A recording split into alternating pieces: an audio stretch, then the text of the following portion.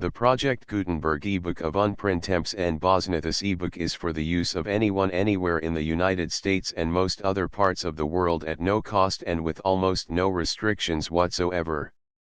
You may copy it, give it away or reuse it under the terms of the Project Gutenberg license included with this ebook or online at www.gutenberg.org.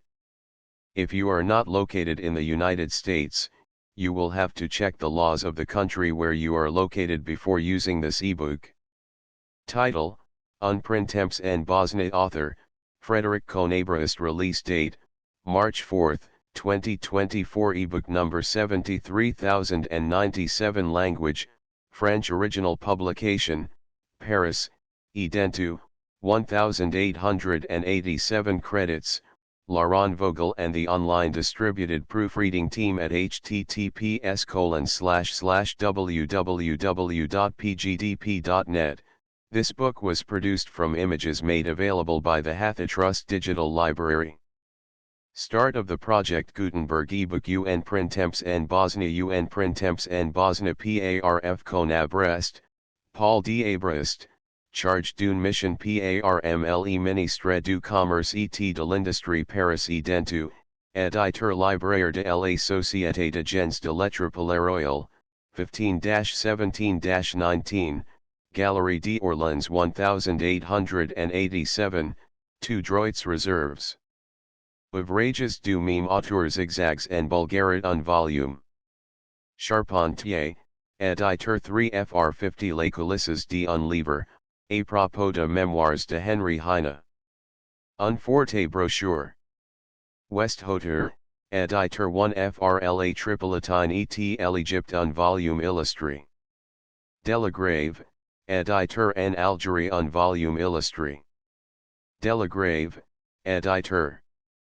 Préface le premier élu de Paris, l'actif et populaire ministre du commerce et de l'industrie, a bien voulu utiliser un bon volant qui s'offrait à lui, en chargent l'auteur de ce livre d'envoyer à son département d'information sur la situation économique de différents contrées de l'Orient. And de renseignements administratifs et techniques qui ont fait l'objet de rapports, en partie confidentiels, en partie publiés dans le moniteur officiel du commerce. L'auteur a même d'acquérir au cours de son voyage notamment en Bosnie un file de notions de nature, ille croit du moins, à intéresser le grand public. Il espère après avoir parcouru ces pages le lecteur lui donnera raison. Si toutefois l'auteur s'était trompé, il invoquerait, comme excuse valable et légitime, sa position personnelle. Autrichienne de naissance, élève en France et citoyen français par sa naturalisation, il n'a pu résister à la tentation de constater, non sans fiert, devant un public français, les services que l'Autriche Hongrie a rendus et rend encore à la cause du progrès dans la péninsule de Balkans. Paris Vienne, Février 1887. Un Printemps en Bosnie. Chapitre premier à l'ambassade de France à Vienne. M. de Calais. Resume de sa carrière. Les précédents administrateurs de la Bosnie, mm de Hoffman et Lévy. Depart pour Pest. La capitale de la Hongrie en 1886. Le Parlement, les journaux, les théâtres. Reminiscences de l'expédition française. Voyage de Budapest abroad. Pendant el hiver de 1885-1886, la République française était représentée, à Vienne, par un ambassadeur fin lettre, qui tout en rendant de grands services politiques à son pays, en entretenant les excellentes relations qui nous sont nécessaires, maintenant avec éclat les traditions d'élégante et de brillante hospitalité de la diplomatie française. Tout Vienne, à commencer par les membres de la famille impériale, se précède dans les salons du Palais Lobkowitz, pour entendre de chanteurs de l'Académie nationale de musique et d'artistes de la comédie française, qui avaient répondu avec empressement à l'appel de M. Fouquer de Carrel, pour faire apprécier leur talent par un auditoire d'élite qui, quoique étranger, est tout à fait familier avec le génie de la littérature française, et qui s'enthousiasme volontiers pour toutes ces manifestations. En dehors de ces faits, aux quels assistait un véritable foule armori et doré, M. de Carrel avait coutume de réunir, une fois par semaine, de hommes politiques et de personnages avec lesquels il était plus particulièrement lié. C'est dans les salons de l'ambassade, à l'occasion d'un de ces diners quasi intimes, que je fus présenté par l'ambassadeur au ministre de Finances Générales, charge en même temps de l'administration complète de la Bosnie et de l'Herzégovine, M. Benjamin de Calais. Lorsque, quelques jours auparavant, j'avais manifeste à M. le comte Fouquer l'intention de me rendre dans ces provinces, il m'avait engagé à m'adresser tout d'abord au ministre qui, selon l'excellente métaphore de l'ambassadeur, avait dans ses poches les clefs de la Bosnie, j'avais, en tout cas, le désir de me faire présenter al homme d'état qui, comme je le savais, s'était identifié depuis 3 ans avec la tâche ardue, mais nullement ingrate, que son impérial maître lui avait confié, de transformer les territoires occupés par l'armée autrichienne en contrées civilises, et de rendre profitable pour l'empire une charge qui, jusque-là, avait été fort onéreuse. Je fus don fort reconnaissant à M. le comte Fouquer de l'occasion où il me fournit de connaître sur un terrain aussi favorable que l'ambassade de France, et en dehors de audiences officielles, le régent effectif de la Bosnie et de l'Herzégovine. Les convives étaient peu nombreux, un amiral autrichien, un voyageur français revenant de la Chine et de l'Anam, le directeur de chemins de fer autrichiens, l'ancien collaborateur de Gambetta et de M. de Freycinet à la défense nationale, M. de Serra et sa femme, deux dames françaises, parentes de l'ambassadeur, le colonel de Sesma-Isens, attaché militaire, et deux secrétaires d'ambassade. M. de Calais était place en face de l'amphitryon, qui avait assez droit la gracieuse Madame de Calais, que M. Fouquer remercia, ainsi que les autres dames, d'avoir bien voulu se rendre à l'invitation d'un garçon, Madame de Carrel étant en France, auxiliaires. Après le repas, pendant que Madame de Serra faisait admirer, dans le grand salon de l'ambassade, son rare talent de pianiste, un petit cercle se groupe dans le fumoir, autour de M. de Calais, qui, à propos d'une boîte de cigarettes turquoise, donnait à ses auditeurs un foule de détails sur l'organisation de la culture du tabac où il avait introduit en Herzégovine, sur les fabriques établies à Sarajevo et à Mostar, ainsi que sur les progrès nouveaux obtenus chaque année. Il était impossible de ne pas être frappé de l'assurance avec laquelle ce ministre, cet homme politique, parlait de détails les plus techniques de la plantation, de la confection de cigars et cigarettes, etc. Tout lui était familier, on eût pu supposer qu'il était né pour être directeur d'une manufacture de tabac, mais passant à un autre ordre d'idées, il s'exprima avec la même entente sur l'industrie minière introduite en Bosnie, sur les colonies agricoles où il y avait fonds. On reconnaissait l'homme qui, doué de la faculté d'assimiler les questions, même les plus étrangères à ses occupations ordinaires, avait dû faire fructifier ce don par son énergique apport au travail. C'est alors que j'aime expliquer la grande réputation d'administrateur que M. de Calais a su acquérir, lui qui, avant de régir les territoires occupés, État certude cum écrivain politique et cum orateur.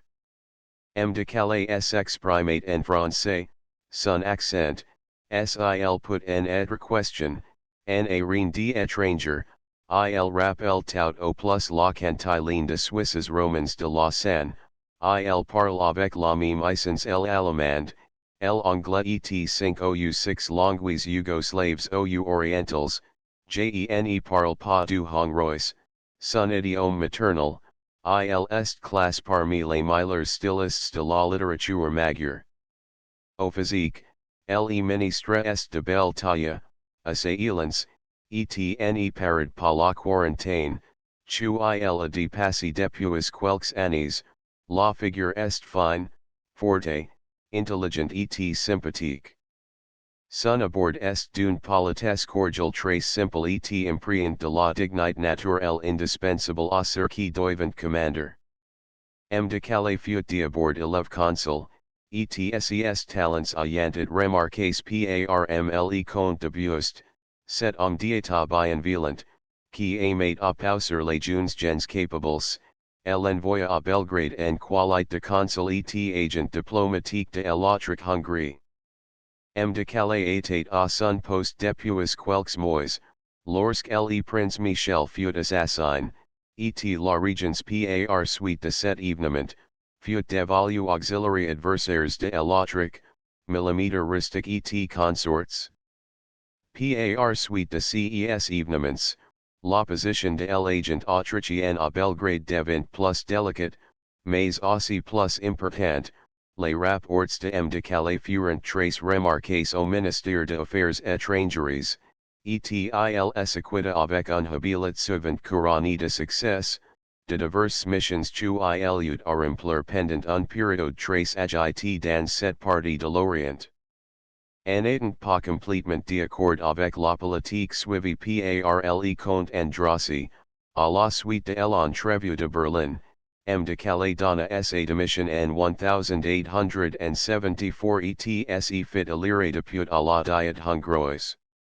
Il se rangia sous la bannière du baron Senisi, chef de conservateurs libéraux, et il prit fréquemment la parole, surtout dans les discussions concernant la politique de la monarchie en Orient.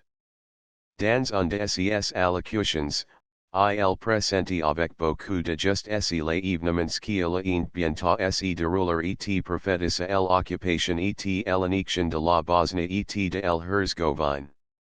C'est pendant cette interview que de Calais, qui avait déjà publié de nombreuses brochures politiques et économiques, et qui collaborate activement auxiliary journaux de son parti, composa, avec les matériaux recueillis pendant son long séjour à Belgrade, le premier volume d'une remarquable histoire de la Serbie.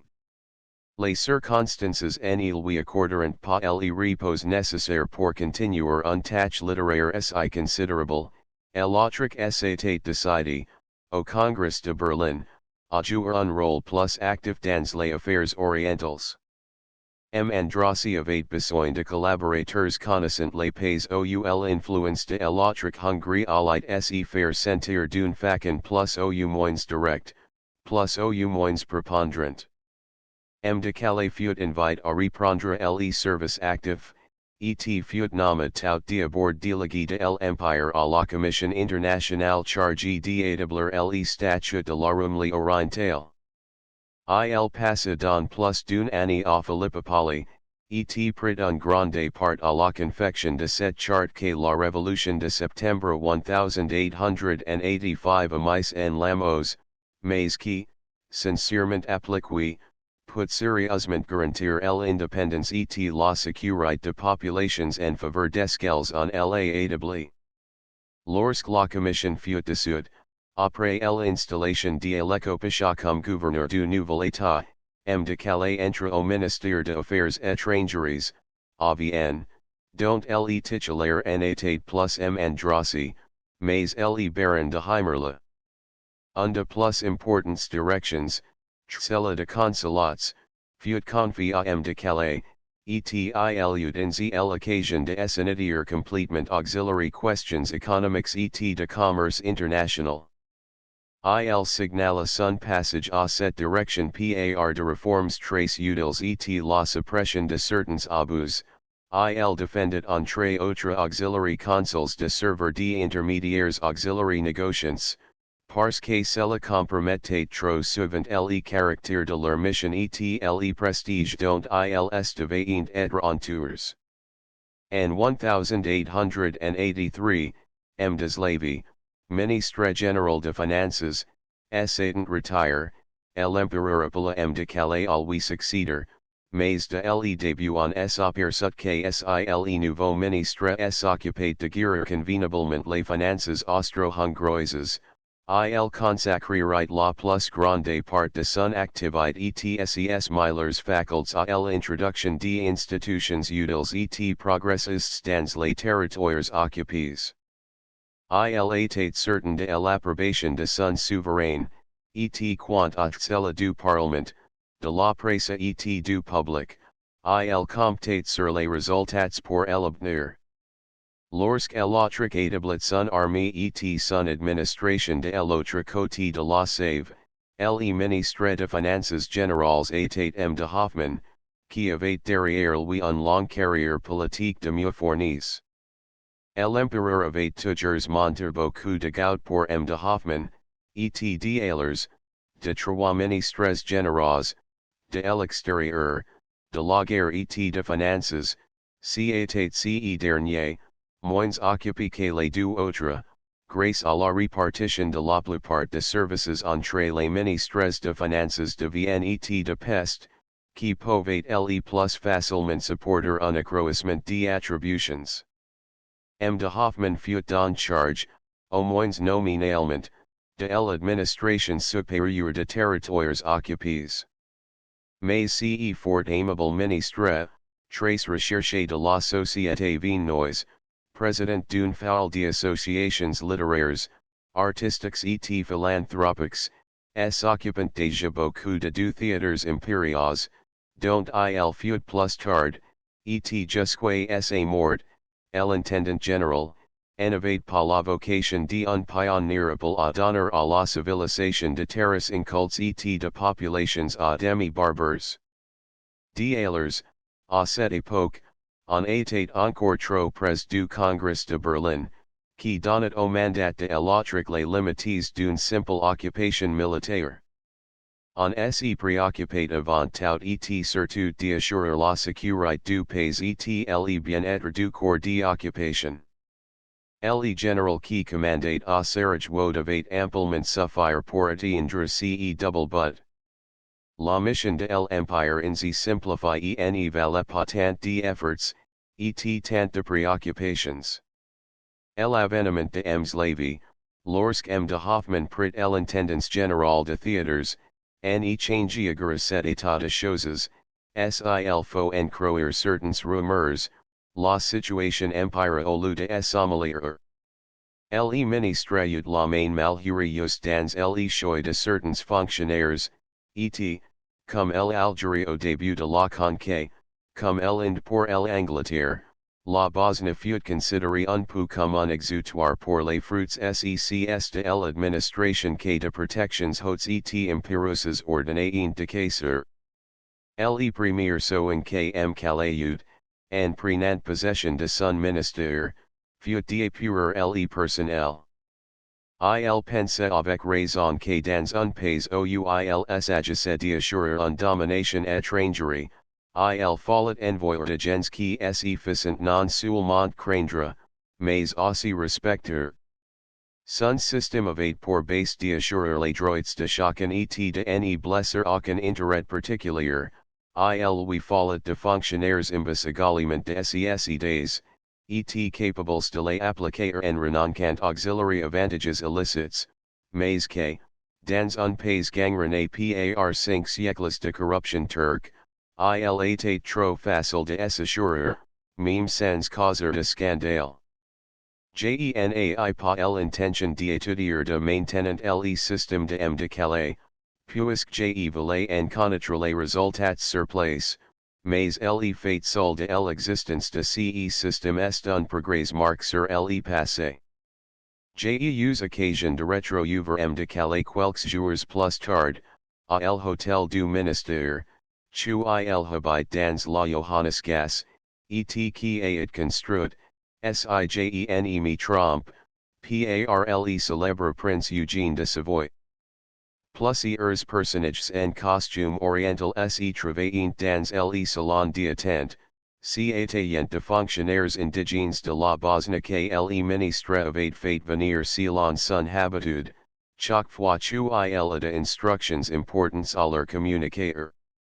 Sil engent compte que m de calais se rend au moins deux fois par an en Bosnie, qu'il correspond et qu'il parle avec les indigènes dans leur langue, on comprendra qu'il est en communication directe avec les pays qu'il administre, pour apprécier par lui-même et d'une façon juste, tout ce qui s'y passe.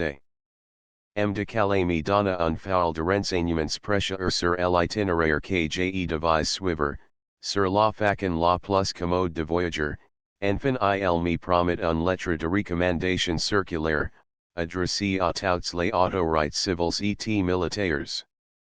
J'ai trouvé ce document, qui me rendit de précieux services, le soir même, en rentrant à el hotel. Deux routes faires conduisant aujourd'hui de Vienne au fleuve frontière la Save, L1, parle chemin de fer du Sud, parcourt l'ouest de la Hongrie et l'Esclavonie, l'autre commence au débarcadère du chemin de fer de l'État, conduit à pest et rejoint la première ligne dans le sud de la Hongrie. J'ai coisus la seconde, et, après un trajet ayant dur la nuit, j'ai me révélé à Budapest. Impossible de ne pas émerider, ne fut-ce que quelques heures, dans cette capitale où les Français conduits parm de l'Esopso ent reconnaguera un acule si enthousiaste, et dont les plumes d'écrivains de premier ordre, qui se sont faits reporters pour la circonstance, ont décrit le charme et les magnificences. Magnificences, les pas exagérer en présence de ce panorama du majestueux Danube, déroulant son large ruban d'eau bleue au vert au milieu de superbes quais de pest et d'Iafen, boards de palais et dominées par le pont le plus monumental du continent. En présence de ces rues si larges, si animées, si populeuses, aboutissant à de parcs pleins d'ombre et de fraîcheur, en présence de tous ces vastes édifices sortis de désespérer depuis quelques années et qui attestent les immenses progrès de la nation dont le cœur bat ici, guerre de chemin de fer monumental, musées et vastes pour abrider les collections les plus complètes et les plus riches, bibliothèques royalement logées, clubs politiques et sociétés littéraires installés dans de palais. Hotels offrant aux voyageurs les plus exigeants tout les luxe et tout les confort auquel il peut prétendre, voilà ce qui, à première vue, frappe à l'étranger lorsqu'il parcourt la métropole majeure.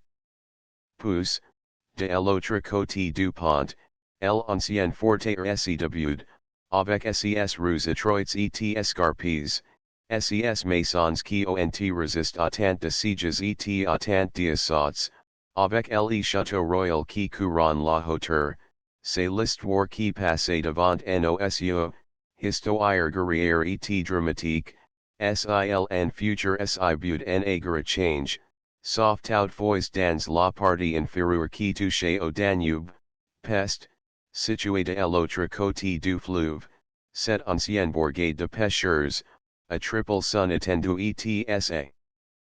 Population depuis 20 ans sur la conclusion du compromis de 1867, and constituant officiellement la rationalité majeure, a donné au nouvel état un capital que tout le monde, autorité centrale, municipalité, corporations, se force d'agrandir et d'embellir.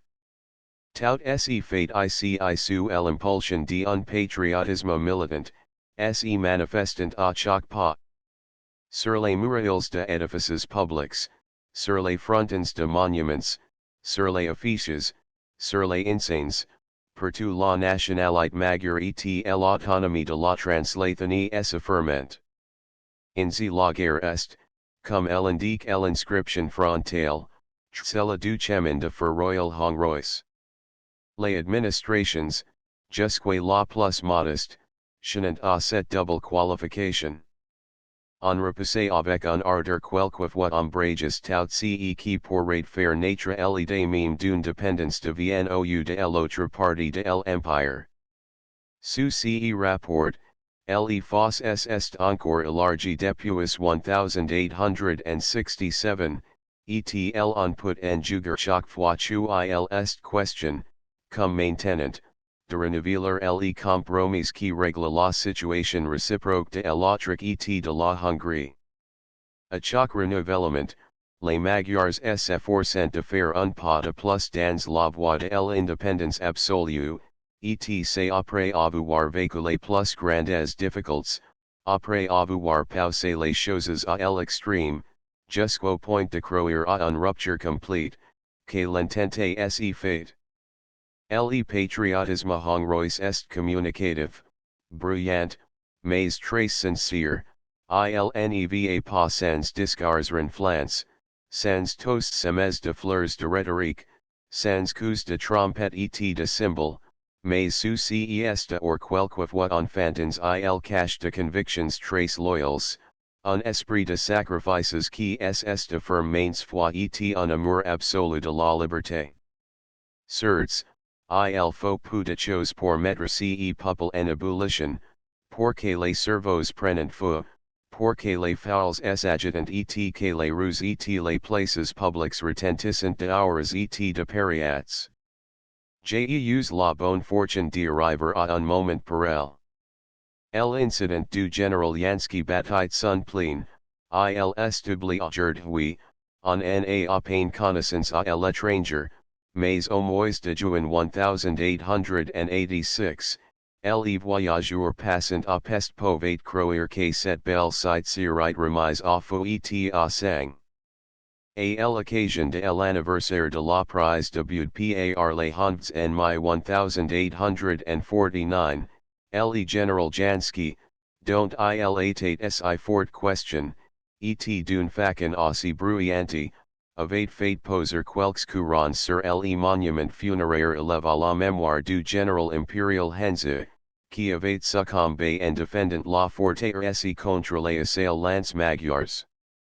Cet acte avait paru être auxiliary patriotes de peste une glorification injurieuse de l'armée qui, en 1848-1849, avait lutte contre l'indépendance hongroise, et ils avaient ressenti d'autant plus cruellement l'offense que Henze était ennemi magyar et passé pour un renegade. Il y eut un vacar massourdissant, interpellations à la chambre, articles de journaux, meetings avec discours incendiaires.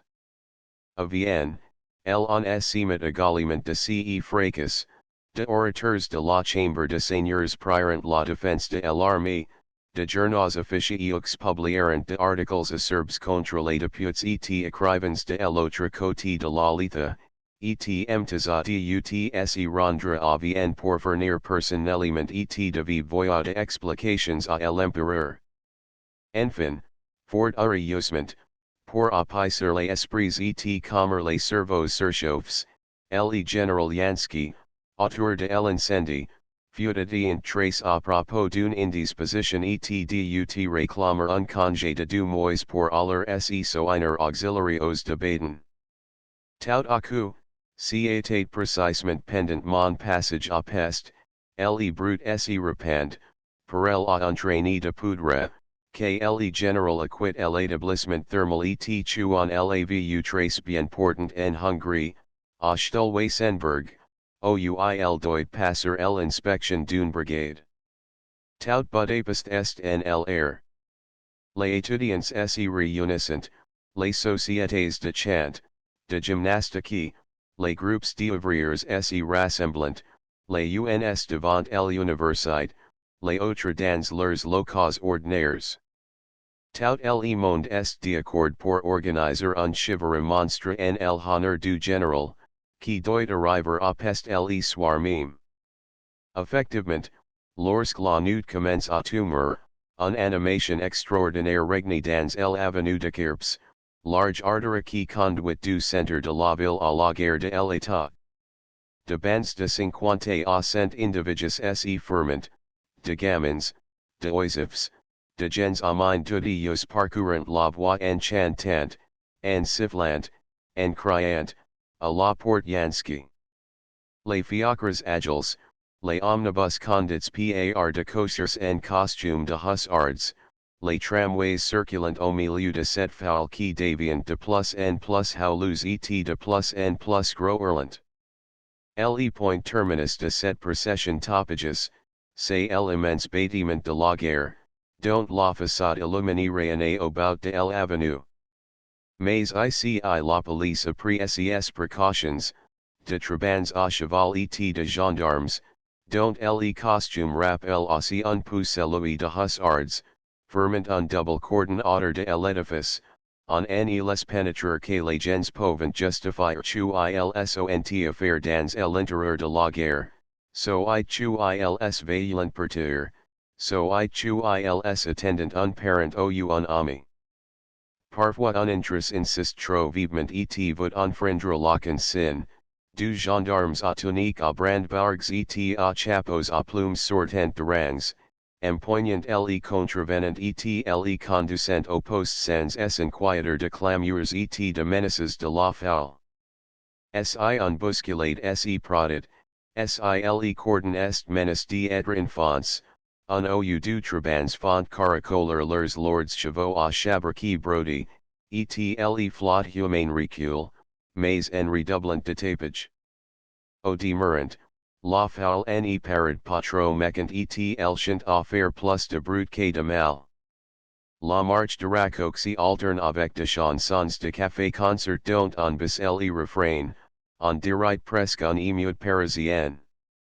Mais voici le train qui entre en gare, les voyageurs sont tout de sortir au milieu d'une haie de policiers à pied et à cheval, quelques dames se montrent inquiètes de cette foule turbulente qui ondoie sur l'esplanade devant la gare. De tous côtés on cherche le général Yansky, on le réclame, on l'appelle il ne montre pas, pour une excellente raison, c'est tu averti à temps de l'accueil qui l'attendait, il préfère prendre un autre train. En import, le programme adapte dans la matinée pour tu il aura chivré. On n'y veut pas y manquer, le brut se prolonge jusque bien avant dans la nuit, et il faut appeler, de la caserne la plus voisine, un détachement d'infanterie qui balaye la place, la baïonnette au bout du fusil. Mais le lendemain le tapage recommence, il y a évidemment un mot d'ordre d'un à ces milices vagues qu'elle en est sur devoir apparaître à l'heure de troubles dans toutes les grandes villes. Cette fois-ci ne sont plus les étudiants qui chantent la corde de la manifestation, les vagabonds, les gens sans avis, les récidivistes dominants, on ne borne pas à crier, à chanter et à arvarisser, on lance de pierres et de paves erics à la rue, de gendarmes sont blessés, la troupe intervient de nouveau, accourant au pas de course, au son du clarin, quelques manifestants ou simples curieux sont blessés, un inconnu perce d'un coup de baïonnette expire dans la pharmacie ouil. Transportet. Ces événements, grâces par la polémique de journaux, Simon la cholera et l'épouvant par la ville, on parle d'un soulèvement général, de barricades projetées, de bombes à dynamite lancées contre les troupes. En effet, les attroupements recommencent, mais cette fois la police a pris ses mesures pour en finir promptement.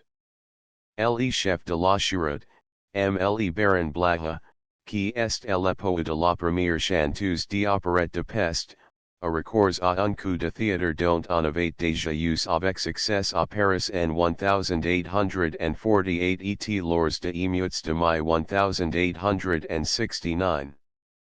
Lorsque tous les manifestants furent réunis, bien en train de vociférer et de hurler, les rues latérales, aboutissant à l'avenue de Querps, furent occupées sans bruit par de forts détachements de troupes qui, sur un signal, avanceront à la fois et cerneront les émeutiers dans un vaste saurischer.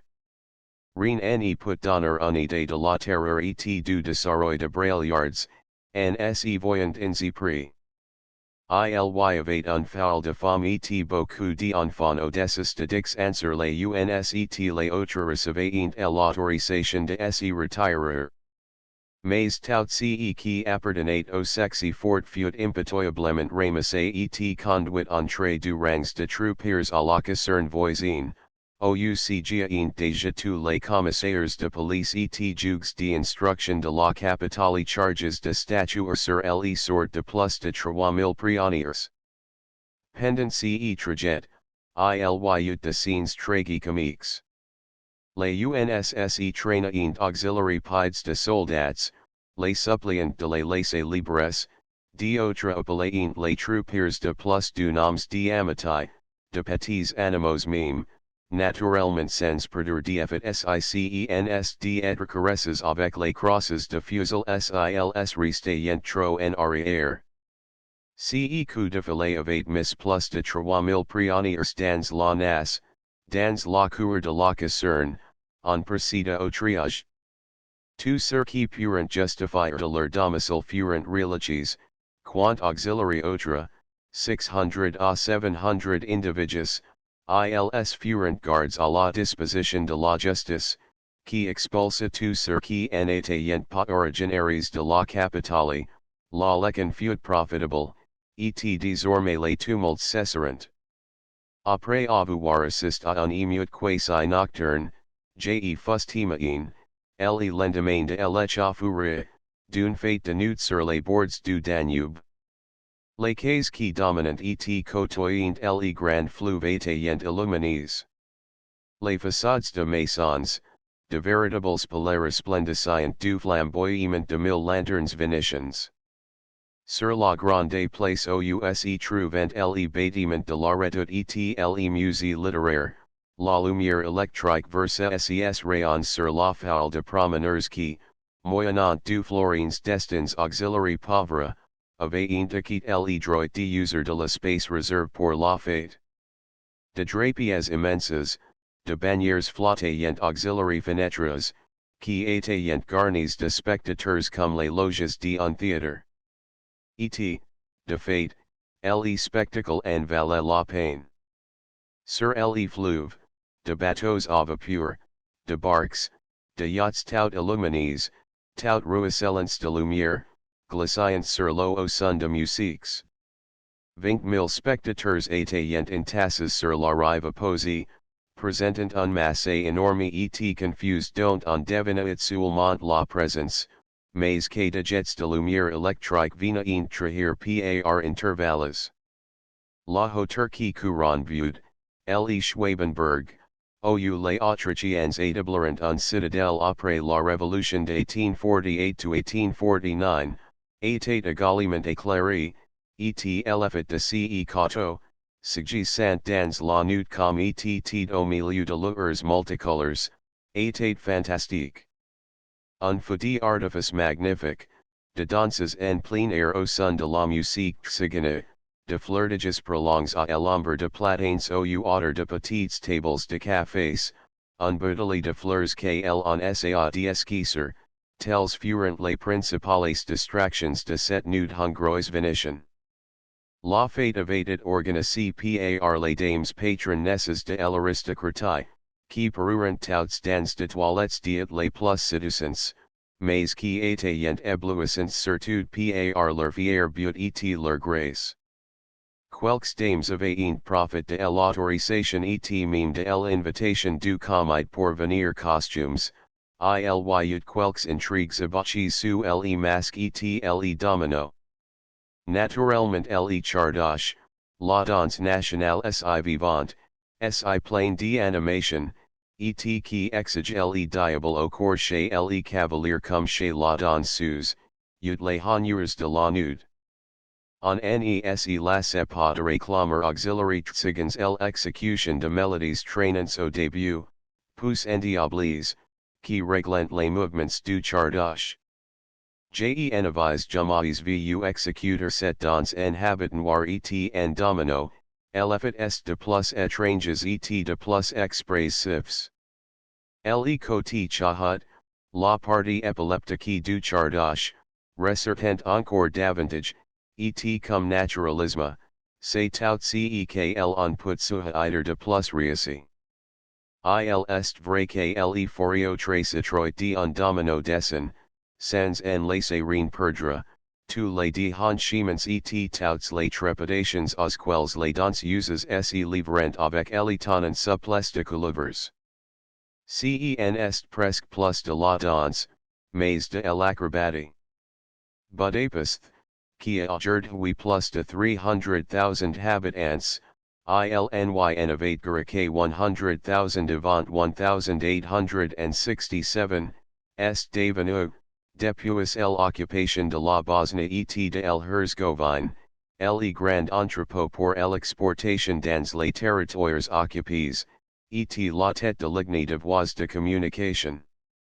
L'importance commerciale de la capitale hongroise est encore accrue, et tandis qu'au début les politiques magyars voyant avec peu de faveur l'intervention active de l'autriche dans cette partie de Balkans, ILSSE sont complètement réconciliés avec l'occupation et considérant même assez volontiers la réunion définitive de ces territoires à la monarchie comme la résultante pratique et logique de la situation créée par le Congrès de Berlin.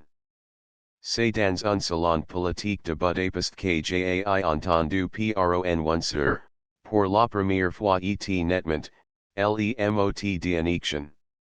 Le cabinet hongrois est présidé depuis 11 ans Kolomantaza, et le seul fait d'avoir su depuis si longtemps se maintenir au pouvoir au milieu de orages parlementaires, de intrigues de clubs et de couloirs, est un preuve incontestable d'habilité et d'aptitude particulière au gouvernement de peuples. Homme de gouvernement, Mtazal est comme personne.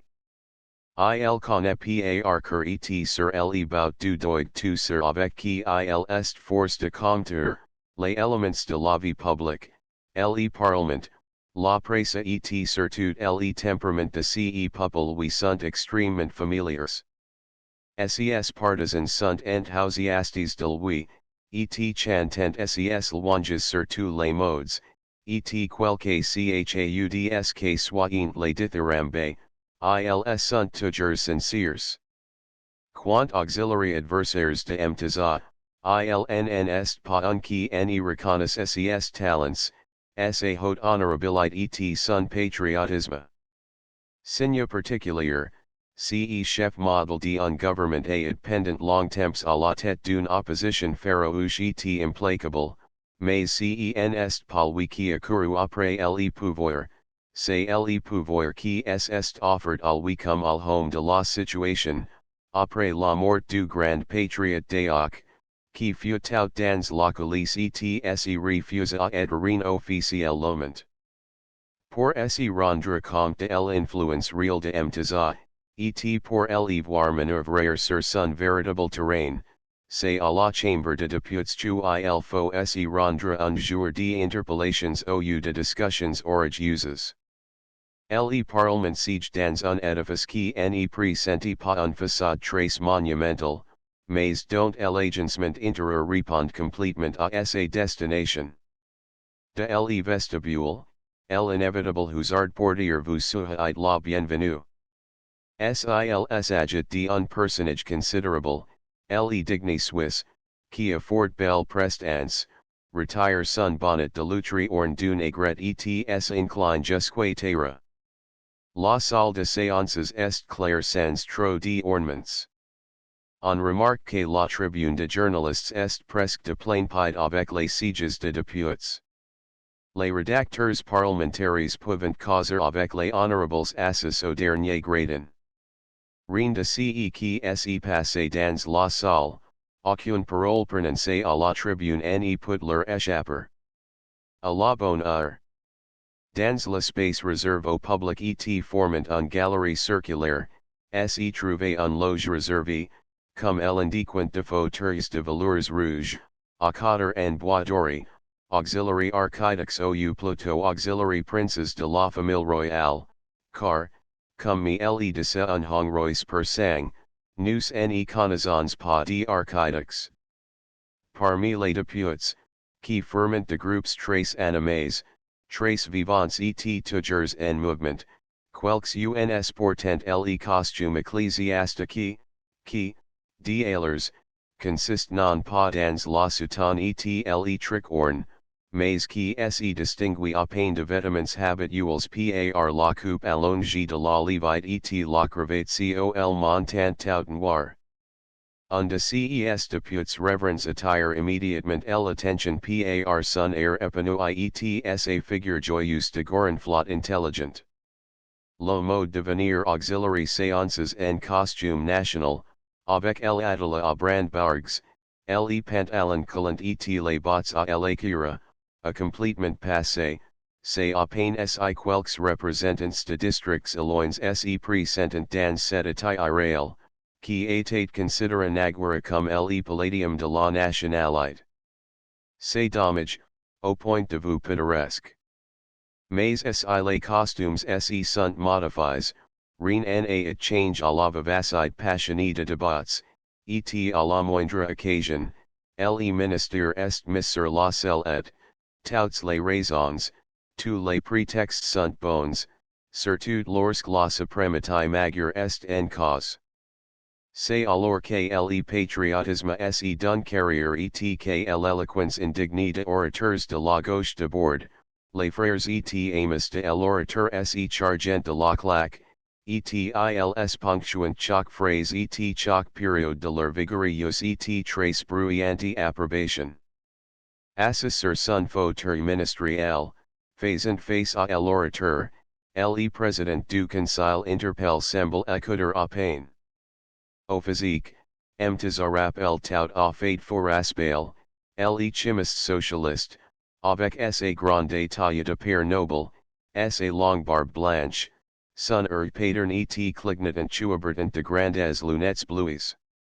Seulement mtaz dans tout sa physionomie quelque chose de narquois que raspail, qui croyait que tout était arrive, n'avait pas, ou il cachets au innocement. De temps en temps, le ministre semble sortir de son indifference pour noter d'un crayon rapide quelques mots qui vont lui servir tout à l'heure, puis il retombe dans son apathie, indifferent à toutes les apostrophes, et souvent auxiliary invectives qu'il lui adresse son adversaire, répondant en hoquant la tête à certains députés qui viennent lui serrer la main pour faire leur cour. Mais de que l'orateur, souvent prolise, a fini, le président du conseil se dresse de toute la hauteur de sa taille, il commence à parler, et aussitôt toutes les rumeurs s'indignent pour que ses paroles soient entendues sans perdre un syllabe.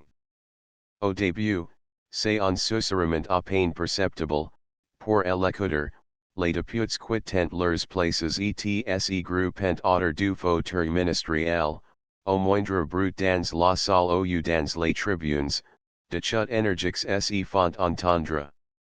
On dirait, non pas un homme politique parlant dans une assemblée, mais un apôtre préachant à ses disciples. Tout à coup ceux qui sont les plus près de l'orateur font entendre de petits rires et touffes qui se propagent de rang en rang. C'est le président du conseil qui vient d'aborder la lutte par un bon mot, une allusion mordante pour son adversaire. À partir de ce moment, c'est un feu roulant qui ne s'arrête plus jusqu'à ce que la dialectique ministérielle est disarme, terrasse et renverse l'opposant, tout cela dans le plus grand comme, avec un point de dédain, c'est à peine si la voix, presque imperceptible au début, est aussi quelque peu au point d'être entendu dans toutes les parties de la salle. On ne compte plus aujourd'hui les succès parlementaires de Mtza, remportés non seulement parce qu'il est assuré de la supériorité numérique et de la parfaite discipline de son parti, mais dus également à son génie politique et à son habileté oratoire. Un instant, à propos de l'incident du général Yansky, signal plus haut, on peut voir le président du conseil chancelier sur sa base. Il avait encouru à la fois les colères de l'opposition et la disgrâce de l'empereur, pour les premières, il n'avait pas assez violemment attaqué l'armée, son souverain lui envolait, désiant les seconds, de n'avoir pas assez énergiquement défendu l'armée conspuée par l'opposition, de cette crise, Mtza sorti grandi et plus influent que jamais. Il obtint de François Joseph une lettre patent qui donnait pleinement satisfaction auxiliary susceptibilités de la nation hongroise et qui disarmait l'opposition.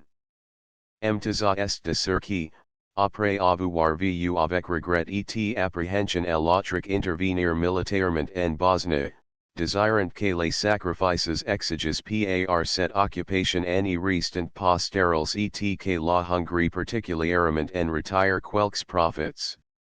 Tel est aussi l'avis d'autres ministres, ses collaborateurs, et lorsque, à l'occasion d'un fait quelconque, la question est mise sur le tapis, les journaux de peste abondent tout dans le même sens tout désirant, d'une façon plus ou moins directe, l'élection de territoires occupés, puisqu'il ne saurait être question de les rendre à la Turquie.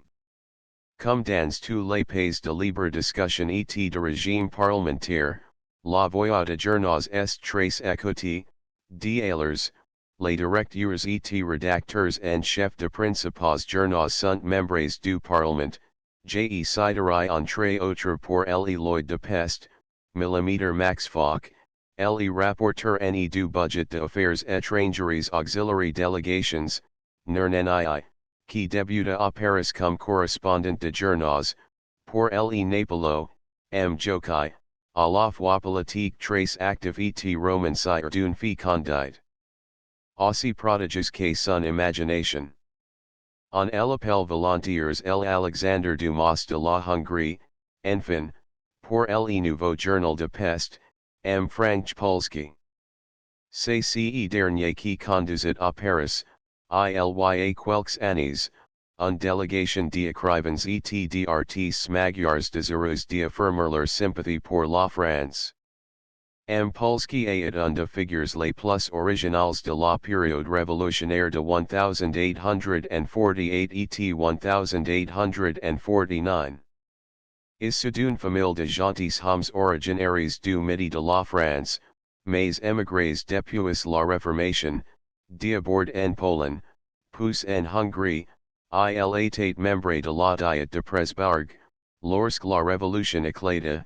Et en outre il venait de se marier avec la fille d'un riche financier de Vienne, mariage dont il raconte l'amusante histoire dans ses souvenirs. Il s'était rendu à une soirée chez ce banquier, pour y être présenté à un diplomate qui s'occupait d'ethnographie. Après avoir conferé avec ce savant, il fit selon son habitude la cour à quelques de belles dames réunies chez le financier, ce dernier avait deux filles, elle un mari à un compte, la seconde, encore demoiselle, vivait chez son père. Le mari de la première écrivit le lendemain de cette soirée à un de ses parents, ce fut de Polski à parler à tout le monde, sauf à Hélène c'était le nom de la jeune fille. Celle-ci n'a pas paru également faire attention à lui, ilsse conviennent très bien. Je crois pouvoir tenir sur leur mariage comme proc hein. En effet, le mariage ne se fit pas longtemps attendre. Madame Polski était une femme remarquable qui s'intéressait à tous les problèmes, à toutes les luttes auxquelles son mari devait être mêlé plus tard en exil. Lorsque les biens de la famille furent confisques, elle contribua pars a plume au subvenir à l'éducation de ses enfants, et mourut bien malheureusement, lorsque l'amnistie de 1866 venait de rouvrir à son mari les portes de la patrie. Pendant la tourmente, Polski remplit différentes fonctions qui tema ignorant touts de la confiance extraordinaire que mettait en lui le chef du mouvement. Ka south le prit d'abord comme sous-secrétaire d'État au ministère de Finances, puis il l'envoya à Vienne pour représenter et défendre les intérêts de la Hongrie à la cour, auprès de ministres et dans les journaux. Polski déploya un ardeur fébrile et se montre animé d'une ardeur révolutionnaire conforme auxiliary traditions les plus authentiques de l'époque de 92. Un jour, un ministre viennois se plaignait de ce que les délégués de Kossuth fomentaient de émeutes et organisaient de chivaries. Polski fut fort irrité parce qu'on les supposait capables de s'occuper de semblables bagatelles. Quand jem malere, s'écria til, canese bornera pas à quelques carros brises et à du tapage nocturne, lorsque tout vient sera brûle et saccage, lorsque vos cadavres se balanceront auxiliary reverberies, vous pourrez dire, voilà une révolution. Frank Polski fakit. Tout ce fracas n'a pas empêche Polski d'être un excellent homme, etsi l'effrayant menace il adressa au ministre Ricut, quelques temps après, un sanction parti le parle murder du comte Latour, pendu à un reverberie sous les fenêtres de son ministère de la guerre, il est permis de douter fortement que Polski y ait contribué. Pendant les journées d'octobre 1848, Polski promet auxiliary viennois que l'armée hongroise viendrait les rejoindre, à la condition qu'ils l'appelleraient formellement à leur secours, les chefs du mouvement hésiteront, ils craignent de trop se compromettre, malgré l'objection parfaitement fondée que leur fit Polski, ils attayant sers d'être fusillés ils tombent entre les mains de l'armée impériale. Après la prise de Vienne, le gouvernement révolutionnaire chargea Polski de se rendre à Londres pour y faire reconnaître l'indépendance de la Hongrie. Le comte Teleki, qui se suicida plus tard, était déjà à Paris, chargé d'une mission semblable. Le nouvel ambassadeur en Angleterre, au contraire, était obligé de traverser les lignes de l'armée impériale et un parti du territoire autrichien pour se rendre à son poste. Ce voyage fut un véritable roman d'aventures digne d'être raconté par la plume d'un pensant du terrain. Après cent traverses et cent déguisements, les voyageurs arrivent dans une ville de la Galicia, ils se rendent dans un restaurant fréquent par de officiers. La première chose qui attire ses regards, c'est un placard qui permet 1000 florins de récompense à quiconque le livrera mort au UVIF, un signalement très détaillé accompagne cette promesse, aucun détail n'est oublié. En fait remarquer, entre autres signes distinctifs, que Polski est mis avec recherche, mais d'une façon négligée, et qu'il a l'habitude de tenir sa main droite dans la poche de derrière de sa redingote. Instinctivement le lecteur de l'affiche retire sa main, comme s'il brûle, il venait de la mettre dans la poche tout au fait de la façon désignée dans l'affiche. Il continue sa route par chemin de fer, au moment de franchir la dernière station, un homme de police lui demanda son passeport, il se croit déjà pris, sauté du wagon et s'enfuit au milieu de la neige. Un cure de village lui donne un homme sur pour franchir la frontière. En prenant congé de son guide, Polski lui remet un porte-crayon en or, il lui donne l'adresse du château où réside sa femme, si vous remettez, dit il, cet objet à la chatelaine, el vudonara en échange 50 ducats d'or.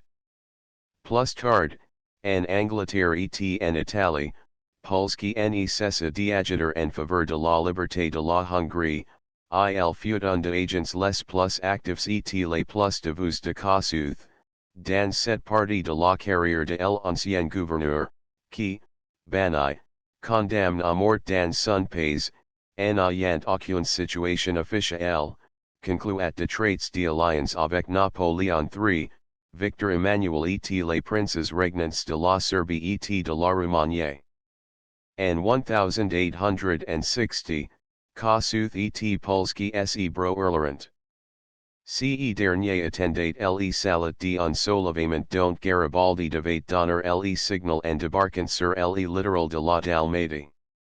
Kossuth, au contraire, qui avait conclu un pacte régulier avec Cavour, ne voulait rien faire en dehors de l'Italie officielle et gouvernementale.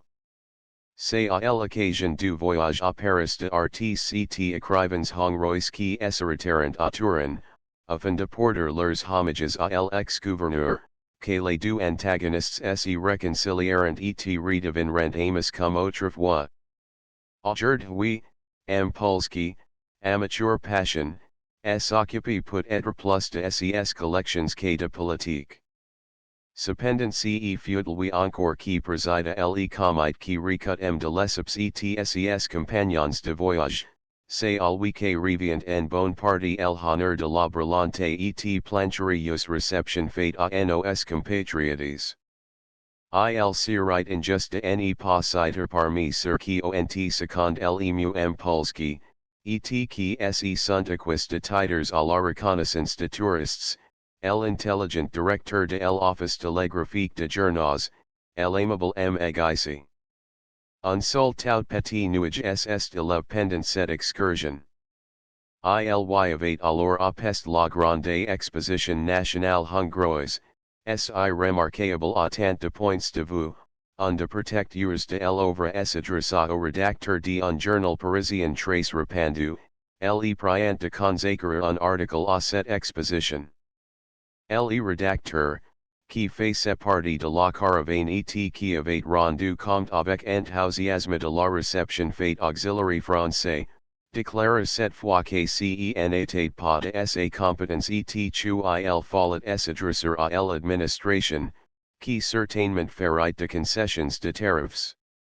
Cet incident n'eut aucune suite et n'egida aucun Freud, il est même oublié aujourd'hui.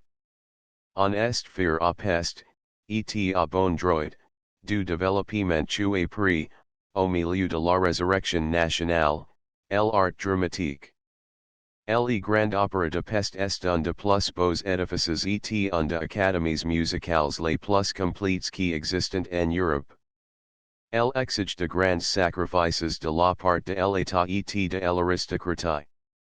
On sy intéresse volontiers, et lorsqu'il fut question, il y a quelques temps, de réduire la forte subvention qui permet à l'opéra de tenir son rang, le comte Andrassy, ancien premier ministre, s'oppose avec cela à toutes réductions, déclarant que l'honneur de la ville de Pest exigeait impérieusement de laisser l'opéra à la hauteur où il s'y trouvait.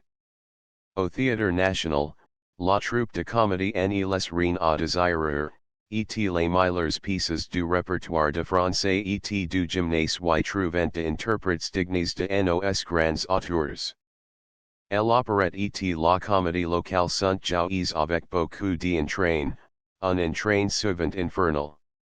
Au théâtre populaire, enfin, il y a un arène à ciel découvert situé au bas de la ville, Oujivu représente un drame militaire dont les héros étaient le légendaire général Bame, qui lutta en 1831 en Pologne, en 1848 à Vienne, d'où sorti dans un circuit, et en 1849 en Transylvanie, pour se faire turc après la capitulation de Vilagos, et mourir pécha dans une ville de Lassie mineur. La pièce était bien construite et rondement menée, LNELEC date en rien auxiliary milers drams de ce genre qui firent les délices de l'ancien cirque olympique. L'acteur chargé de remplir le rôle du général avait exactement copie le masque de son model, il traînait la jam ets exprimate avec un fort accent polonais, comme bame avait coutume de parler. Adieu peste, au plutôt, au revoir peste. La préposée, très séduisante, ma foi, la taille bien pensée dans sa various, dont lecol est brod et orne d'une ruelle, vint de me remettre mon billet.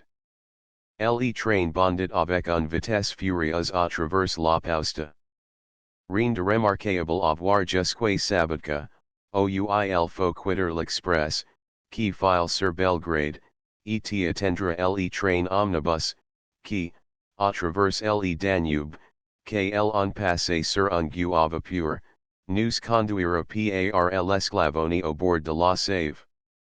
Chapitre 2 de Brood à Sarajevo. Voyageurs et incidents de route. La locomotive franchit lentement, avec la gravité qui cède quand on passe d'un monde dans un autre, le pont jeté sur la Save entre les deux villages de Brood. Le fleuve, en effet, séparate jadis non seulement du countries, du états, mais du systems tout à fait différents, du mondes, comme je disais, le monde chrétien et le monde musulman. Le Brood hongrois est un gros bourg d'aspects, avec de maisons assez solidement bâties, qui en différent pas sensiblement de constructions qu'elle en trouve dans les provinces du nord de la France. L'agglomération de ces maisons est entourée, et au besoin pourrait être défendue par un enceinte fortifié qui date du prince Eugène, le grand organisateur de la frontière militaire, le conquérant de Belgrade, chu il prit 3 fois. Cette mura il bastionné, couvert d'un épais gazon, et assez bien entretenu depuis un siècle et demi pour offrir aujourd'hui encore un aspect militaire respectable. Peut-être ces remparts chandraient ils médiocrement contre les canons croup, mais, téléphones chu ils sont, ils préteriant un abri suffisant à un garnison bien commandé et brave, comme les sont les troupes autrichiennes, pour retenir pendant un temps voulu une armée de siege assez nombreuse. Si l'annexion de la Bosnie est proclamée, la frontière autrichienne étant reportée à 400 km plus loin, la forteresse de Brood sera sans doute déclassée et ses vieux remparts tomberont. Au bout du pont de bois, solidement s'élève le Brood turco-bosniaque. Cen est plus un bourg, mais un village, à la place de maisons, on n'y voit que de cahutes, de cabins, chu un coup de vent emporterait s'ils n'étaient qu'elles par de grosses pierres, d'autres maisons semblant bâties sur pilotis, tout cela donne l'idée d'une misère profonde. Heureusement, la verdure qui regne tout autour réjouit la vue, et l'aspect du premier minaret, qui dresse sa flèche entouré du balcon de fer du muezzin, évoque toutes les splendeurs et toutes les curiosités de l'Orient, dont voici la première étape. La guerre de Brood bosniaque est neuve, comme toute cette lignée de la Bosnie, qui date de 6 ans à peine. L'occupation militaire se monte partout, le chef de guerre est un lieutenant, il arrive tout, nous serons tout à l'heure pourquoi, son uniforme de parade, le sous-chef est un sous-lieutenant, le préposé auxiliary bajages est un sergent fourrier à la main fleurie et au ventre bedonnant sous sa tunique, c'est un sous-officier qui, au guichet, recueille votre argent et vous remet le ticket, de même chu un caporal, de corps de la médaille de bravoure, fait les fonctions de chef de train. Le convoi ne part que dans un demi-heure, on a le temps de prendre le café dans un auberge chu un pont en boire à la guerre. Un petit terrasse s'attend, selon le mode autrichien, devant la salle commune de l'auberge, qui s'intitule Pompausement Hôtel de l'Empereur d'Autriche. Une société militaire assez nombreuse estasis autor de deux tables, savarant le frustuc, le petit aiguis par l'air phrase du matin. Elle on de convives port le pantalon gris à large gants d'or, et sur le col de sa tunique bleue de ciel sont brodés les trois d'or indiquant le grade de Feldjägermeister, ou général de cavalerie, la plus haute dignité militaire après le maréchal. La physionomie du général est énergique, mais elle n'est pas précisément martial, elle indique plutôt la rangeur et l'entrain. Un barbe en collier de couleur grisonnante donnerait presque à cette physionomie un caractère bourgeois, mais elle droit est couverte d'un bandeau, ou plutôt d'une sorte de visière destinée à le protéger de tout contact et de tout frottement. En bouvansunda, le général cause avec animation et sur un ton de parfaite camaraderie avec les officiers qui l'entourent. Du de ces messieurs, à la figure bien martial, sur la, un lieutenant de hussards et un sous-lieutenant d'infanterie, portant en bandoulière à l'écharpe jaune et noir qui fait reconnaître les aides de camp de service. Tous deux sont attachés à la personne du général, qui n'est autre et tarde pas à l'apprendre que le baron appelle, gouverneur général de la Bosnie et de l'Herzégovine, commandant de troupes du 15e corps, qui forme la garnison de territoires occupés. Le général appelle vient de faire les honneurs de son gouvernement à l'inspecteur général de l'armée autrichienne, l'archiduc Albert, les fils du redoutable adversaire de Napoléon du vainqueur d'Aspern, l'archiduc Charles. En présence de certaines surprises ménageantes que les événements d'Orient peuvent ménager à l'Autriche, l'archiduc Albert avait cru devoir se rendre compte par lui-même si la défense de territoires occupés était suffisamment organisée pour parer à toutes les éventualités.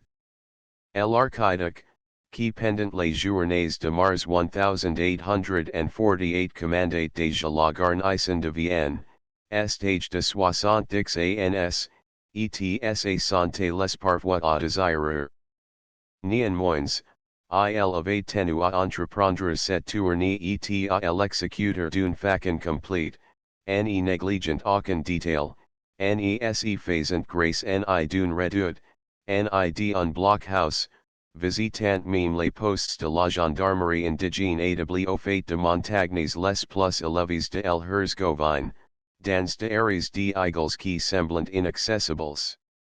Ce voyage avait dur 5 semaines où elle vigilant et parfois inquiète du médecin de son Altesse, un chirurgien de régiment qui n'y quittait pas son client d'une semelle, surveillant le menu, réglant, sans trouver de résistance, les heures de repos et de sommeil, dosant la nourriture et les boissons, in levant les domaines de l'archiduc lorsqu'il craignait un léger excès ou une simple contravention à la diète sévère qu'il avait prescrite. Le général appel avait accompagné son chef par Mons et par Vaux, et il avait recueilli pour tous les compliments camaritaient pleinement les zèle et l'activité par lui déployés depuis les débuts de son commandement, afin de mettre la Bosnie et l'Herzégovine en état de défense, ainsi que sa sollicitude paternelle pour le bien-être des soldats, qu'il n'est pas toujours facile d'assurer dans ces contrées à demi sauvages. Comme tout un fin, l'archiduc Albert était retourné au château de Reichenberg en Styrie, sa résidence diète, et le général appel, après l'avoir reconduit jusqu'à ce sec, en Esclavonie, se disposait à regagner ses espinades, c'est-à-dire le Cognac, au palais gouvernemental de Sarajevo. Le train était assez long, il y avait foule auxiliary guichets, foule bariole de Turcs et de Serbes en costume national mais les auxiliary uniforms, et les sergent prepos auxiliary bagages étaient de bord. El aspect de la locomotive et de wagons est tout à fait different de nôtres. La machine est de petite dimension, svelte de construction, la camine élancée, un trace gros lanterne placée à l'avant. Ces machines ont été construites spécialement d'après un système inventé par un ingénieur suisse, et exécutes pour le compte de l'administration militaire autrichienne, par un fabrique de Bohème. L'avantage du système est de permettre à la locomotive de grimper allègrement les pentes les plus raides et de décrire gracieusement et avec toute la facilité voler les courbes les plus capricieuses. Les wagons, proportionnés à la largeur de rails sur lesquels ils circulent, sont nécessairement étroits, les voyageurs à embonpoint n'y sont pas à leur aise. Depuis un ou2 ans, on a ajout auxiliary trois classes normales un quatrième classe après considérablement réduites. Ces fourgons, munis de lucarnes grilles, et sans banquettes, ont valu à la compagnie de recettes considérables.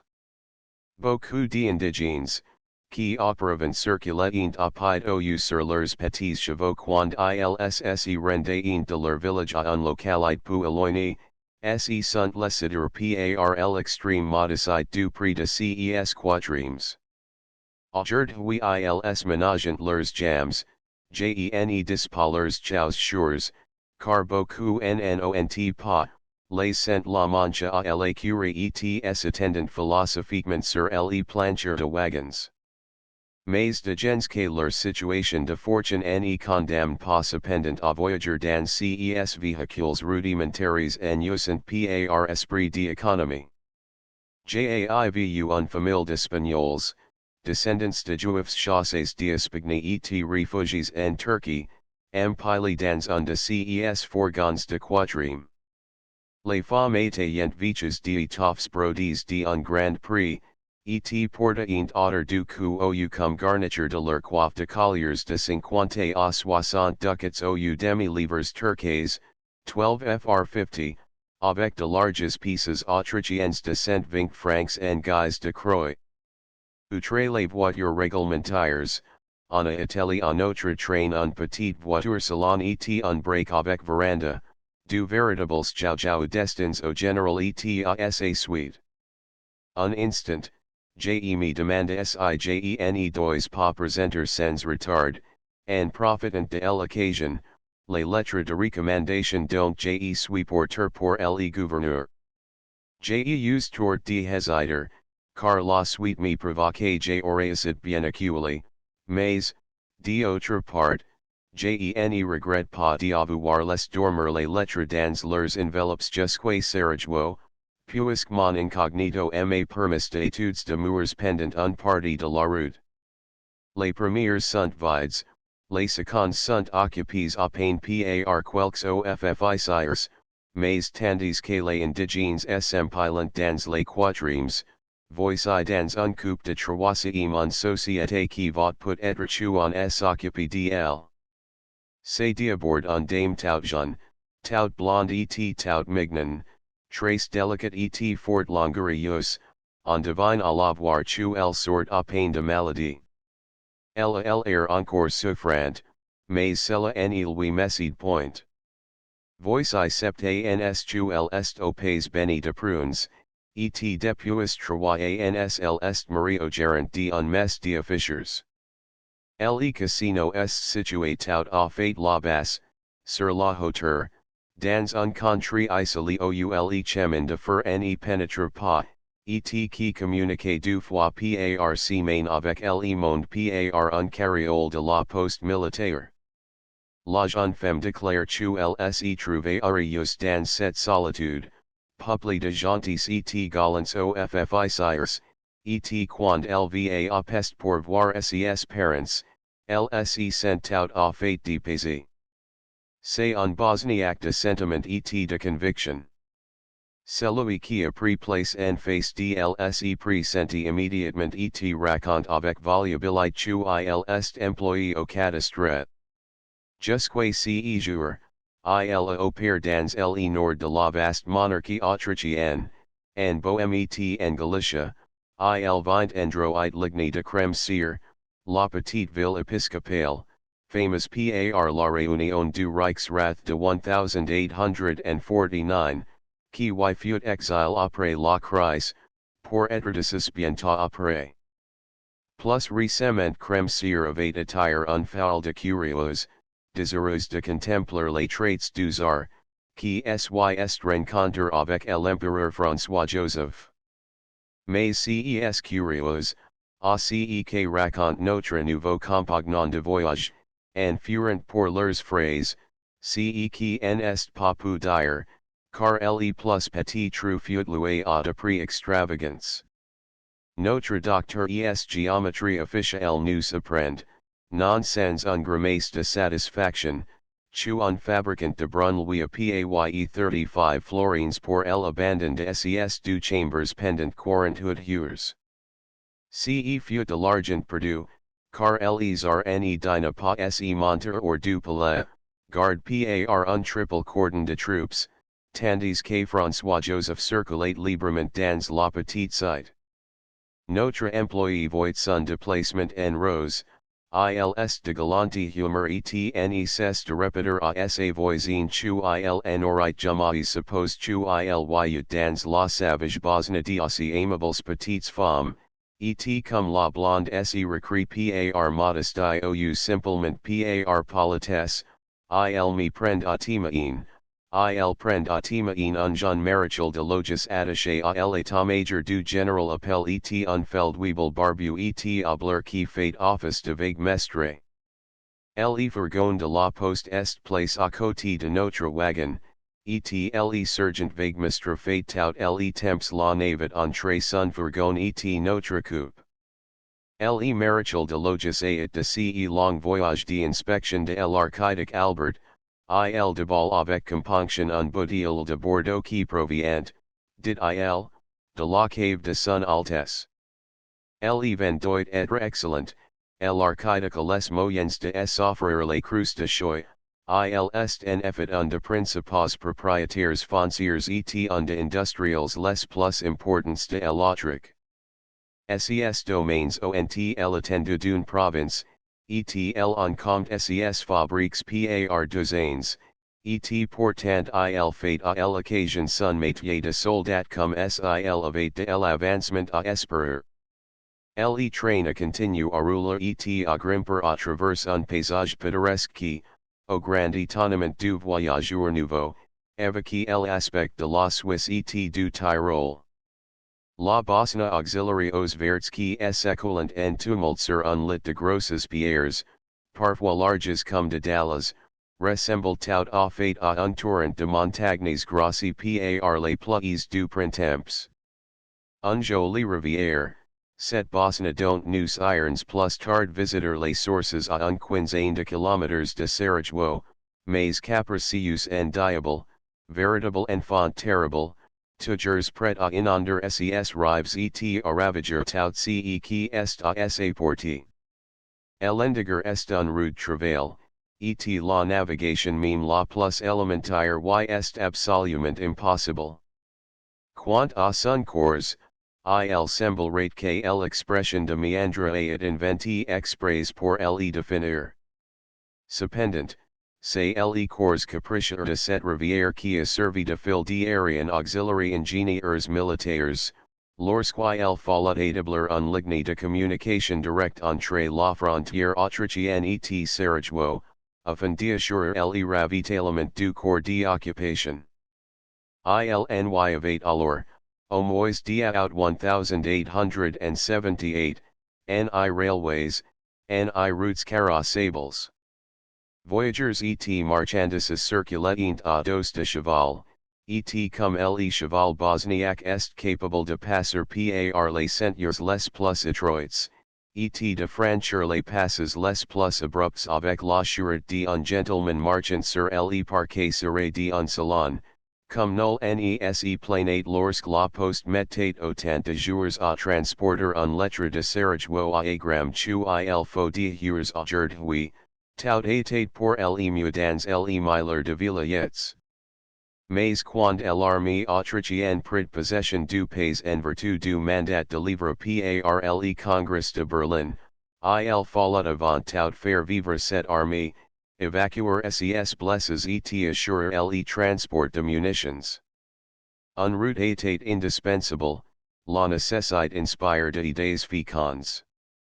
Le génie militaire travaillait iln sirit ni plus ni moins si, au lieu d'une simple chaussée, il créa un chemin de fer. Il ne pouvait être question de tunnels et de travaux d'art, on prit le chemin le plus long, mais le plus facile, en suivant le cours de la Bosnie et en contournant les montagnes au moyen de chemins en serpent. Il y avait auxim régiment de pionniers un chef de bataillon, M. Tomaszek, qui venait précisément de remettre en état un ligne de chemin de fer, situé dans le nord de la Bosnie, entre Banja Luka et d'Oberlin. Cette ligne, longue de 80 à 100 km, faisait partie du réseau de chemins de fer de la Turquie d'Europe, construits par le baron de Hirsch. Ce tronçon était d'un rapport nul et ne deviendrait lucratif que le jour où le projet grandiose de la ligne directe Vienna Constantinople serait réalisé. Mais ce plan venait de sombrer dans les brouillards financiers qui envelopent l'Empire turc, et le tronçon banjalicalivno restait sans emploi. Aussi, lorsque l'insurrection bosniaque éclata en 1875, le baron de Hirsch s'empressa d'évacuer le personnel sur Constantinople et de suspendre l'exploitation, à cause, disait-il, du manque de sécurité. Le commandant Tomaszek eut bientôt fait de remettre la ligne en état, l'activité et le zèle qu'il avait déployés le designeront aussi pour établir la construction de la ligne brute Sarajevo.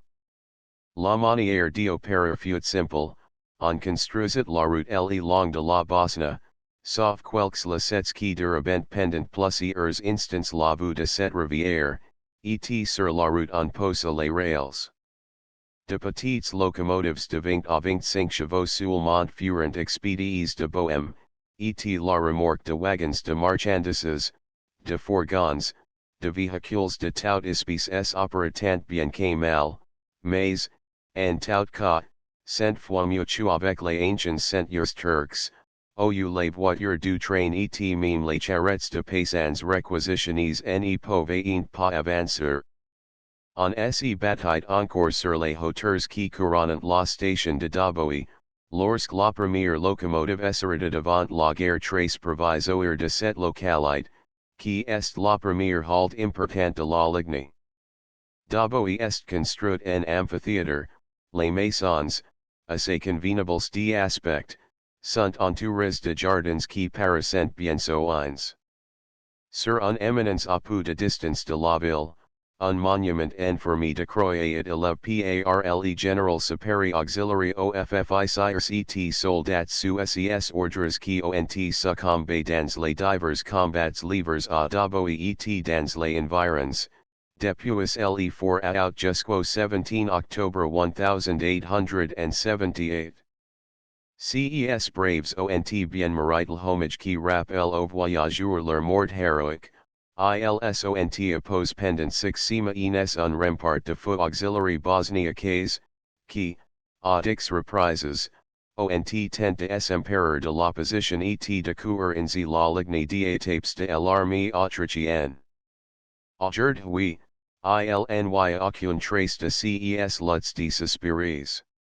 Un tranquillite biblique règne dans tout cette contrée, le bourgmestre, un turc à turban blanc, est venu à la guerre pour exprimer au général appel tout son dévouement et ses sentiments de respectueuse fidélité, le tout avec force salam alex.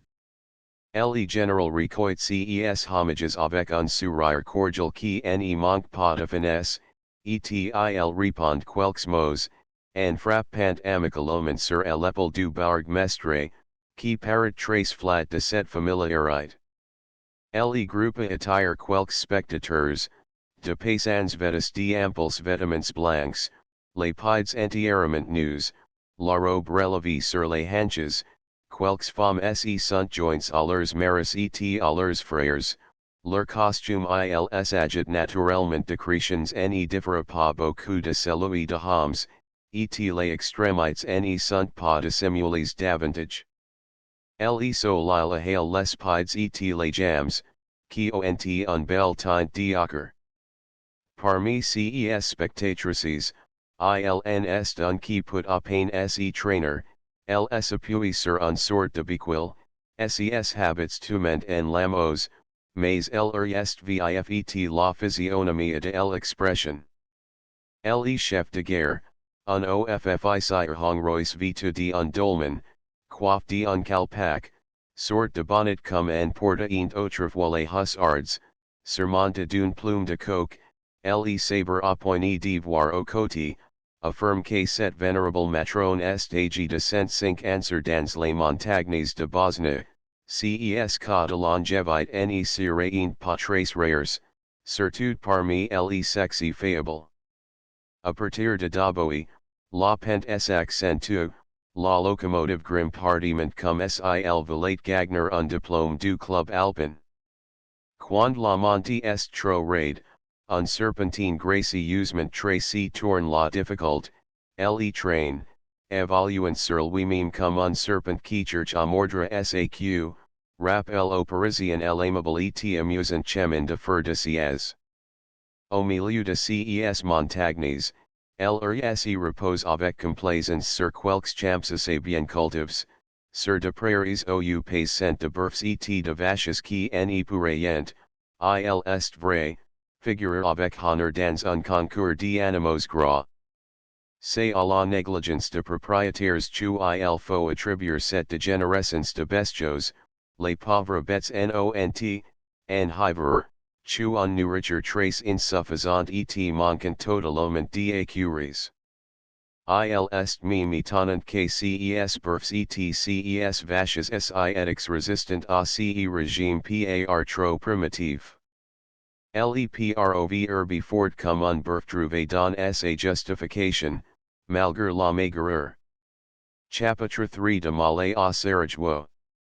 Malais, où nous arrivons vers midi et demi, est une ville plus grande que Daboe, elle est également bâtie en amphithéâtre, et les maisons s'élèvent au milieu d'un cadre de belle verdure. À droite, sur une hauteur, se trouve le castel, la forteresse que les piches turcs ont édifié à proximité et audacieuses de toutes les villes de Bosnie, afin de dominer l'opposition et de trouver un refuge contre les frequentes insurrections. Le castel de Malais est assez délabré, mais en installant un demi-batterie d'artillerie, en mitraillerait à plein volet les mosques, les maisons, et par-dessus les marches les bains turcs, qu'elle en reconnaît de loin à leurs couoles de zinc. Nous savons les temps d'examiner tout cela, car un demi-heure est accordé auxiliary voyageurs pour les dîner, cuisine autrichienne très supportable et prix honnêtement motors. Au-delà de Malais, le caractère alpestre du paysage s'accentue, les montagnes se dressent plus hautes, les rochers sont plus abrupts et les forêts sur les sommets plus épaisses. Elles les seraient encore davantage si les Turcs ne les avaient éclaircies ou plutôt ravagées, tant sous prétexte d'enlever auxiliary brigands les repères ou ils pouvaient dissimuler en toute sécurité leur butin et leur aimable personne, tant pour se procurer du combustible ou de matériaux de construction. Seulement les coupes, au lieu d'être pratiquées raisonnablement et en conformité de règlements forestiers, ont été toujours effectuées à la diable, au hasard. C'étaient de véritables dévastations, en procédé, comme en Algérie, par de incendies qui brûlaient cent beaux arbres pour un tronc à demi-calcine que les Turcs réussissaient à enlever, ou bien, s'il en usait de la connie, l'arbre était coupé de façon à ne repousser jamais. Envoyed un masse de ces troncs hachés et brises. L'administration autrichienne, qui possède un corps forestier de premier ordre, n'a pu assister les bras croix à ces actes de vandalisme. De mesures sérieuses et même sévères ont été prises pour les empêcher. Quand un incendie éclate dans un forêt, défense absolue est faite de s'approcher de la partie qui brûle. Cette défense subsiste lorsqu'elle faut est éteinte, et pour but d'empêcher l'enlèvement de troncs calcines. On espère que les indigènes, en ayant plus les profit ils travaillent habituellement auxiliary incendies, s'abstiendront de mettre les feux auxiliary forêts. Comme pour nous faire apprécier les paysages dans tout sa grandeur et avec tout le prestige d'une mise en scène ad hoc, le ciel, jusque-là d'un bleu inalterable, est couvert de sombres nuages qui enveloppent bientôt les sommets de montagnes, l'atmosphère, lourde et étouffante, fragile, d'éclairs sillonnant la nuit, de coups de tonnerre révélant les échos et l'orage éclate dans tout sa fureur. À la pluie succédant de grêlons de la grosseur d'un pois, ils mitraillant, sans pouvoir les entamer, les vitres du wagon. Quelques burghers, quelques femmes, travaillant auxiliary champs, cherchant un refuge sous la forêt. On les voit comme de points avec leurs locks blanches, leurs turbans rouges ou leurs coiffes ruisselantes d'eau. À partir de Jais, la station dou la poste conduite à Travnik, qui fut jusqu'en 1850 la résidence de gouverneur turcs, les temps s'éclaircit et les paysages aussi rassurent. La love comme les ses d'un vert d'émeraude bleuâtre à la Bosnie, et le chemin de fer court au plateau serpent au milieu de champs de blé et de maize. Nous retrouvons aussi quelques uns de ces classes de prunes qui font la richesse de la Bosnie, puisque, outre la consommation locale et la préparation du slivovitz, la liqueur nationale de slaves, de quantités énormes de ces fruits sont expédiés à l'étranger, en Allemagne, en Angleterre et jusqu'en Amérique. Quant à la France, les anciens sagement auxiliary pruneaux de Tours et d'Agen. Les fruits n'y sont pas encore mais des honnêtes musulmans goutant les joies de la sieste, mollement attendus à l'ombre du feuillage. Les Serbes, plus actifs, travaillant à la terre. À Jansasai, la dame blonde prend congé de ses compagnons. Les galant employés du cadastre, que de nombreuses libations ont rendu tout à fait élégique, sui un pleur et jour que, grâce à la société de ses voisins, ce voyage sera le plus beau jour de sa vie. Le maréchal de logis et le vague mestre barburin sous cape. On essayait encore quelques minutes autrement, qui, pendant 4 ans, est rest le point terminus de la ligne. Jusqu'en 1882, il fallut prendre la poste aux mettre en quête d'une voiture pour gagner la capitale du pays.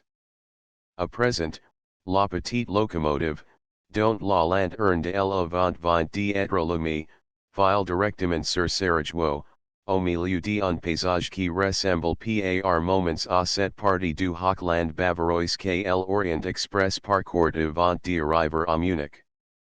Involontairement entend l'oreille, il semble que l'Angelus va saluer le coucher du soleil. Mais il n'y a pas de clocker ni de cloches, à peine un minaret. Maintenant la ligne du chemin de fer en est plus régie par l'administration militaire, dans les guerres, bêtises tout à fait d'après les systèmes de petites guerres de campagne en Autriche, les employés portant de vêtements civils, un casquette à les sergents et noir les fait reconnaître. Avec un ponctualité militaire, le convoi, qui était parti de broad vers 7 heures du matin, entré en guerre à Sarajevo à 8 heures 20 minutes du soir. Il a parcouru du 150 km. Le Flying Scotsman de Londres à Glasgow et le Rapide de Paris à Marseille vont plus vite, c'est certain, et peut être pour étant accélérer le mouvement de moulins à café, mais, comme le de ce plus tard le spirituel Colonel Tomaszek, directeur de la Ligne dont il a dirige la construction, pourquoi cette hate favorius? Tu importes sil on arrive à Sarajevo 2 heures plus tard ou 2 heures plus tard? Arupes, oul on put jouer de la vie sans tu il soit nécessaire de la brûler. Chapitre 4 Sarajevo pendant l'occupation autrichienne. Tableaux de routes et de marches. La gare de Sarajevo est reliée à la ville par un rail sur lequel circule l'unique voiture de tramway et le fourgon de poste et de bagages qu'elle en détache du convoy et que de chevaux traînant jusqu'au centre de la site. Trois bâtiments de construction récente se présentent au nouvel arrivant, la manufacture de tabac avec ses trois corps de logis qui abritent une population de 6 à 700 ouvriers. La direction de chemins de fer et enfin le palais du gouvernement, Landesregierung, dont la construction, ainsi que l'opposition, rappellent le palais fédéral de Berne. De fenêtres de cette construction administrative, on aperçoit de glaciers qui ne sont pas sans analogie avec ceux de la Jungfrau et d'autres sommets de l'Oberland bernois. Tous les rouages de la bureaucratie autrichienne en Bosnie-Herzégovine sont concentrés dans ces palais, qui, outre un centaine de bureaux plus ou moins spacieux, contient une grande salle de fêtes auxiliary proportions imposantes, qui, jusqu'à présent, n'a pas été inaugurée. Quand j'allais elle n'était même pas meublée, mais elle hiver proc hein en y donnera de banquets, et le gouverneur civil, M. de Nikolic, comptait y faire danser les fringants officiers avec les citizens viennoises et leurs soeurs magiaries importés en vertu de l'adage que la femme doit suivre son mari, même quand il est nommé fonctionnaire en Bosnie. La plus grande partie de Sarajevo est bâtie en amphithéâtre sur les flancs de deux montagnes qui se font face, le Passim Bordeaux et le Trebovic. Cette disposition avec ses jardins et son opulente verdure, qui encadre les habitations, est très réjouissante à l'œil. Sarajevo garde un cachet oriental très prononce. C'était, à l'arrivée de Autrichiens, en 1878, une ville exclusivement turque. Le confort européen y face entièrement défaut, et les maisons, en acceptant les consulats et 5 ou 6 habitations particulières, n'avaient pour tout mobilier que les éternels divans de musulmans. Les tables et les chaises y étaient inconnues, les chrétiens mêmes étaient accoutumes pendant des siècles à l'opposition de tailleurs devant leur établi, si chers auxiliaires orientaux. Les voyageurs européens agarrés dans ces parages étaient obligés de se plier auxiliaires et coutumes du pays, et s'il n'avait la chance d'être recueilli hospitalièrement par le consul de sa nationalité, il devait se contenter de l'hospitalité rudimentaire et de la cuisine problématique de Hans ou auberges turques. Ce genre d'établissement n'a, il faut bien le dire, rien d'engageant, une nourriture atroce et de tapis pleins de vermin, tel est en général le bilan de la table et du logement qui y sont offerts. Il est plus de même depuis que l'occupation a conduit dans le pays un triple contingent de consommateurs exigences, mais habitués aussi à sauter ces exigences argent comptant, les officiers de tout grade, les fonctionnaires et les négociants qui, pour soigner leurs affaires nouvelles, font la navette entre Vienne, Pest et la Bosnie. Aujourd'hui, sans parler de auberges d'un rang inférieur qui abritent surtout les ouvriers et les petits employés, du hotels très confortables offrant auxiliary voyageurs de chambres très propres, un service satisfaisant et un table qui votre celle de beaucoup de restaurants viennois.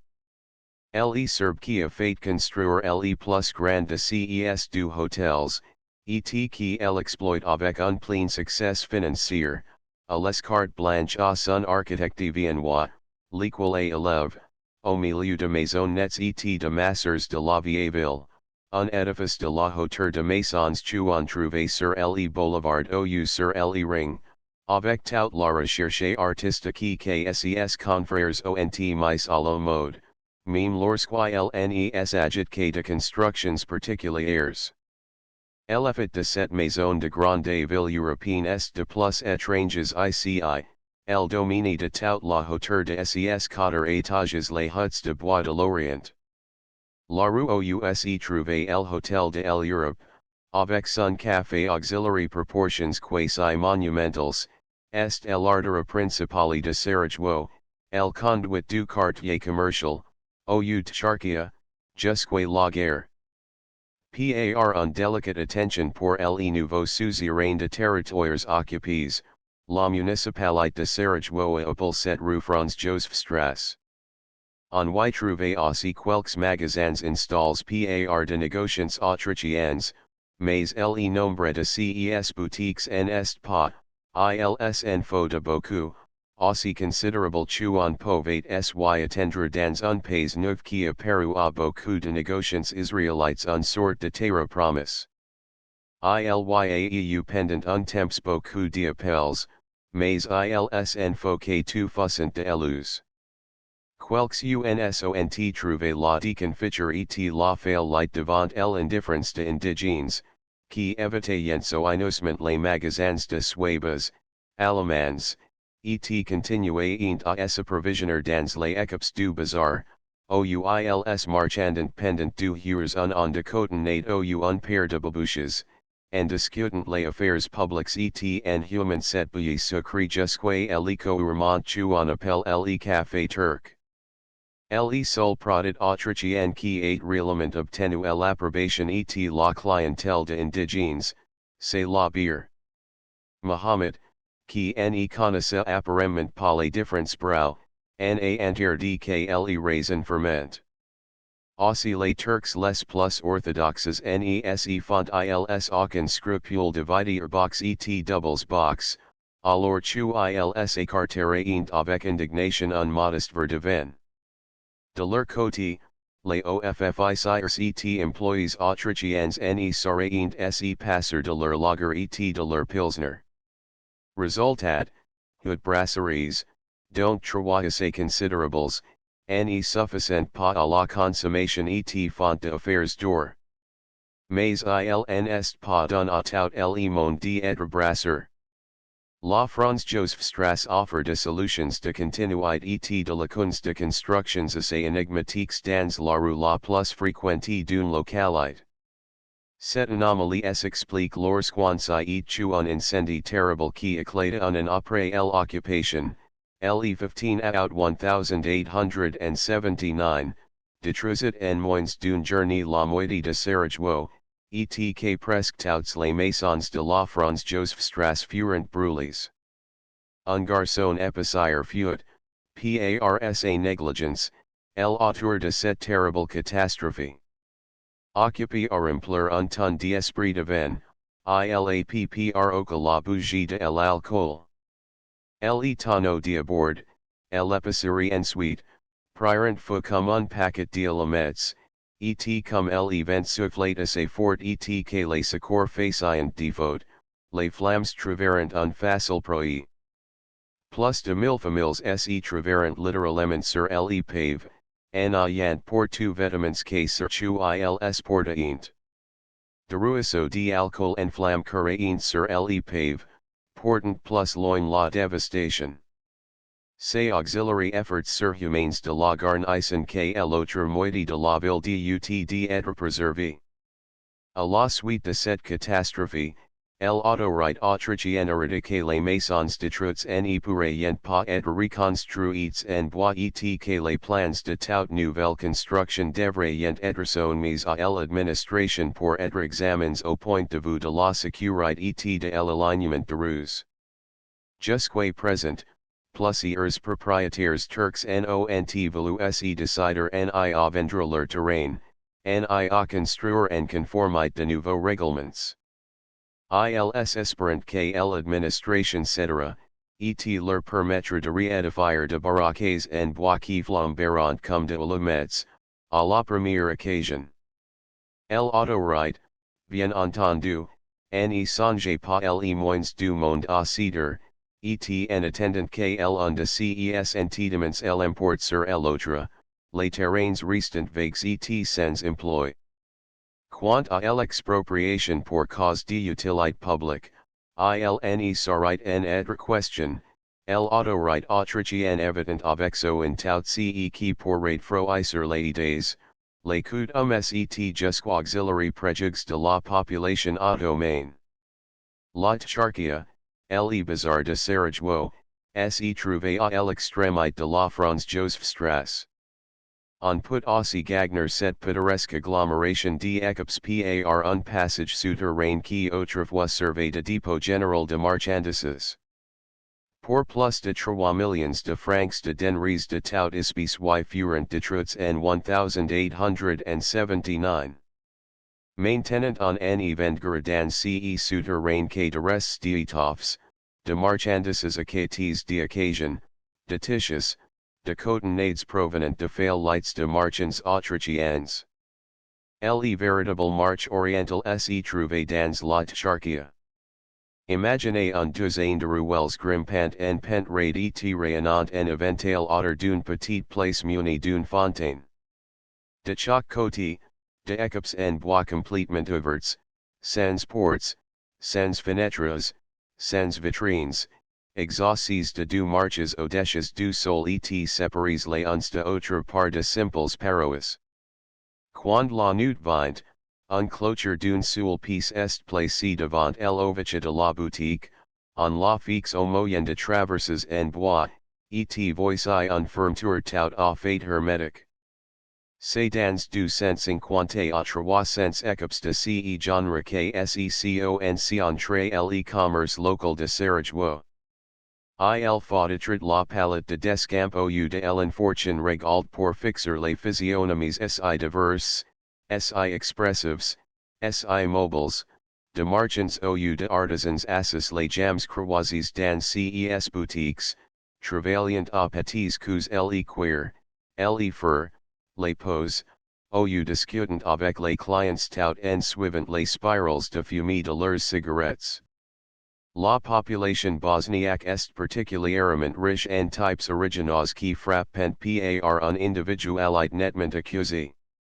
Le musulman bosniaque est le plus souvent d'une taille bien au-dessus de la moyenne, vigoureusement muscle, et sa figure est rarement insignifiante. Ajoutez que le costume, tout ce qu'il de plus vieux turc, avec turban, caftan et larges culottes bouffantes, rehausse encore le caractère de physionomies, et tenez compte de ce costume lui-même est parfois un assemblage curieux de pieces et de lamos ne tenant que par miracle. À certains heures de l'après-midi, la foule grouille parmi les ranges d'équipes, de marchands de pain de maize et de fruits prenant leur denrée sur le mode criard et en posant de exclamations qui déchirent les oreilles, les femmes turquaises apparaissant, la figure couverte d'un voile impénétrable et non d'une gaze légère et presque indiscrète comme les dames de Constantinople, les musulmans orthodoxes de Sarajevo observant minutieusement les ordres du prophète, et c'est derrière un double rempart de grosses toiles chouelles dissimulant de charmes que aucun guilleur ne saurait contempler. Sunt elles belles, ces précautions sunt elles justifiées par de attraits qui endurent en tentation les infidèles? ils d'amusant de se poser ce problème quand on voit s'avancer on de ces creatures en kaki dans son long manteau, qui souvent, hélas. Les voir de jupes truies, rapices, et de vieilles bottes éculies qui en levant à l'apparition tout poésie. Les maris, gens sages et poses, marchands de prunes et propriétaires d'immeubles, laissés de cabins en bois dont les fonctionnaires autrichiens payant largement et exactement les lawyers, se prominent gravement, en majestueux rentiers, du par du, trois par trois, s'arrêtant devant les équipes de leurs connaissances pour échanger quelques propos qui, la plupart du temps, font éclore les sourires sur les lèvres, car les musulmans bosniaques n'est pas l'ennemi d'une dauscaïd. Si la conversation se prolongue, ils entrant dans l'équipe, se déchassant et continuant l'entretien, commodement installs, les jambes croisées sur le tapis. Jem imagine que si la propre épouse d'un de ces Turcs vena itater les étoffes, le mari aurait peine à la reconnaître, tant les voiles sont épais et tant les costumes et la démarche se ressemblent chez toutes ces dames. Et les affaires, comment vont elles avec ces promeneurs si occupés, ces clients qui t'attendent, qui palpent, mais qui n'accueillent pas, et ces causeries prolongées. S'il plaît à Allah, les affaires iront bien, la marchandise se vendra, les florins, les ducats et les napoléons d'or, la monnaie préférée du Turc bosniaque, s'empileront dans sa cachette. Sinon, eh bien. Ces objets, aux quels ils chant comme s'ils étaient destinés à son usage personnel, n'y passeront pas en d'autres mains. Comme les phrases de bureau et les phrases générales sont à peu près nulles, comme il payses marchandises comptant et n'a pas de traits en circulation, la faillite ou la banqueroute ne les tourmentent pas. Sa maison ne brûle pas, il aura toujours de quoi se loger, et quant à la nourriture, on aime affirme que de familles turques vivent avec dix sous par jour en circuit pour porter son costume trois ou quatre ans de plus, et madame se privera d'essence de roses. Ces indolents négociants vendent surtout de chaussures orientales, bottes de populaire safran, supples comme de gants, et que les deux sexes chaussent indistinctement, de sabots en bois, de babouches et de pantoufles. Under les plus animés est celle de équipes de bourreliers et de celliers. Autrefois cette industrie était de plus prospères en Bosnie, tout le monde allait à cheval, et les transports s'effectuaient à dos de bêtes de somme. Aujourd'hui, les chemins de fer portent un rude coup à ces moyens de transport primitifs, et comme SICE n'était pas assez, la concurrence, la hideous concurrence a contribué à réduire les bourreliers de Sarajevo à la portion congrue. Autrefois, leurs selles, leurs brides, leurs harnais étaient renoms en Macédoine, en Anatolie, chez les Bulgares, on en fait venir à Constantinople. Maintenant, Stamboul pourvoit auxiliary besoins de toute cette clientèle, aussi les boutiques de la rue de Celliers sont elles un aspect mélancolique, les belles pièces tu en y admirer jadis sont rares, on y trouve peu de marchandises toutes faites, les queer pend en laniers au plafond, en attendant tu en commande firme d'un à l'artisan l'occasion de monter son habillet sans que l'objet confection lui reste pour compte. Ilya plus d'activité dans la rue ous exercent les petites industries locales, oul en travail l'article de Sarajevo. Ceci n'est point en fantaisie. Depuis de siècles, les Bosniaques excellent dans la confection de travaux de filigranes et dans les incrustations sur métal ou sur bois. Les orientas et les venetians ont exercer une égale influence au point de vue artistique, et cette combinaison a d'un pendant long temps d'excellence resultats. En leur doit de travaux très curieux, devenus rares, et dont les collectionneurs donneraient de hauts prix. Malheureusement, le secret de beaucoup de ces dessins est perdu, les ouvriers artistes les gardent avec un soin jaloux et les transmettent à leurs enfants. Quand une génération était éteinte au UK les enfants abandonnent le métier paternel, le mode l'était perdu. Le gouvernement autrichien fait de grands efforts pour conserver et développer ces industries locales, que la tendance de notre époque, la concurrence de fabriques, menaçant d'une ruine complète. M. de Calais, qui rien de ce qui touche à sa chère Bosnie ne saurait être étranger, encourage de tous les facons, par de primes, par de commandes, les plus habiles ouvriers, il a prescrit la création d'un musée, qu'elle envient d'installer au regierungsgebäude de Sarajevo, il a fait établir de models d'après lesquels les ouvriers pourront travailler, enfin il a charge un fonctionnaire du ministère d'étudier à Paris les moyens de donner à l'industrie bosniaque tout à fait spéciale. Tout à fait oriental jusqu'à présent un tourneur plus approprié auxiliary gouts et auxiliary modes de l'Occident.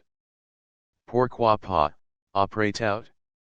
Les qualités de finesse et d'élégance un peu particulières qui distinguent ces travaux seront appréciés en Europe, et qui sont quelques jours la mode, qui a donné leurs grandes et petites entrées dans nos salons, nos boudoirs et nos cabinets de travail à tant d'objets chinois ou japonais, ne demandera pas auxiliary ouvriers artistes de Sarajevo d'encruster les manches de nos couteaux, les boîtes éventales, ou les poignées de ombrelles de nos elegantes. On aime monter à l'ouvrage un de ces incrustateurs. L'escalier qui conduit à son atelier est raide et assez étroit, il faut y monter, ou plutôt y grimper, avec un sage précaution. Tout en haut, nous trouvons dans un piece assez spacieux, très propre et éclairé par trois fenêtres. L'immobilier n'est composé d'un grand divan qui court tout autour de la chambre. Dans un coin, tout contre une fenêtre, est installé à l'établi, devant lequel est accroupi sur du coussin superposes un jeune turc à la moustache blonde, à la main avenante, portant le costume national en belle étoffe et d'une bonne coupe. Outre son creuset et ses instruments de travail, il appose sur son établi un verre de sirop à la rose étendu d'eau et un pain de froment. Un bel monteur en or suspendu à côté de l'établi indique l'heure turque. Quand les deux aiguilles seront réunies sur le chiffre 12, c'est dire vers heures du soir d'après l'heure européenne, il pourra mordre dans le pain et porter le verre à ses lèvres, en le faisant plus tôt, il commettrait un grave péché, car nous sommes en plein Ramazan.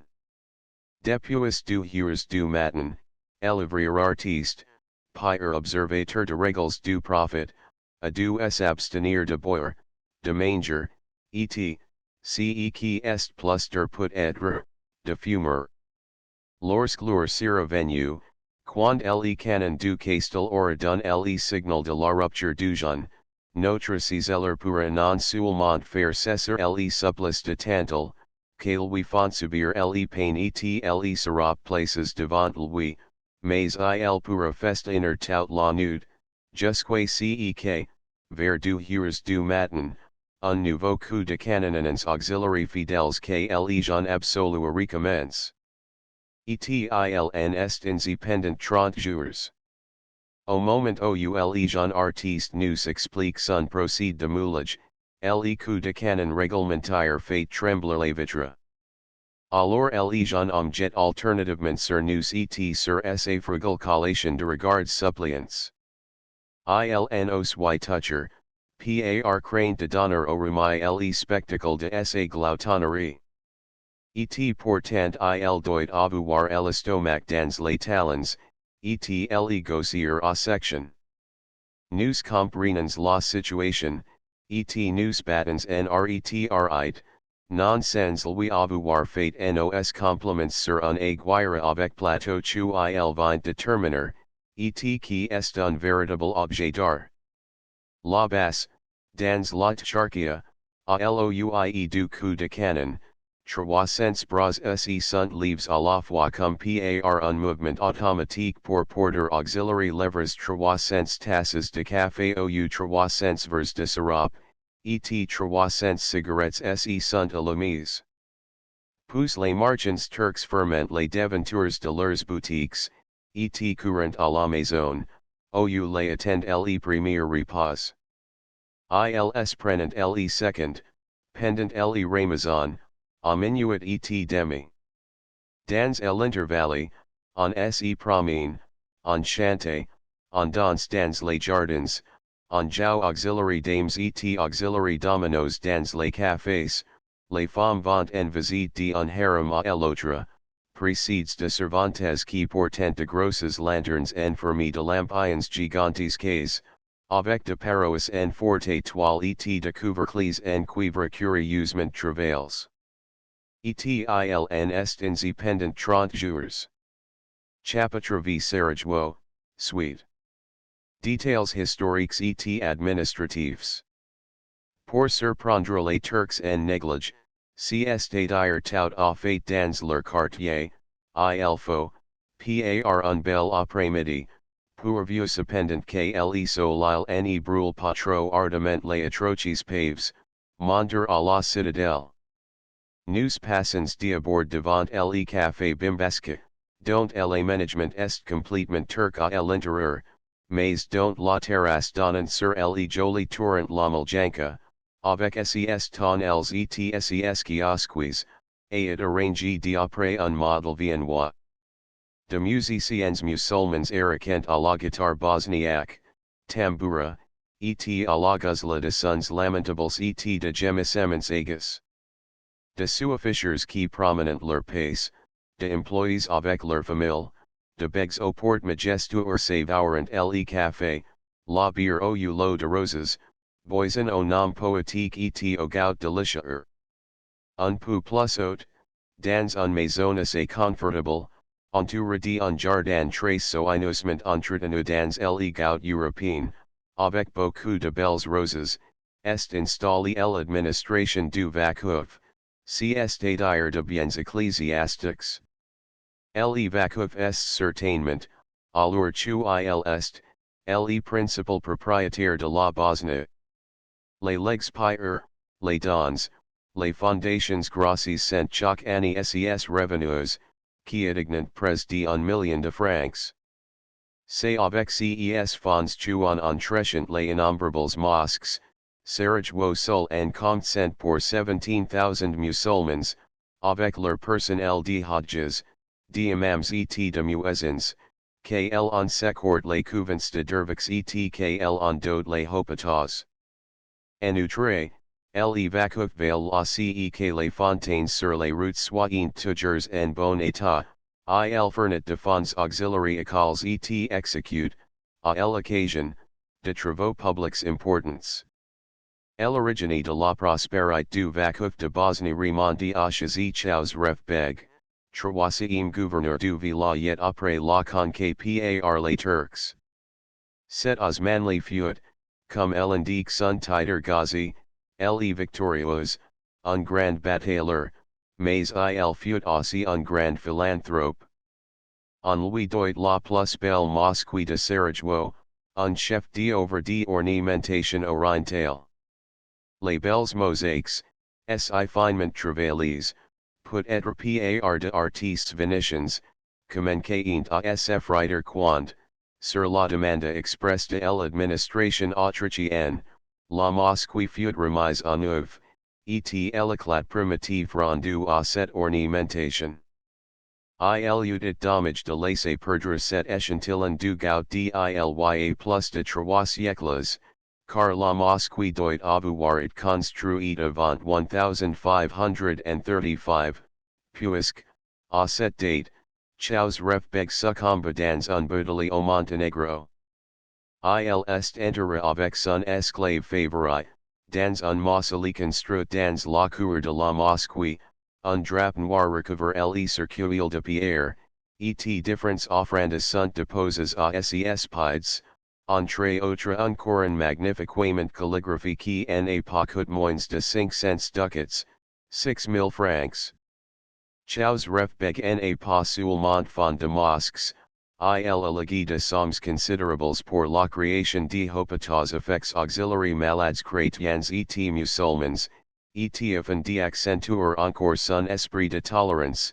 Il a abandonné auxiliaires juifs chassés d'Espagny le ghetto où ils habitent encore aujourd'hui, et où ils habiteront jusqu'à ce qu'on se décide à habiter ces miserables masseurs au de riches Spagnols, sur la memes dont les femmes et les filles portent de colliers de 50 ducats. Demeurant dans une atmosphère saturée de miasmes qui en rappellent en rien les parfums de l'Arabie. Pour en revenir au Vacouf, trois ou quatre fois par semaine, la commission chargée de l'administration de biens se réunit dans la jolie maison entourée du jardin si bien plant. On discute l'emploi de fonds, les secours à donner, les travaux à entreprendre. Tous les commissaires sont musulmans, c'est la vie de soi, mais depuis l'occupation, le gouvernement est réserve le droit de nommer un commissaire chargé d'assister auxiliary séances et de surveiller l'emploi strict et exact de ces revenus. Le commissaire actuel est un gentleman très aimable qui s'entendra à merveille avec ses collègues. Après la maison du Vacouf, la vue devient superbe. La vallée s'ouvre largement, et tout au fond apparaît un ligne de montagnes dont plusieurs sont couvertes de neige éternelles. Là-bas, dans les profondeurs de forêts qui garnissent les flancs de monts, les chasseurs trouvent à l'automne leur paradis, non pas sur la qui courant les lapins et la perdrix, mais les nemrods qui recherchent les gros jabirs et les belles émotions. De isards que le pied le plus agile put poursuivre pendant de journées sans les atteindre, de loups, de ars, tel est le menu de ces parties synergetiques. On trouvera dans plus d'encampement occupé par un officier autrichien les trophées de ces chassés sous les espèces de chauds tapis au de descentes de lit. En se retournant, ces sont de maisons très blanches, très réjouissantes à l'œil, qui grimpent le long du passage bordeaux avec force mosques et minarets.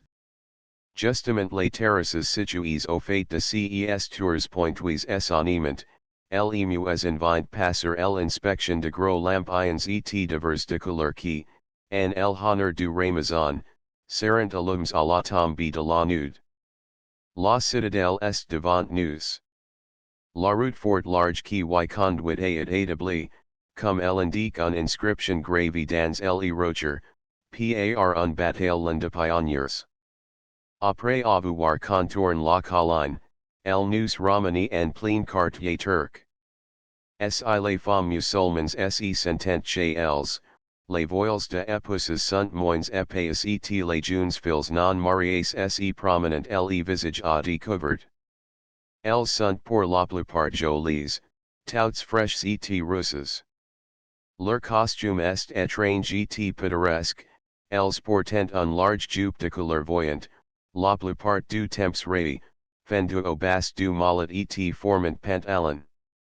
Un chemise brodé et un sort de fez ou un mantil complétent cet accoutrement. Beaucoup courant les jams nous, d'autres sont chaussés de sabots en bois attachés avec de lanières de cuir. C'est elles savent combien pour les chaussures européennes résistant auxiliary aspérites de infâmes galettes qui ferment les pavages de villes turquaises. Les enfants sont remarquablement bienvenus et paraissent admirablement soins. La musulmane est un excellente mir, pour ce qui est de l'éducation physique du moins, car pour le reste elle est trop bornée d'esprit et trop futile pour leur donner de l'instruction et cultiver l'intelligence de ces êtres, qui, jusqu'à l'âge de 12 ou 14 ans, en équitent le harem. Les ruelles sont remplies de bambins et de gamins de 3 à 10 ans qui paraissent s'amuser prodigieusement à toutes sortes de jeux. Les petites filles ont un air particulièrement résolu et délibéré. Rien de particulier à signaler à la citadelle. LSE composed de deux bastions, le jaune et le vert, doul en pourrait, en cas d'insurrection, foudroyer la ville. Un caserne tout neuve, dans le style officiel autrichien, un long bâtiment à deux étages, badigeon de jaune, à toiture très pointue, et it construit à mi-chemin de deux bastions pour abrider deux compagnies d'infanterie. Troupe et OFFI sont church à installer de l'armure sur la hauteur, un cantinier bosniaque débite du requis et du café turc auxiliary soldats, les OFFI en véritables austro-hongrois, ont établi un jeu de quilles, et lorsque les services chôme, ils bombardent impitoyablement les ROI et ses hut satellites.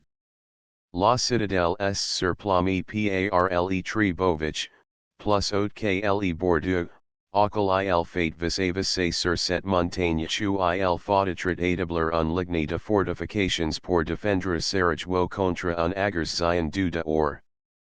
Mais comme, sous ce rapport, l'administration militaire n'est pas rien réduire, il n'est pas question de renforcer le système de défense de la capitale.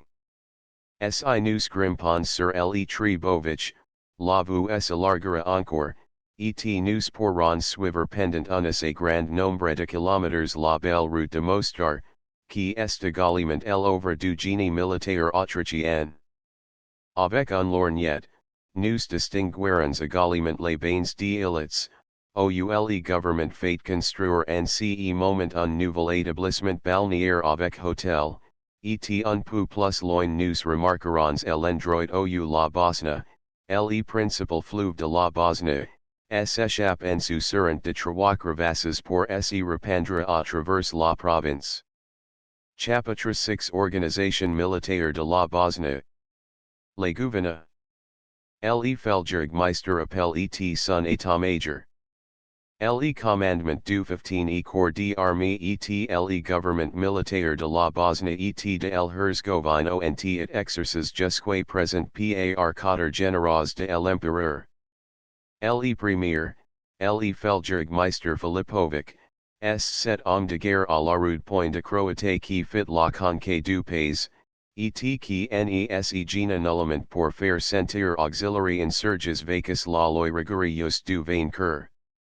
Lorsque le pays fut complètement pacifié, l'empereur François-Joseph ne voulut plus appliquer à ses sujets le régime sommaire, le stand rect expéditif, qui formait la base du système Filipovic. Le Feldjägermeister, couvert de marques de la distinction impériale, rentre dans à Prague, où il exerçait toujours les fonctions de commandant militaire de la Bohème. Il fut remplacé à Sarajevo par un général moins fogieuse, et dont l'humeur patient s'accordait mieux avec la mission humanitaire de l'Autriche. Le prince de Württemberg, qui avait pris un part si considérable à la conquête, installa au Connacht de Bosnie sur l'Euro et habile pacificateur de l'Herzégovine, le lieutenant général Jonovic fut adjoint au prince en qualité de suppléant. Jonovic, chu un mort prématuré en livre, au mois de décembre 1885, à l'affection de l'armée entière, était, avec son beau-frère, le général Rodic, gouverneur de Croatie, l'officier autrichien qui connaissait mieux la péninsule de Balkans, grâce à une pratique de 25 ans, il savait mieux aussi de quelle façon il fallait traiter, Gouverneur et administrateur ces populations que les passions nationales et religieuses mettent en ébullition constante. A difference reprises, le commandant et plus tard colonel, Jonovic, of 8 prepart auxiliary missions de paix et de conciliation ayant pour but de rétablir le bon accord parmi les populations chrétiennes et les Turcs. De 1865 à 1869, il avait rempli à Sarajevo les fonctions de consul général, et il était entré en relations très suivies avec les notables du pays. Sa façon d'être, simple et joviale, sa ranger militaire, joint à un grande finesse, ses sales les caustiques, lui avait valu une popularité que renforçait encore sa renommée militaire, conque sur mains champs de bataille, et que venait de consacrer sa difficile campagne de el Herzgovine. On pouvait donc beaucoup espérer de son expérience et de son prestige au milieu de populations récemment soumises. Par malha les slave Jonovic et l'Allemand Württemberg ne pourront s'entendre sur un foul de points, et ne voulant pas être responsable de mesures qu'il désapprouvaient, le lieutenant général préfère s'y retirer. L'empereur, bon appréciateur de ses services, lui accorda une compensation brillante, le gouvernement civil et militaire de la Dalmatie, un poste politique de la plus haute importance, qui permettait à son titulaire d'exercer son action sur les pays occupés, voisins de la Dalmatie.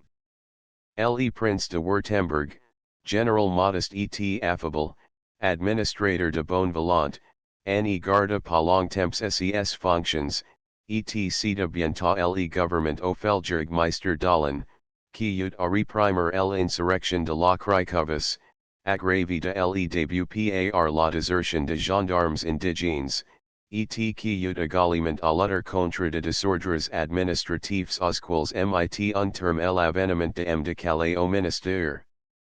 Le ministère de la guerre semble avoir pour principe de changer assez fréquemment les gouverneurs généraux en Bosnie, peut-être pour éviter les inconvénients qui sont inhérents à l'exercice prolongé de charges aussi importantes, peut-être aussi pour donner à un plus grand nombre de généraux l'occasion de se distinguer à ces postes et de connaître les territoires occupés. En vertu de ces principes de Dahlen fut rapide, et le Feldjägermeister Baron d'Appel qui, depuis 3 ans, est à la tête du gouvernement. Ce militaire, que j'aieu l'occasion de présenter au lecteur en entrant en Bosnie, est âgé de 60 ans environ, et il a pris part depuis 1848 à toutes les grandes et petites guerres où le drapeau de la monarchie autrichienne s'est trouvé engagé. Il appartenait à la cavalerie, et c'est dans un régiment de lanciers polonais qu'il fit les campagnes d'Italie contre Charles Albert, et de Hongrie contre Kossuth. Dix ans plus tard, dans la guerre de l'indépendance italienne, le Baron d'Appel servait sous les ordres du général Benedek.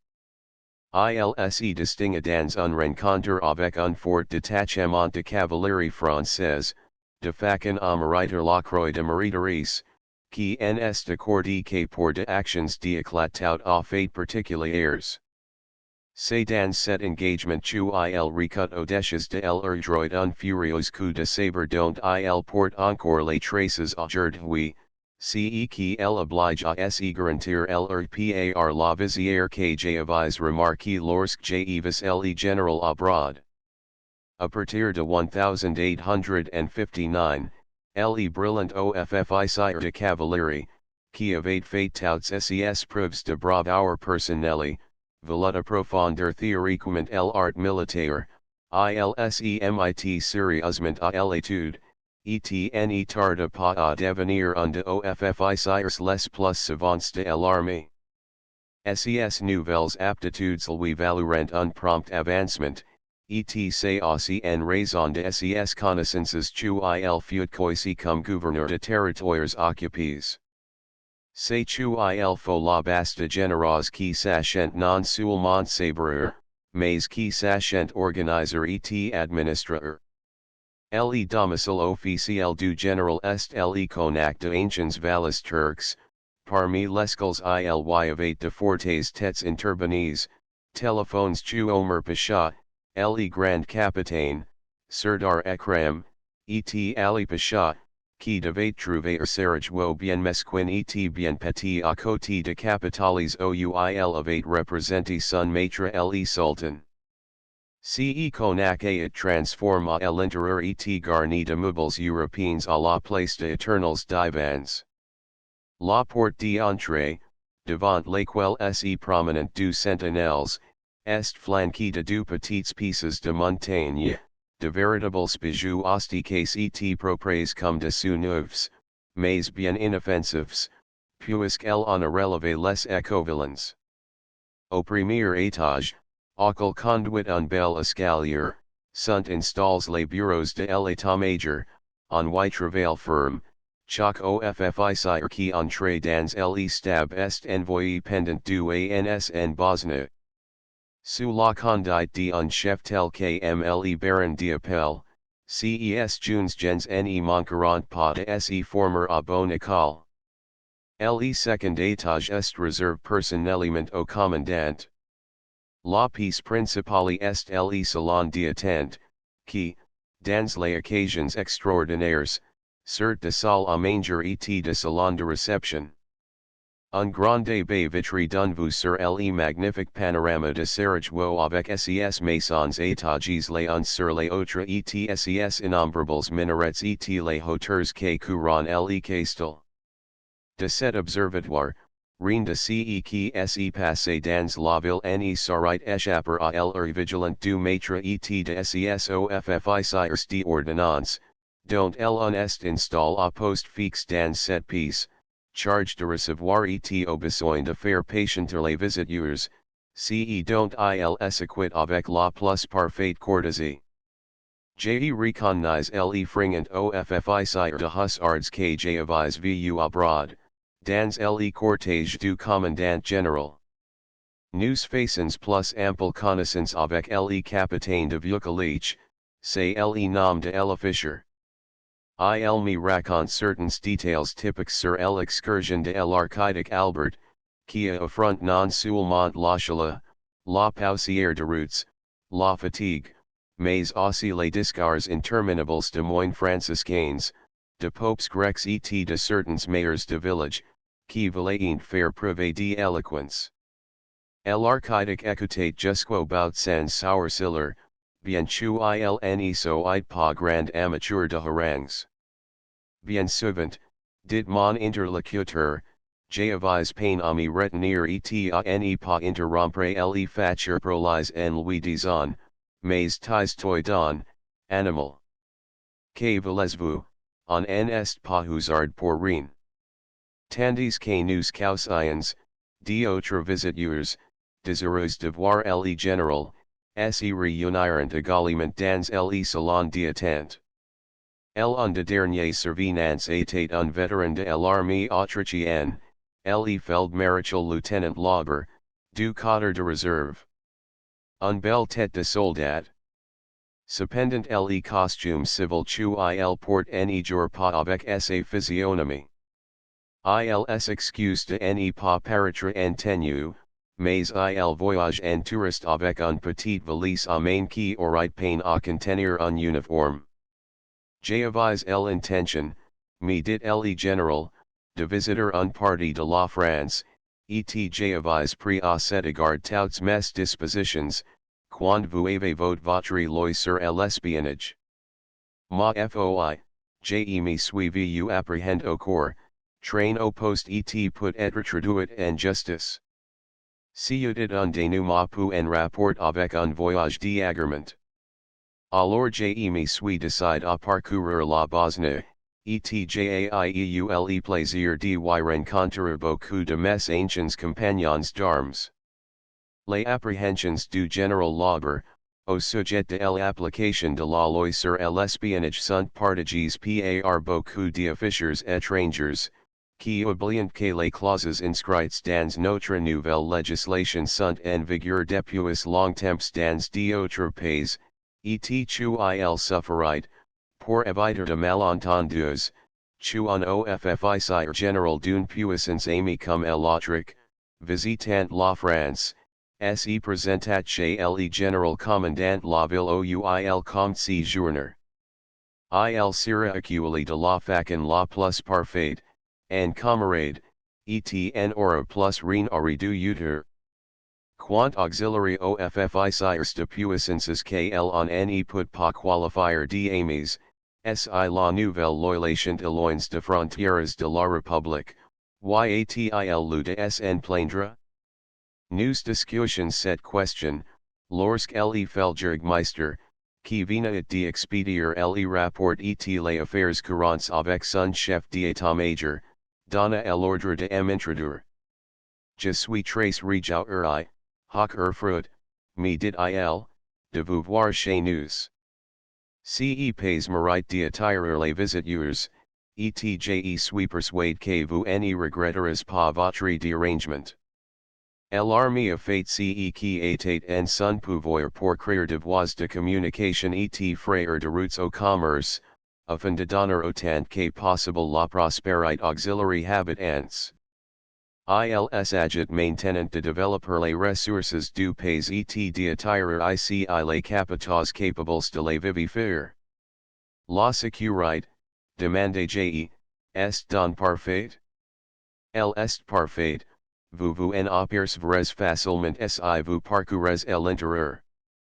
La population, qui avait été aguerrie par de manières fanatiques lorsque nous sommes entrés ici, a compris que l'autrique n'avait d'autre but que d'établir un système régulier que les Turcs étaient impuissants à organiser. Il n'y a plus de résistance ouverte, ni même de hostilité sourde. Chacun accepte les faits accomplis et en profite. Comme gouverneur militaire, j'nai plus une seule préoccupation, c'est d'en finir en bonne foi avec quelques bandes de brigands, peu nombreuses d'elles, qui, de temps à autre, font encore apparition dans certains districts éloignés de l'Herzgovine. Ils coissent leur terrain d'opérations dans les territoires dont la population est encore indisciplinée et incapable de se plier à tout ordre légal régulier. Chez ces gens là, le désordre est dans le sang, ils sont vécupendant 4 à 5 siècles, sans frein et sans lois, ils sont persuadés que c'est là l'état normal. Lors d'une tournée en Herzgovine, j'ai pris à partie un de ces éternels malcontents et j'ai lui ai demandé de quoi il avait à se plaindre.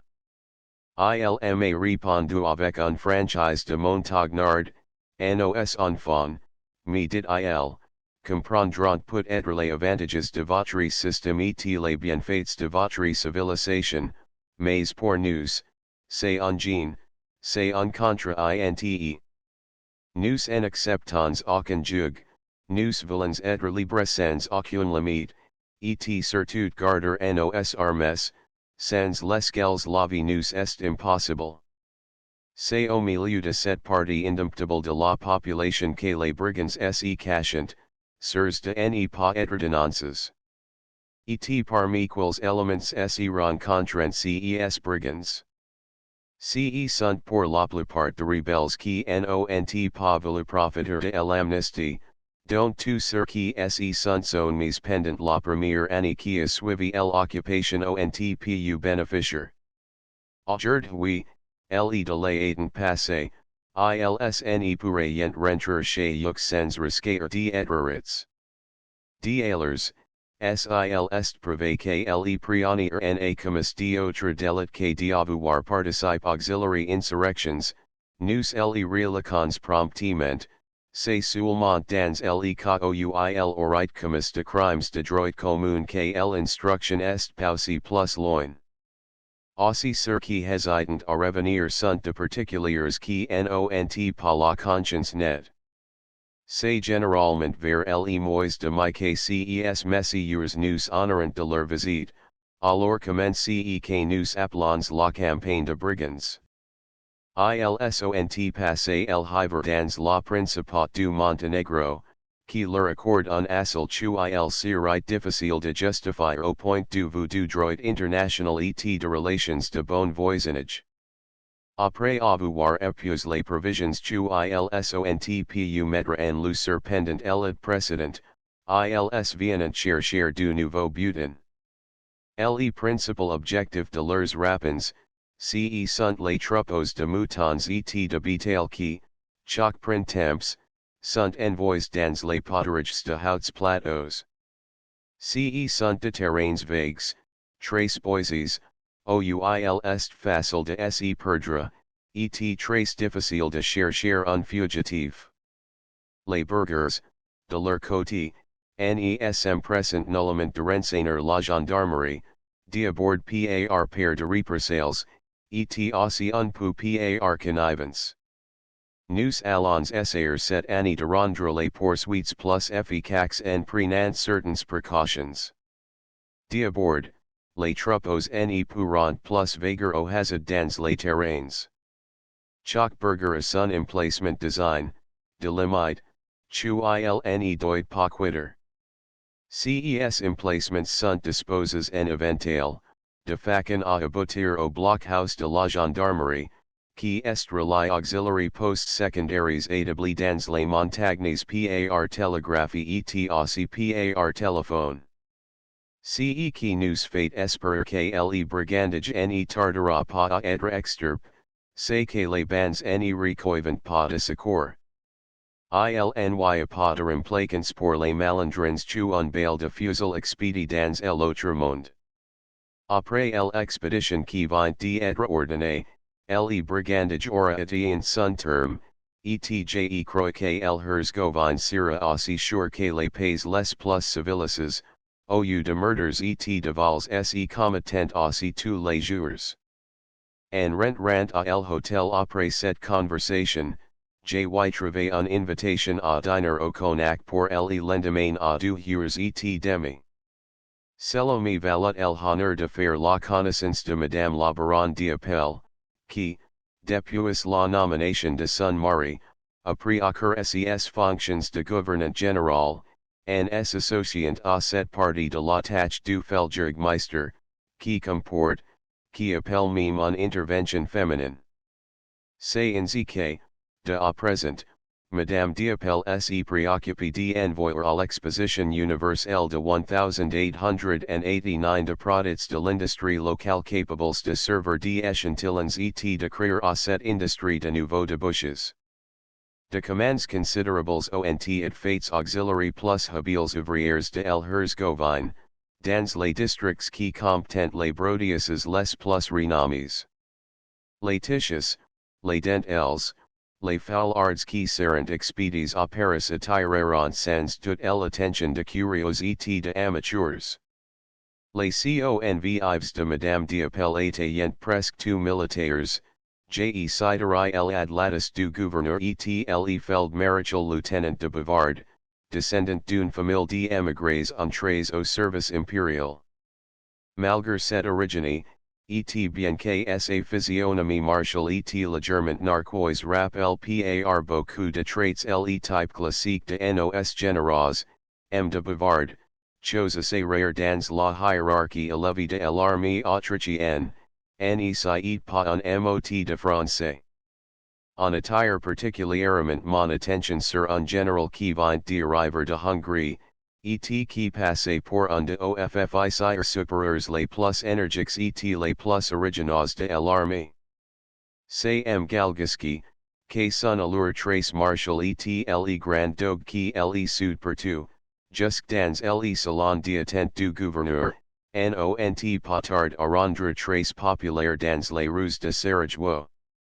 Les autres convives assis autour de la table, dans le grand salon d'où on découvre le beau panorama de la ville, étaient un général arrive de Herzgovine avec sa femme, et plusieurs officiers d'état-major, depuis le grade de lieutenant jusqu'à celui de colonel. Le menu est planchereuse, et largement eros de un excellent vin de Hongrie de choix, magi arateur, auquel succedent plusieurs raçades de champagne. Le service est fait correctement et militairement par les domestiques à livre brun du gouverneur. C'est à la fin du repas que la conversation devient générale, ou plutôt que les entretiens particuliers de voisin à voisin se mêlent et se confondent. On s'aperçoit alors que le thème uniforme de ces entretiens est fourni par les pays dans lesquels on se trouve, et que tout le monde juge à son point de vue. En somme, les officiers ne planent pas de leur garnison dans les territoires occupés, et un colonel d'état-major, mon voisin, fait remarquer combien les parents et amis de partance ont tour de plaindre sur si lorsqu'ils sont appelés au-delà de la save. Le repas dure environ une heure. On cause encore quelques instants dans le salon boudoir de Madame d'Appel, et chacun se retire, laissant le gouverneur à ses affaires. Depuis 4 ans environ, un coadjuteur civil adlatus, est adjoint au gouverneur militaire, afin de bien montrer que l'intention de l'autriche en est nullement de soumettre le pays à un dictature absolue d'état de siege. De Calais avait coici, pour ces delicates fonctions, un riche magnate hongrois, le baron de Nikolitsk I, oncle du roi de Serbie. De Nikolitsk était pour ainsi dire l'élément décoratif de l'administration autrichienne. Il sait quelle tâche lui impose sa grande fortune, et il la remplit en véritable grand seigneur. Sa maison, montée sur un pied très luxueux, est le centre de la société de Sarajevo, ses fêtes, ses bals, ses diners, donnant à ceux qui y sont conviés l'illusion qu'ils habitent non pas un bourgade oriental, mais une grande ville, au milieu de tous les raffinements. Parmi les collaborateurs les plus actifs de le baron Nikolitsk, on cite le baron Kutschera, appartenant à une vieille famille de fonctionnaires, et qui naguère était premier drogman de l'ambassade autrichienne à Constantinople. La connaissance de langues orientales, la langue pratique de habitants et de mœurs de l'Orient, un esprit très délié, font de Kutschera un auxiliaire très précieux pour la tâche qui incombe à l'autriche en Bosnie. De Kutschera est tout particulièrement occupé de la réglementation de la propriété civile et de l'établissement du Grand Buch, registre officiel de la propriété, qui fait foi dans toutes les contestations qui s'élèvent au sujet de terres vendues plus ou moins récemment. Les différents services administratifs et financiers ont leurs chefs et sont organisés d'après le modèle autrichien.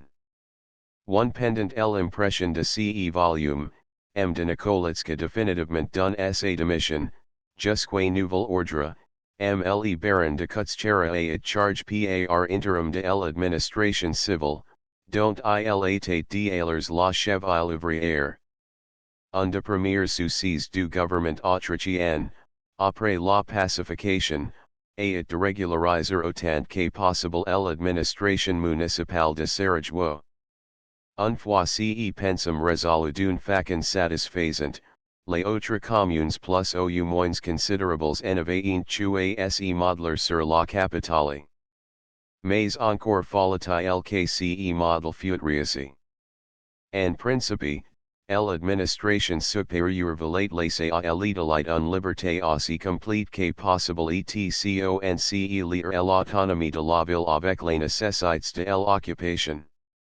ILNS jamais entré dans l'esprit de gouverneurs civils ou militaires de traiter Sarajevo en ville conquise et de faire litière dans les pays occupés, du self-government. Mais, en revanche, le gouvernement civil a voulu tenter une expérience en donnant à Sarajevo une organisation municipale copie, presque en tout points, sur celle de la ville de Vienne. Cette épreuve, qui avait ses dangers, comme toutes les innovations, at Kurani de Success, et la machine municipale Monte par les autrichiens marche à suhate. Par consequent serge wo est dot aujourd'hui un conseil municipal ou les nationalités et les confessions sont représentées dans une juste proportion. À la tête de cette municipalité se trouve, comme de juste, un maire de confession musulmane et un vice-président serbe de nationalité, et grec oriental de religion.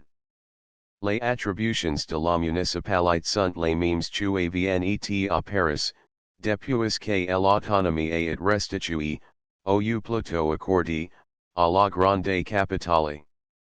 La police est tout municipale, on a eu l'idée de donner auxiliary sergents de ville exactement les mêmes costumes que portent les gardiens de la sûreté avienne, pantalon de drap bleu, tunique foncée de même couleur, de coupe à demi militaire et à demi administrative, cape à large visière, comme arme, un sabre de cavalerie de calibre respectable, et comme signe distinctif, un large plaque de cuivre poli et lucent, passé autour du cou et supportant le numéro d'ordre de l'agent.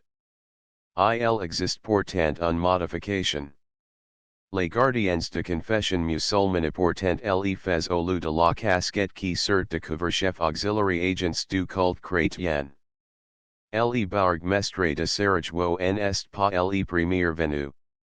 Tout d'abord, Mustaibe frappe les regards parsa hotaya, la régularité de ses traits orientaux, et ensuite par la dignité de son attitude, dignité exempte de pose et tout naturel. C'est un de ces Turcs majestueux et du, téléphones chuan se plate à se les représenter après avoir lu quelques contes de mille et un nuits. Haroun al-Raskid le grand sultan devait être aussi beau, aussi grand et aussi fort, il devait marcher et se mouvoir avec cette grace tout virile. Mais ce n'est pas à Haroun al-Raskid, personnage hypothétique et appartenant au domaine de la fantaisie seulement, que le premier bourgeois de Sarajevo ressemble. Dans l'accentuation de ses traits, le caractère oriental se mêle à ses quelles reminiscences italiennes, dans ses nesbusques, dans cette barbe grisonnante et capie de presse, mais surtout dans certains gestes, dans certains mouvements et certaines démarques, on a de l'aversion comme si on avait devant soi un revenant, mort français, et revenu sur terre sous la carapace d'un Osmanli. Imaginez-vous Gambetta, bien portant, dans tout l'éclat de sa vigueur, coiffé d'un turban blanc et drapé dans un ample caftan de soie entr'ouvert et laissant voir le pantalon et la redingote à l'européenne, mais de mode un peu suranné.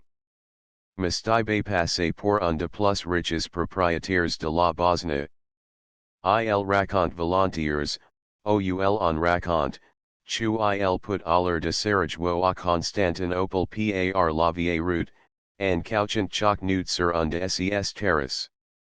Mais en homovis, le bourgmestre préféra, quand il va à Istanbul, user du sleeping car et de bateaux à vapeur.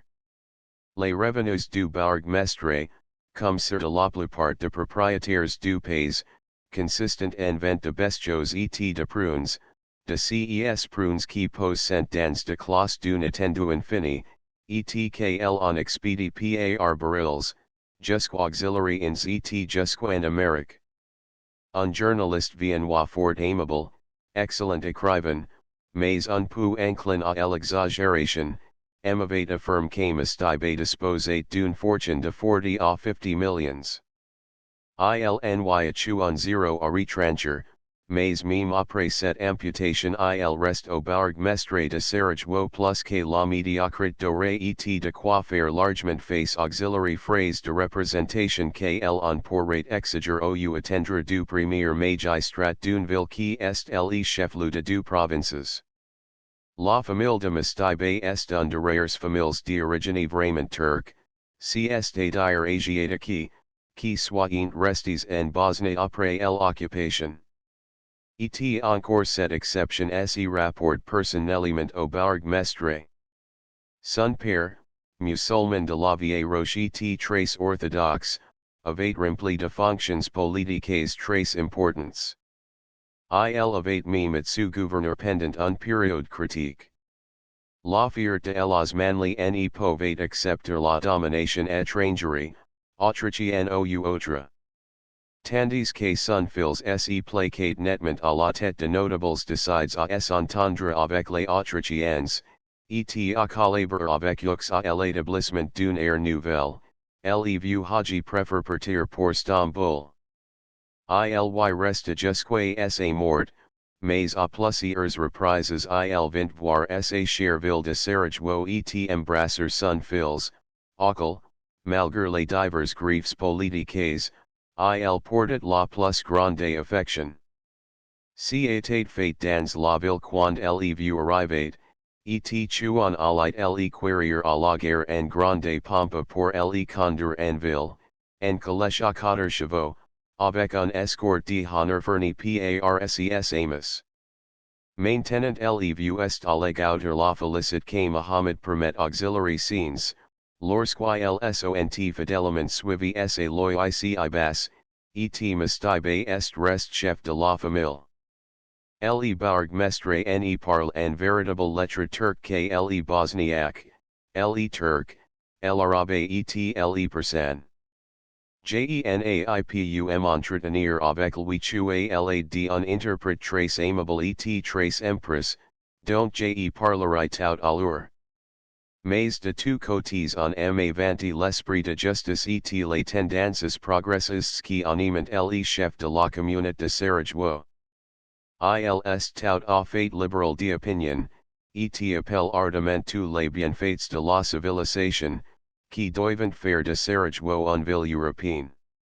Il accumulerait avec joie un houseman réformateur, et le jour où la lumière électrique rayonnera du haut de minarets, le digne maire verra se réaliser un rêve audacieux tu il caresse depuis longtemps. Ces des progressistes en empêchant Pomistibe d'être un musulman très pieux, suivant à la lettre les prescriptions du rite. Il a toujours éloigné de ses lèvres le calice rempli de vin, et sa plus grande orgie est de boire de temps à autre un boc de bière. Il jeûne avec un rigoureuse compunction pendant le Ramazan, et lorsqu'il se promène à travers les rues de Sarajevo ou au milieu de provinces de son domaine, il défile entre ses doigues le chapelet de grains de corail. Le bourgmestre considère l'hospitalité comme un devoir de sa charge. J'en avais prévenu, et je fus pas surpris de recevoir une invitation à dîner. Tout en remerciant le premier magistrat de Sarajevo de son attention, le fis prior de rien changer à son ordinaire, non pas pour exprimer par la banalité d'usage, mais parce que j'étais désireux de gouter un véritable repos préparé par un de mes cuisiniers de Constantinople, que m'était appris à sa sauté. Au jour indique, à 7 heures et demi du soir, nous étions dans le home du bourgmestre, une maison de belle mine tenue fort proprement. Sous le vestibule commençant deux escaliers de bois dont un conduit au salamlik, apparutement de hommes, et l'autre au harem. KCEMOT en évoqué au lecteur aucune des folâtres ou voluptueuse. La polygamie n'a jamais été pratiquée, sauf les exceptions nécessaires pour confirmer la règle, chez les Turcs de Bosnie. Ils sont toujours ténacement à un seul épouse, et mustabe n'a pas voulu donner à ses administrateurs le mauvais exemple. Madame la bourgmestre n'a aurait dû eut aucun rival. Seul, elle regne dans son harem, et s'il faut en croire les rumeurs, elle n'est pas sans autorité sur le salamlik, si c'est-à-dire sur le reste de la maison, et sans influence sur les affaires de la ville. Seulement, si mustabe n'a une seule femme, il lachant a la carte, il la cache et la voile avec autant de précaution que s'il était maître d'un serial de 50 valides et cadines. Sous ce rapport, les musulmans de Sarajevo, leur meilleur en tête, sont tout à fait vieux turcs. Ici la gaze légère et élégante ne suffit pas, comme à Constantinople, pour dérober à la vue de profanes la figure féminine, c'est le farage orthodoxe de grâce étoffe impénétrable et un véritable cagoule qui garantissent l'anonymat de l'épouse. C'est à peine si de trues suffisants pour laisser passer les regards sont perces dans l'édité cagoule. Que de fois dans la rue on se sent pris d'une vive curiosité, désireuse de savoir, comment bal l'aspect d'un masque, ce qui se dissimule derrière l'enveloppe prescrite par le rite, un gentil et phrase menoise, un frimus piquant ou quelque visage ride, velu, pourtant auxiliary disillusions.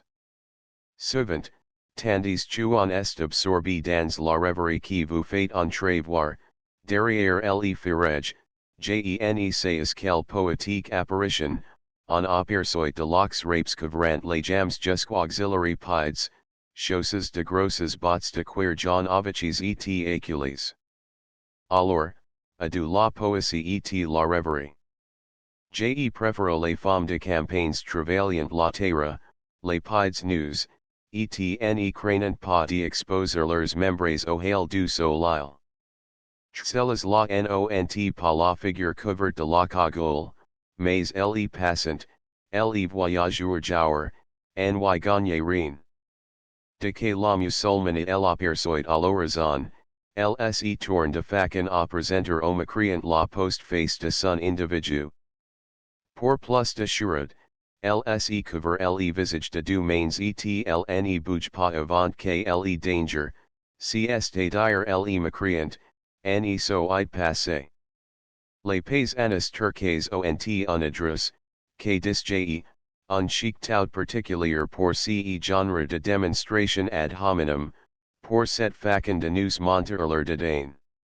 Mais revenons au dîner du bourgmestre.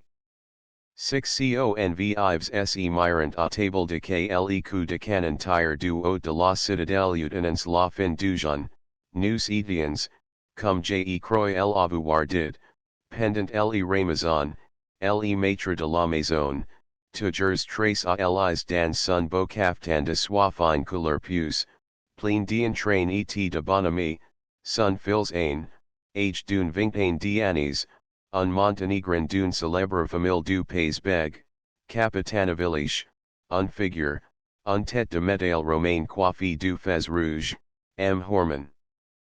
Préfet de police et commissaire du gouvernement auprès de la ville, avec son fils, un garçonnet d'une dizaine d'années à la main évolué et trace fier de son origine croate.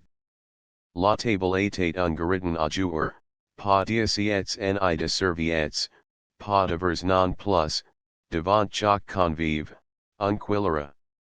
On servait d'abord sur un plateau, qui fut posé au milieu du gariton, un douzaine de hors d'oeuvre, chacun sur un soucoupe, lequel, fromage de brebis, ronces de saucissons, confitures de prunes, de roses et de cédrats, poissons fumes, etc.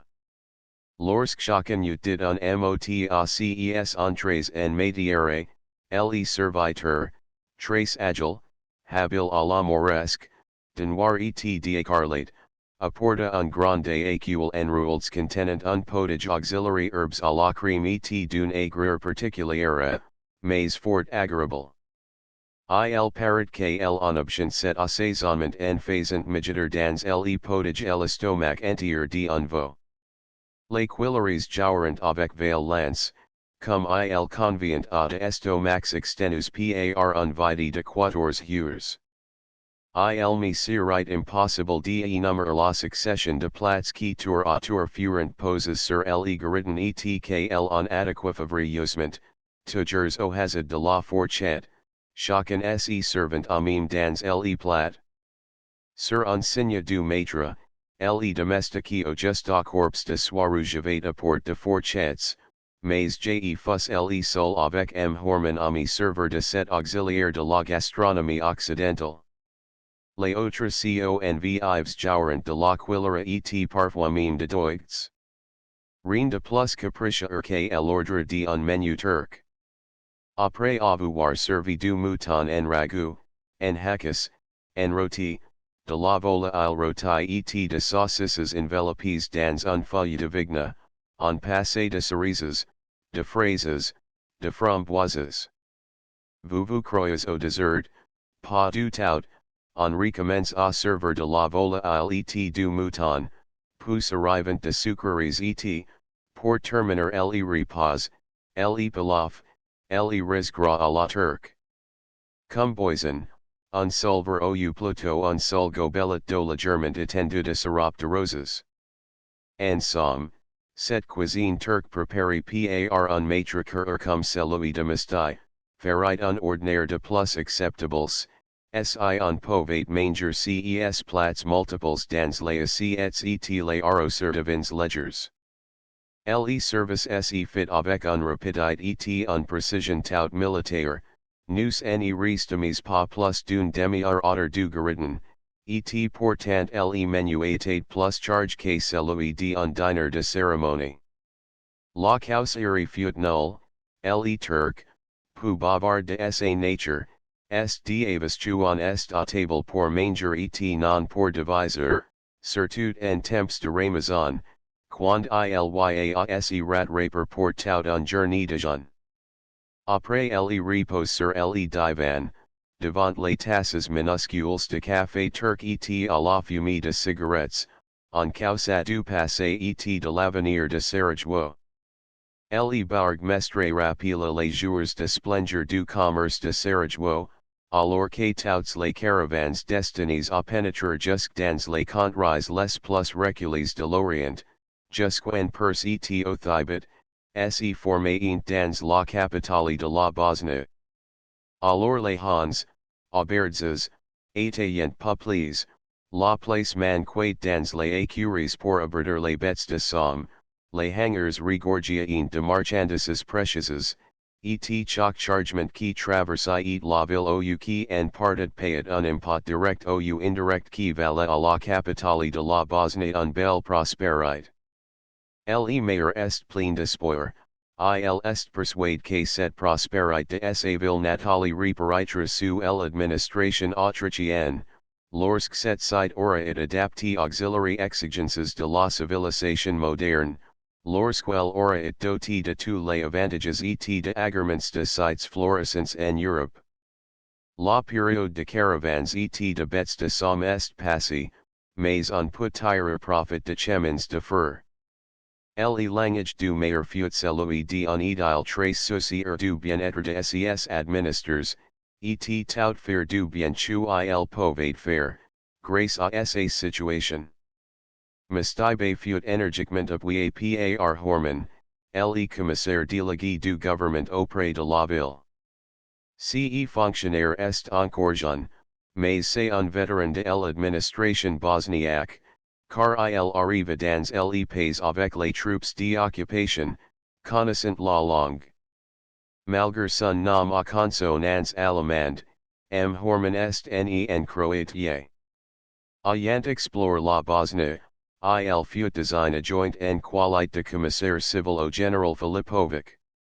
Le rude Feldjägermeister en aimait gros les Pekins, et il n'entendait pas qu'ils fussent mêlés à son administration. La situation d'un commissaire civil avec un tel chef n'avait don rien de particulièrement attrayant, et un hofrath qui avait également de fonctions à remplir auprès du commandant fut tellement abasourdi par les premières rebuffades, qu'il en perdit complètement la tête. Il fallut que M. Horman, qui de l'abord devait se gagner les bonnes grâces du général, relevât le moral de son collègue qui tremblait comme la feuille à l'idée seule de se présenter chez le Feldjägermeister. Tout en rassurant le hofrath, M. Horman ne put s'empêcher parfois de se moquer un peu de son timoré compagnon. Un jour, tandis que l'armée campait près de Daboe, retenue dans sa marche par les pluies et les retards de convoi, Filipovic, KCES contretemps impatientant, avait fait privé d'un agacement de nerfs très prenants, dans un entrevue avec le malencontreux Hoffrath. Celui-ci courut comme un chat échaud chez le commissaire civil, et avec une inquiétude très sincère, croyez-vous, demanda-t-il, que le Feldjägermeister ait le droit de m'infliger une punition? Horman prit un mine très grave, nous sommes en campagne, le généralissime adroit de vet de mort sur tout ce qui fait partie de l'armée à un titre quelconque.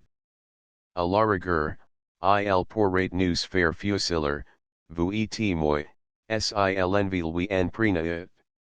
Mais tranquillisez-vous, il se bornera, le cas échéant, à vous emballer sur un mulet du train et à vous faire conduire à Brude.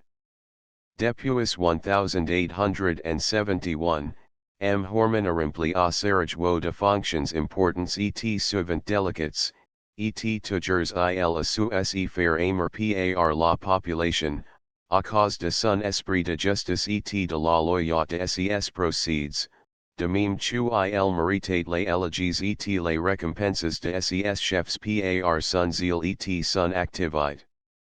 C'est surtout en qualité de commissaire du gouvernement auprès de la municipalité et comme préfet de police que Horman est fait apprécier. Les fonctionnaires chargés avant lui de cette tâche essentielle, ou bien ne connaissant pas suffisamment les pays et la population, ou bien prenaient les choses trop à la légère. La salubrité et la sécurité publique les ayant beaucoup à désirer. En confiant la police à un fonctionnaire tel que Horman, de quelle preuve il savait choisir le right man for the right place. Horman nettoie les écuries d'Augias. Les rues de Sarajevo sont toujours furieusement paves, elles sont propres et bien entretenues, lorsque toutefois la pluie ne contracte pas les excellentes dispositions de la voirie. Quant à la sécurité, elle est plus entière que dans bien de grandes villes. On entend jamais parler d'assassinats, et les vols sont rares. Entre autres innovations Horman adopte la préfecture de police d'un album de criminels. Cet album est un double vitrine placardé à la porte de la petite maison qui sert à la fois de hôtel de ville et de préfecture de police, et les passants peut étudier à les physionomies de voleurs, pickpockets, escrocs et autres malandrins qui ont eu à partir avec la police de Sarajevo. Envoyed la parmi les Turcs en costume national les pittoresques albanais, quelques messieurs d'importation autrichienne vêtus noir au de complets, qui tranchant au milieu de cette galerie de costumes orientaux.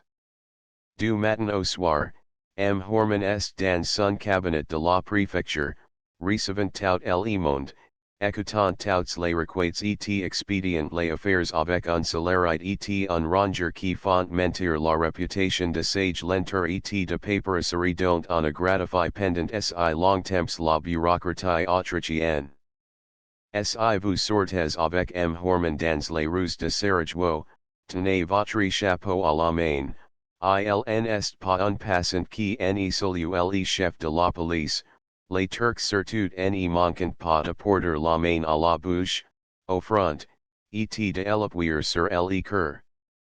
Beaucoup ne se bornent pas à cette marque de courtoisie, ils retent et intimement avec les fonctionnaires un bout de conversation, la plupart du temps sur un ton fort injo, car lorsque les Turcs ont confiance dans quelqu'un ils plaisantent très volontiers avec lui.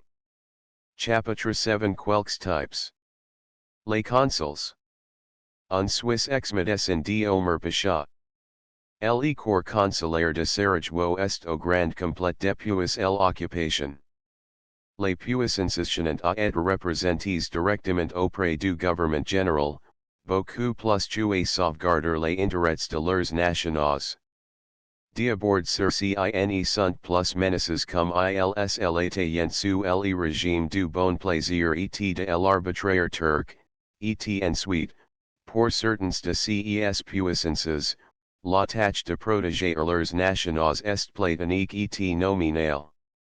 L'excellent représentant de la France à Sarajevo, M. Moreau, a un seul et unique protégé, un ex-employé du télégraphie turc, qui, depuis l'occupation qui arrima ce service entre les mains de l'autorité militaire, vit en philosophe de la pension chuan lui cert. Quant aux voyageurs français, il est encore rare, presque aussi rare dans ces perigs chuan le blanc ou un merle de la même couleur, le chancelier même du consulat est un grec. M. Moreau a fait tout sa carrière depuis 1853, en Crimée, en Orient, dans différentes provinces de la Turquie d'Europe. Chancelier du consulat de Sarajevo après la guerre de Crimée, il revint 25 ans plus tard en qualité de consul. Cette expérience, joint à un grande sagacité, fait aujourd'hui de M. Moreau un des agents politiques les plus qualifiés et les plus utiles de notre foreign office dans cette partie de l'Europe. Sais que M. Foucault de Carrel appréciat fort les relations que M. Moreau lui envoyait, pendant le voyage de l'archiduc Albert. A Sarajevo, M. Moreau est connu et estime de tout le monde. Il est en excellence relations non seulement avec les autres membres du corps diplomatique, mais aussi avec les hauts fonctionnaires de l'administration autrichienne, ce qui ne l'empêche pas d'avoir son franc parler et de dire dans ses rapports tout le fond de ses pensées. Le consulat de France est installé dans une grande maison turque, entouré d'un vaste jardin très bien entretenu et dont la verdure opulente réjouit la vue. La vie de famille de M. Moreau venait d'être troublée par la mort d'un fils âgé de 20 ans, et qui se préparait à passer ses examens. Toute la ville a pris un très vive part au duel de notre compatriote, et les preuves d'attachement qu'il a recus à cette occasion ont, pour lui et Madame Moreau, la seule consolation capable d'atténuer leur douleur. En eut dit tu avant cette perte terrible la maison du représentant de la France était comme un foyer de gaieté et d'esprit français. Gele croix volontiers, M. Moreau a un tourneur d'esprit caustique et un humour qui fait bien valoir la science et l'expérience amassées pendant un séjour de 30 ans dans les Balkans. Fis la connaissance, chez M. Moreau, d'un personnage qui va bien qu'elle en eswired quelques instants pour fixer un de ces figures typiques qui disparaîtront avec le système turc. Le Dr. Koeltish, médecin de la ville de Sarajevo et propriétaire de la pharmacie de l'Aigle, est aujourd'hui âgé de 60 à 65 ans. C'est un homme d'une apparence robuste, d'une constitution vigoureuse préchant d'exemple à ses clients, le visage est à la fois énergique et bienveillant, fut, ruse, matois, avec le clignotement de perpetuel tu adoptant malgré tous les Européens en contact, pendant un long temps, avec les Orientaux. Voyez les lascars de l'armée d'Afrique et même les généraux qui ont eu à négocier avec les Arabes. Ilya chez M. Koeltish du patriarche Montagnard. Montagnard, il lest, car il n'quit en plein jura bernois, à Delimont.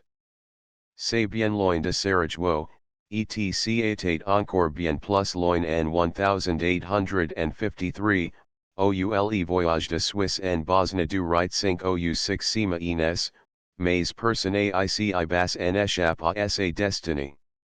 Ayant achevé ses études médicales à la faculté de Berne, M. Koeltish, désireux, comme beaucoup de jeunes Suisses, de voir du pays, s'embarqua pour Constantinople, au début de la guerre de Crimée, avec une lettre de recommandation du général helvétique Oxenbien, ami de jeunesse de Napoléon III. Cette lettre valut à notre disciple d'escalape un place auxiliary ambulances turques de Batoum. Omer Pasha le Grand Serdar arriva en assi mineur pour inspecter les troupes et campement, dont l'organisation avait done lieu de graves plaintes.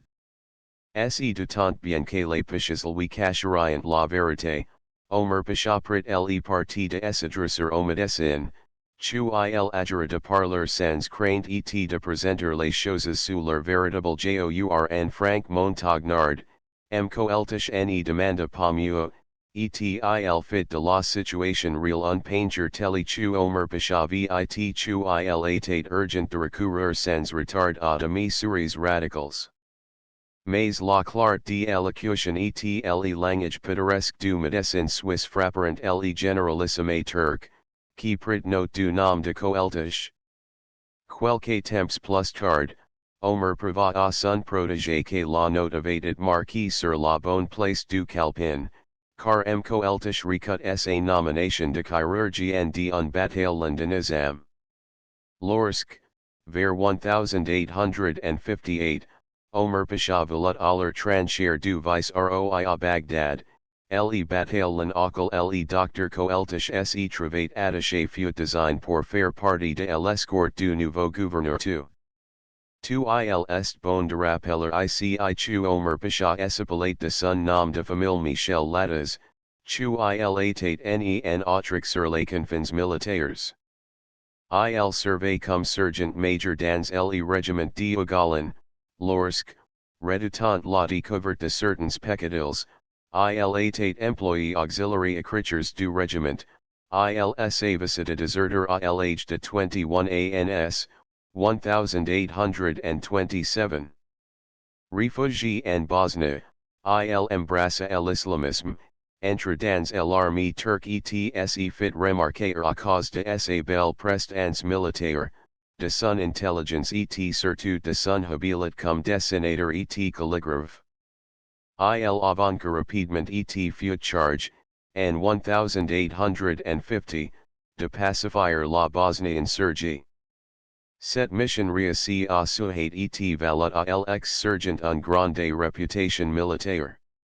Aussi c'est à lui que le sultan confia le commandement de l'armée turque concentrée sur la rive bulgare du Danube au début de la guerre de Crimée. Omer prit hardiment l'offensive, passa en Wallachia, battit les Russes à Khalifat et Oltanitsa, et forca les généraux du Tsar à lever le siege de Silistri. C'est à la suite de ces hauts faits que le sultan confero à Omer les titres d'altesse et de Serdar Akram, grand général, sans préjudice de riches présents dont le plus important fut l'immense terre d'Oltanitsa, auxiliary environs de Constantinople. Omer Pasha partit de Constantinople, avec l'arrière-pensée de s'écrire en assez mineur un fief héréditaire, semblable à celui que Mahomet Ali avait obtenu en Égypte. Il emmena don avec lui une force militaire imposante, dont il aurait fait, le cas échéant, le noyau de son armée. De Constantinople, le Serdar et sa suite se rendirent en bateau à vapeur à Alexandrie, et de la parle Mont Balen à Alep. Dans cette ville, il y eut halt de 6 semaines pour organiser la caravane et trouver 600 chameaux pour les bagages. Il paraît que la ville d'Alep méritait alors la réputation d'un capot asiatique, car le Serdar ne se plaignait nullement de cette station prolongée. Il accepta avec empressement, et rendit en grand seigneur les banquets et les fêtes que lui offrait le corps diplomatique. C'est le 2 janvier 1858 seulement que le cortège se mit en marche dans l'ordre suivant, 500 cavaliers kurdes et syriaques en guise d'avant-garde, les chameaux charges de bagages et de provisions, à 3 kilomètres d'intervalle venait un bataillon de chasseurs et, immédiatement après, le harem avec 5 dames chrétiennes. Ces voyage uses facient la route à leur gre, à cheval au dans de litières portes par de eunuques. Ensuite vina un second bataillon de chasseurs avec musique, du batteries d'artillerie, et un régiment de cavalerie fermant la marche. Quant au serdar, toujours à cheval, il allait tantôt avec les dames, tantôt avec les bataillons de chasseurs, tantôt avec l'artillerie. La course fut fertile en incidents et en accidents de tout espèce. À l'entrée du désert, un tourment de neige aveugle hommes et bêtes, et retarda considérablement la marche. Adiras, ville de 5 à 600 fur, habite par une population indomptable de brigands et de pillards, les serdar travaillent ports fermes, et tous les hommes valides armes réunis sur les ramparts. Omer Pasha fit sommer ces habit and still we livrer passage, menacant de tirer à boulettes rouges sur la ville, et de retirer toutes les maisons en cendre. Les habitants répondirent à cette invite par un décharge général qui toi un colonel aide de camp du serdar. Alors l'ordre d'assaut fut donné, les soldats grimpèrent sur les ramparts, pénétrèrent dans la ville, qui fut pillée de fond en comme pendant 3 jours. S'il échappe à l'incendie, ce fut uniquement parce qu'il faut n'y prit pas. Les troupes d'Omer n'étaient pas encore au courant de cette guerre spéciale qui consiste à réduire une ville en cendres selon les règles, comme on l'a vu à Saint-Cloud et à Châteaudun, et plus tard à Paris pendant la Commune. 400 morts gisant sur les paves, toute la population male fut dirigée sur Bagdad, les femmes et les enfants, à qui elle en donna de couvertures, purent rentrer dans les maisons, et reprendre possession de Codermus. Le 16 février, après 45 jours de caravane, le serdar fit son entrée triomphale à Bagdad. Mkoeltish était devenu son médecin particulier pendant le voyage, Omer Pasha ayant renvoyé le précédent titulaire à la suite d'une dispute assez vive. À partir de ce moment jusqu'en 1862, Mkoeltish fut intimement associé à la vie du Pasha. Lorsque, au bout d'une année, les ennemis d'Omer réussirent à le faire revoquer, et ils requérant au sultan un ordre d'internement dans la terre d'Oltanitsa, ce fut le médecin suisse qui organisa la retreat de Bagdad à Istanbul, qui ressemblait un peu à la retreat de Russie.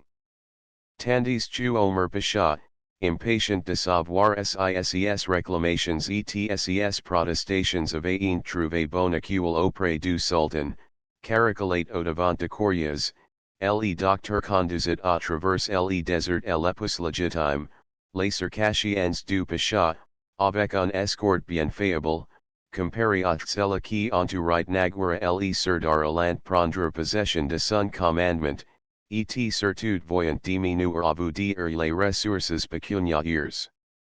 C'est grâce à de miracles d'économie difficiles à réaliser dans ces périgs que la caisse ne fut pas épuisée avant le terme de la route. Pendant du ans, Omer Pasha fut auxiliaires dans sa propriété, dont il lui était défendu de franchir l'enceinte. Le brillant serdar, qui passait pour riche, fabuleusement riche, eut à lutter contre les ennuis d'argent et les créanciers, car il avait l'habitude de dépenser au fur et à mesure tout ce qu'il lui rapporta directement ou indirectement ses hautes fonctions. À Bagdad il touchait 50,000 francs d'appointements fixes par mois, mais il avait monté son cognac sur un tel pied, il avait otter de lui un tel nuit de parasites, de serviteurs de tout espèce, que ses ressources étaient d'autres suffisantes à peine pour joindre les deux bouts. C'était au médecin particulier qu'il en avait recours pour négocier de emprunts et vendre de bijoux acquis pendant d'époques d'abondance. L'insurrection de El Herzgovine valut de nouveau à Omer les bonnes grâces du sultan et un nouveau commandement. La Turquie s'en prit non seulement auxiliary insurges, mais aussi auxiliary instigateurs de troubles, auxiliary Montenegrins. Omer Pasha avait l'ordre de négocier d'abord avec le prince Danilo, en vue d'obtenir de garanties pour la tranquillité de l'avenir. Mais le prince de la Cernagore a fait la sourde oreille, l'armée d'Omer devait marcher tout droit sur Sédigny. C'est dans ces négociations, aux quelles prirent part les consuls de puissances, que coeltish jouait de rôles considérables et parfois prépondérants. Il faut être lire, dans le petit ouvrage publié par le médecin d'Omer Pasha, tous les alliés et venus de négociateurs, les intrigues de consuls les uns contre les autres, et les promenades sans fin, sur terre et sur mer, que motiveront ces pourparlers. Finalement coeltish fut envoyé à Sédigny pour remettre au prince l'ultimatum d'Omer Pasha. Mais le médecin ne présenta point dans une attitude menaçante, il essaya de persuader au prince Nicolas, age alors de 20 ans, que il valait mieux se soumettre auxiliary conditions de la porte plutôt que de soutenir un lot aussi inégal. En effet, le prince parut souscrire à toutes les exigences de la Turquie, mais le négociateur lui-même ne se fit pas d'illusions sur la valeur de ces engagements. Il telegraphia de Cataro à Omer Pasha, le prince accepte toutes les conditions, mais il ne pourra en remplir aucune. En effet, lorsque Omer Pasha demanda l'évacuation de Donga par les Montenegrins, conformement auxiliary stipulations, il ne recut aucune réponse, et immédiatement il passa à l'action. Après de combats meurtriers ou la victoire hésita entre les deux parties en présence, les Turcs se trouvèrent devant les portes de Sédigny. Le médecin fut de nouveau envoyé auprès du prince Nicolas pour négocier la paix, il réussit après 5 jours de démarches, et il parvint même à atténuer certaines conditions très dures et très humiliantes, imposées au prince par le vainqueur. La campagne fut terminée, mais coeltish ne suivit pas son protecteur à Constantinople, ou celui-ci allait retrouver toutes les splendeurs attachées à sa dignité et toutes les voluptés raffinies de la vie orientale. Coeltish s'était pris d'affection pour la Bosnie, il trouvait avec raison une ressemblance frappante entre les paysages alpestres dont la capitale de la Bosnie est le centre, et ses montagnes du Jura. Au lieu de rentrer à Istanbul, notre médecin s'établit à Sarajevo avec sa famille, car il avait épousé une arrière-petite-fille de Justinian, et il en était résulté un succès nombreux de helvétie byzantins. Mais là encore la protection ou plutôt la reconnaissance d'Omer Pasha ne lui manqua point. Grâce à l'influence du Serdar, il fut nommé secrétaire politique de Valis de Bosnie, et il remplit ses fonctions sous les différents gouverneurs qui habitirent le Konak de Sarajevo de 1862 à 1875. On peut dire que pendant ce laps de temps le médecin suisse fut le truchement, l'intermédiaire, entre le gouverneur et la population et entre le gouverneur et le corps diplomatique. Son autorité était augmentée de l'expérience, et connaissant à fond la Bosnie, il était able en conseil dans les cas difficiles par les valis qui changeaient très souvent, selon le mode de pêche turcs et de préfets français, qui se succédaient à de courts intervalles. L'importance politique et les services rendus par le médecin suisse ne furent pas reconnus et admis par les Turcs. Seulement, en l'année 1875, l'empereur François-Joseph parcourant la Dalmatie et une partie de la Bosnie, un célèbre diplomate, Ali Pasha, vint saluer François-Joseph. Il mena le docteur coeltish en qualité d'interprète, et cette excursion valut au Jurassien la croix de commander de François Joseph.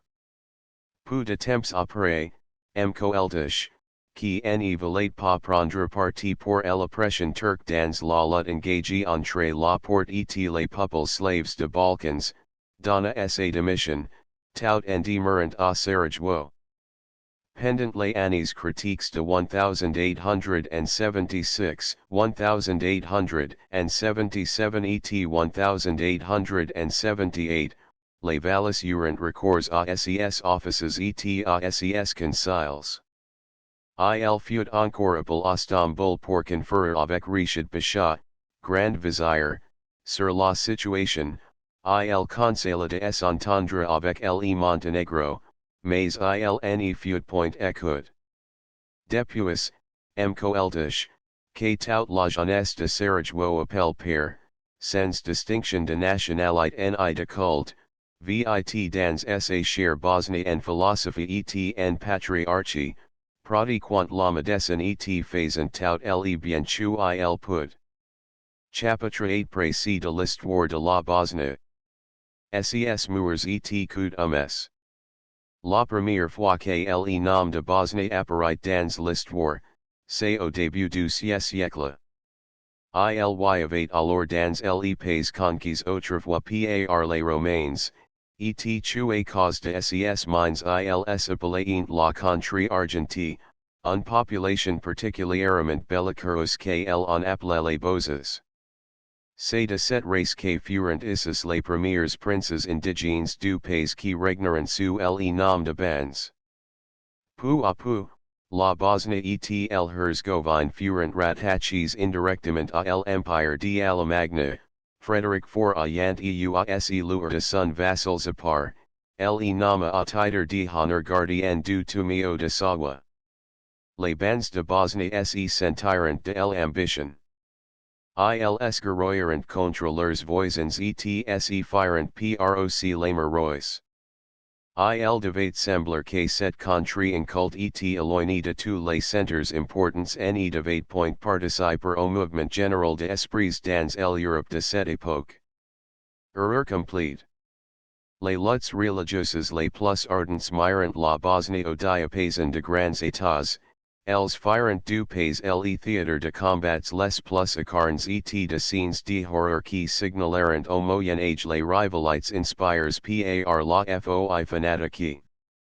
Les princes de la Bosnie avaient hésité longtemps vers quelle variété du culte chrétien ils devaient se tourner, ils devaient choisir le rite grec uni ou rester fidèles à l'autorité papale. L'hésitation dura toujours, puisque, en ce moment encore, la population chrétienne du pays est partagée entre les deux rites. Les papes cependant ne voulaient point que le pays échappe à leur influence.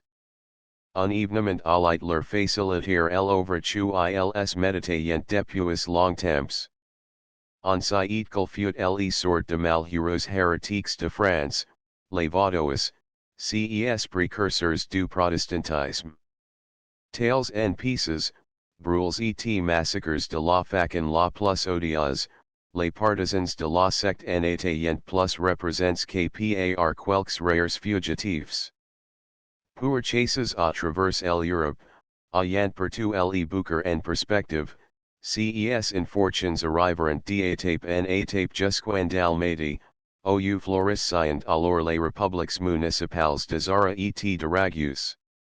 De la ils gagnèrent l'Herzégovine et la Bosnie, et se crurent enfin en sûreté, au milieu d'une nature sauvage et presque inaccessible. Mais ils avaient comme sans la rancune tenace de Rome.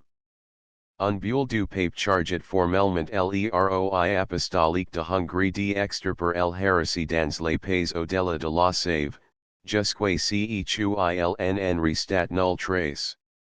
L'ordre de moines franciscains établi dans les couvents, était déjà populaire, était chargé d'assister, au point de vue intellectuel, les exécuteurs de ordres Venus du Vatican. Les rois de Hongrie cherchaient depuis longtemps un prétexte plus ou moins plausible pour intervenir en Bosnie.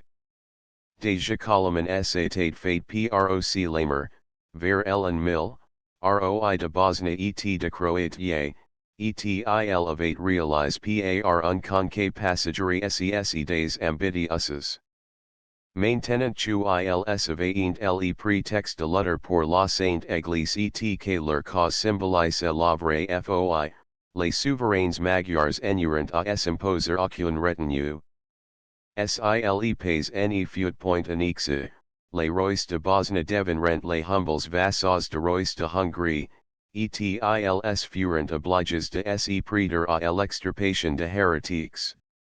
En vit alors pendant plus de 50 années les bouquers se dressèrent en permanence sur les places publiques de Travnik, de Jais et de Mostar, les espions d'une inquisition ombrageous et sanguinaire foliaient partout, à la recherche de hérétiques. Un vague soupçon suffisait, etc était fait de la victime. À quoi bon décrire ces scenes de horreur, ces supplices qui ravageront un country de moeurs fort simples et presque patriarcales? L'histoire du fanatisme et de ses excès est écrite partout dans les mêmes caractères de sang. Grâce à ces proceeds, l'Église catholique gagnait du terrain, les églises se multipliaient, et de tous côtés s'élevaient de couvents de moines franciscains. Les bons pères devinrent à cette époque les véritables éducateurs de catholiques de la Bosnie et ils sont sous se maintenir dans cette position. Il est vrai que depuis les temps de Vados leur humeur est devenu plus tolérant, leur fanatisme est imus. Ce sont s'il est permis de se servir de cette expression sans manquer de respect à de moins de ces bons diables, qui, tout en songeant au salut de l'âme de leurs whales, voivent, jouant et s'amusant volontiers avec elles. Ils sont toujours soudis à leurs bien se mettre avec tout le monde, même avec les Turcs. Auxiliary xiii siècles, la Bosnie eut ses jours de gloire et de grandeur sous ses propres rois, dont les chants nationaux rappellent encore aujourd'hui les hauts faits. Mais le torrent dévastateur de l'islamisme se répandit sur cette contrée de les premières années du XVe siècle. Le conquérant Mahmoud vainquit le roi de Bosnie en 1460, et il décapita de ses propres mains le malheureux monarque. Plus de 30,000 guerriers faits prisonniers furent massacres, et toute la jeunesse du pays fut conduite à Constantinople et en Asie. Quant auxiliary femmes et auxiliary jeunes filles, on en fit un choix pour le harem du sultan et de ses viziers, et 30,000 autres furent vendus auxiliary marches d'Andrinople, de Bruce et du Caire. Beaucoup de Bosniaques embrasseront de cette époque la foi musulmane, pour gagner les bonnes grâces au tout au moins l'indulgence de terribles vainqueurs. Cependant, malgré la défaite, les Bosniaques, habitués à une longue indépendance, impatients du joug qui venait de leur être impose, espéraient toujours la délivrance. Ils ne perdirent courage qu'après la conquête de la Hongrie, et lorsque les bannières surmontés du croissant se promenèrent le long du Danube jusqu'aux auxiliary bastions de Vienne. C'est sur le champ de bataille de Moos que le sort de la Bosnie fut définitivement scellé. Alors beaucoup d'indigènes embrasseront l'islam et obtinrent de grands avantages de sultans, que cette conquête aimes hérétiques ne flattait pas moins que la prise de possession du pays leur avait cause de satisfaction. C'est alors que l'envits organiser cette aristocratie feudale de begs, qui bientôt devinrent sans pitié pour leurs compatriotes qui n'avaient pas voulu renier leur croyance et qui furent réduits à cette misérable condition que résume fort bien le mot de Raja, troupeau. L'oppression de begs fut aussi dure, aussi dégradante, aussi spoliatrice que aurait pu l'être celle de véritables Turcs venus d'Asie. bien souvent les chrétiens après et depourls invocarant, mais vainement, l'intervention du vala du sultan, parmi ces hauts fonctionnaires, un seul se fit remarquer par son esprit de justice et par sa loyauté. Ces gaz echaus ref beg, le troisième gouverneur après la conquête. Brave comme un lion à la guerre, trace vers dans le coran et les livres saints, ayant puisé dans cette étude de doctrines libérales et surtout de principes de tolérance, chaus ref en admettait pas que la différence de religions donnait le droit auxiliary musulmans d'opprimer les chrétiens, pas davantage les juifs, aux quels il donna asile et protection. Il les aujourd'hui, plus de 400 ans après sa mort, de traces de son administration qui sont tout à son éloge, de hôpitaux, de fontaines et l'organisation de la bienfaisance, c'était un philanthrope. Aussi était en garde pieusement sa mémoire, et si de statues en il lui ont pas éleves, puisque la loi du prophète l'interdit, en entour de soins les plus touchants sa tombe, que renfermait un mausolée construit dans la cour de la plus grande mosquée de Sarajevo. Un vala turc, ami du genre humain, l'exemplaire est rare et mérite tous les honneurs qu'on lui rend. Jusqu'à la fin du XVIe siècle, la Bosnie n'est fait que parler d'elle, noyée dans l'immense ocean de possessions turques. Mais voici un adversaire redoutable de la maison d'Osman se lève à l'horizon vers l'ouest et ne tarde pas à briller du plus aveuglant éclat, enriquissant de prouesses innombrables les annales militaires de la maison d'Autriche. Le prince Eugène de Savoie, fils de la belle Olympia de Mancini, cet enfant de Paris jeté hors de son pays et de sa carrière par l'animosité du rancunier Lavoie, devint également redoutable au sultan et à Louis XIV. Il chercha sa fortune en Autriche et se distingua tout d'abord à la bataille sanglante que Sobieski et le prince de Lorraine livrèrent en 1684 sous les mers de Vienne. Le siege de cette capitale terriblement menacée dut être levé, et la magnifique armée turque fut détruite presque complètement. 2 années plus tard, Eugène de Savoie, qui avait combattu sous Vienne en simple volontaire avec quelques autres gentilshommes français, était colonel à la prise de Bude, dont le 200e anniversaire vient d'être célébré par une belle exposition historique.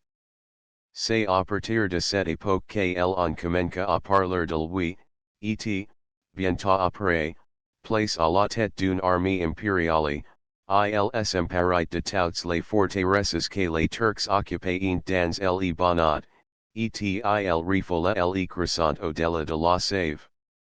Stimule par ses succès, le prince Eugène le noble chevalier, comme on l'appelle dans les légendes et les complaints relatives à ses hauts faits, ne put résister à la tentation d'une promenade à main armée sur le territoire ennemi. À la tête de 15 000 cavaliers hardis et décides à tout braver, il lanka dans l'aventure. Ce ride fut rapide, foudroyant, fantastique. Le prince, sa suite et son armée allèrent tout d'une traite jusqu'à Sarajevo, saccagant tout sur leur passage, brisant les obstacles, acclaims de tous côtés par les populations chrétiennes, qui respirant librement pour la première fois depuis de siècles et qui habituèrent à considérer l'égal à deux têtes et l'attendre John de la maison de Habsbourg comme un emblème de délivrance, et c'est de cette époque que datent les premières sympathies de populations pour la famille impériale. Les Turcs, épouvant, s'étaient enfouis dans les montagnes et en Rumely. Le prince put envoyer à Vienne de trophées et un butin considérable, parmi lesquels se trouvaient de petits chevaux nerveux et agiles que l'empereur Léopold affectionnait beaucoup, car il ne manqua pas de remercier chaudement son fiel lieutenant de ce présent. L'entrée au serrage woyud lu avec un grande solennité. Les cavaliers d'Eugène avaient revito leurs cossacques surchargés de braderies, leurs baudriers étincelants, leurs cuirasses et leurs armures historiques. Les hussards, surtout, firent sensation par leur costume reste traditionnel. Quant au général, celui qu'elle en appelait à ses débuts en France le petit abbé, il avait bonne mine sur son grand cheval. Au début de ce siècle, le système feudal s'épanouissait en Bosnie. La terre appartenait auxiliary agas, seigneurs, qui considérant les paysans, surtout lorsqu'ils étaient chrétiens, comme leurs serfs. Et pourtant on ne saurait appliquer ce terme, dans l'exception rigoureuse qu'il avait au Moyen Âge, auxiliary campagnes bosniaques. Le camit en est point, en droit du moins, un serf, c'est une sorte de fermier héréditaire dont la situation n'est jamais bien exactement définie et ne l'est pas encore aujourd'hui. Mais le fait est que dans les bons temps où les agas étaient maîtres du pays, la condition du camit était très misérable. Il était tenu de payer au seigneur la trentaine, soit les tiers de son revenu, mais l'aga, s'il en avait la fantaisie, augmentait cette redevance et ne pas de la porter au double. Mais si en était pas tout, un beau jour le seigneur quittait son air, battit presque toujours au sommet d'une montagne, pour descendre dans la plaine et se faire héberger par les paysans. Il fallait donner à cet haut peu désir le meilleur les plus beaux fruits, et tuer en son honneur les brebis les plus plantureuses et les poulets les plus gras. C'est seulement après avoir mis à sec le grenier, les étables et la basse-cour du pauvre camit, que le seigneur s'en allait dans un autre ferme ou rentrait dans son castel, pour revenir au bout de 6 mois au d'un, lorsque les provisions avaient été renouvelées. Le reste du temps le passait à la chasse, poursuivant les diams, les ars, les chamois, au nichant les eagles. C'était, avec ses portarbolites, ses fauconniers, ses moutcoises, le véritable châtelain du Moyen Âge. Parfois le sultan expédiait un firman de recrutement. Le seigneur arrivait alors avec 5, 10, ou 15 de ses camits tout équipes et montes, et partit en guerre pour le plus grand honneur et profit du croissant.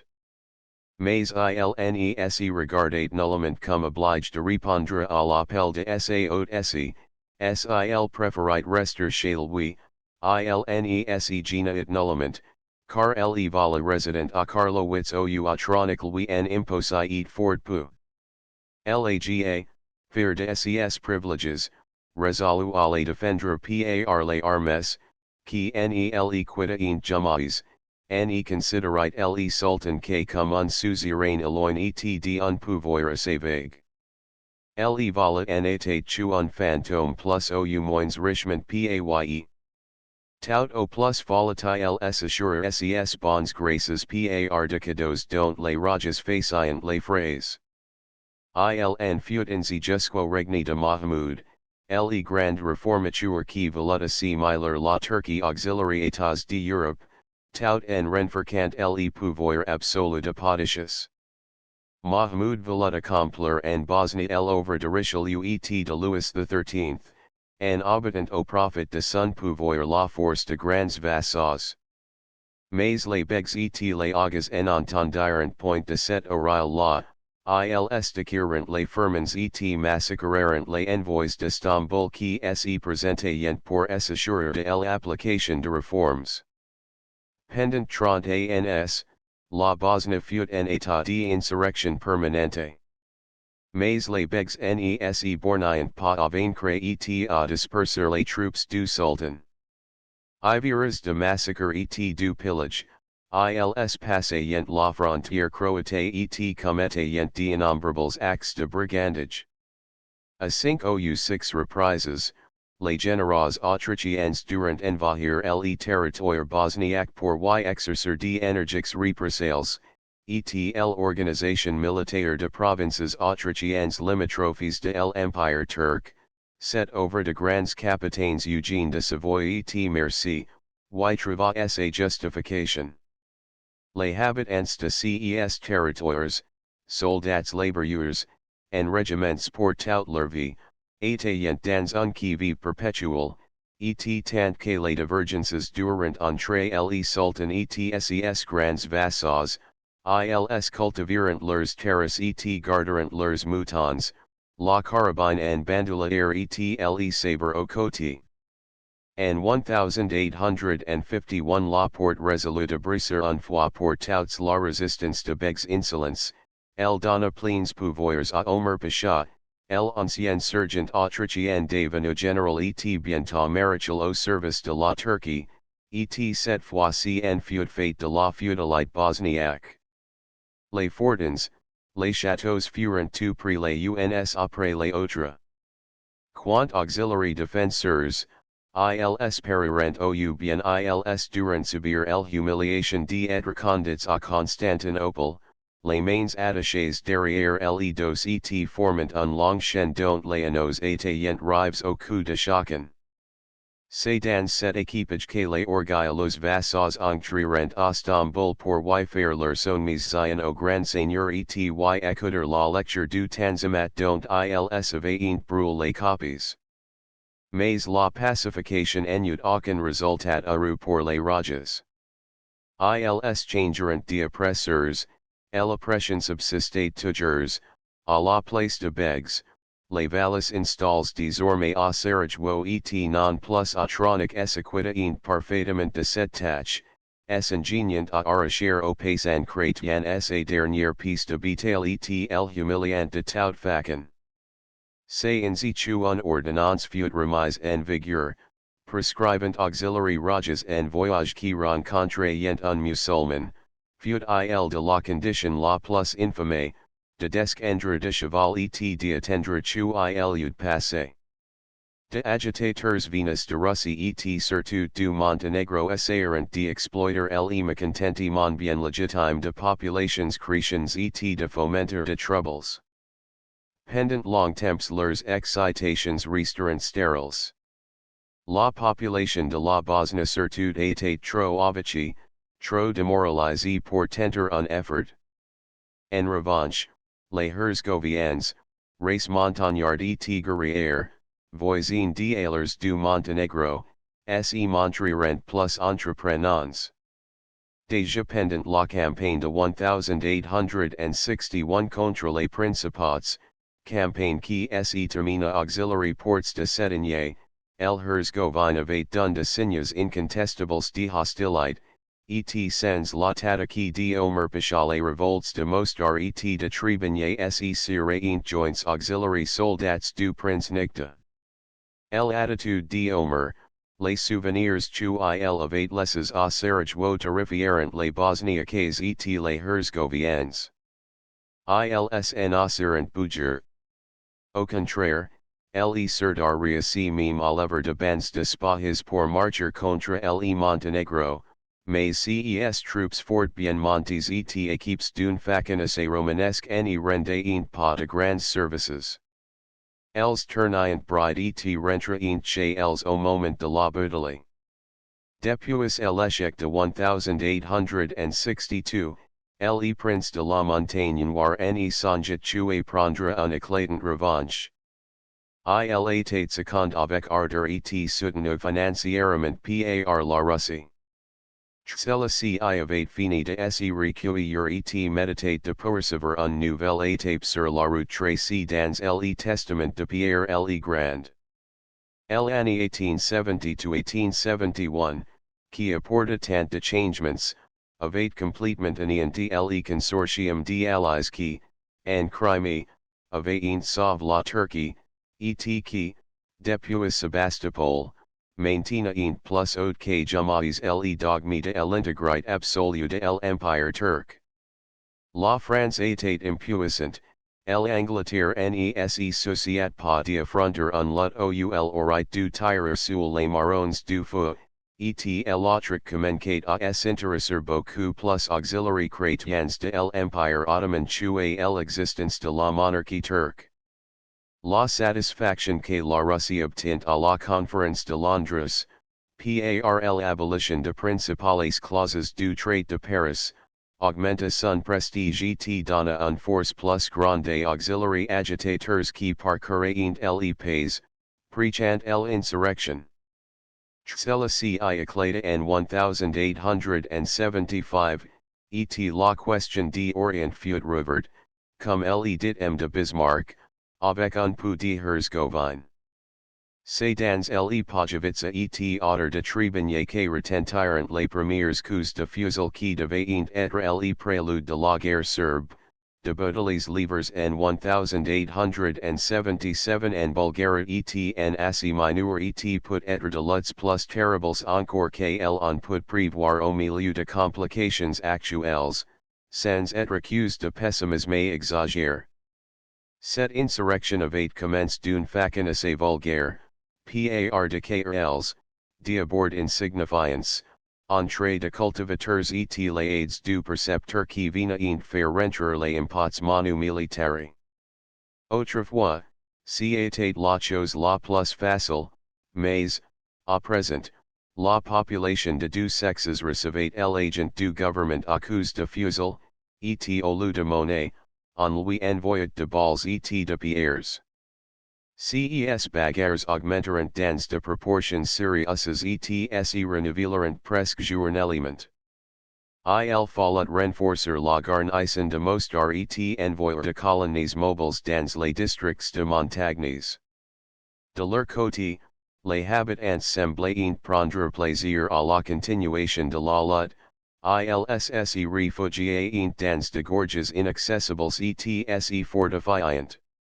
Les Turcs étaient dans l'obligation de recourir à la stratégie, et ils n'y montreront pas toujours très heureux, en bien expériments. Pendant tout l'année 1875, l'insurrection se propagia, mais si la Russie avait foment ces troubles, c'en pas vers les tsar que les insurgés regardaient, attendant de secours et la délivrance.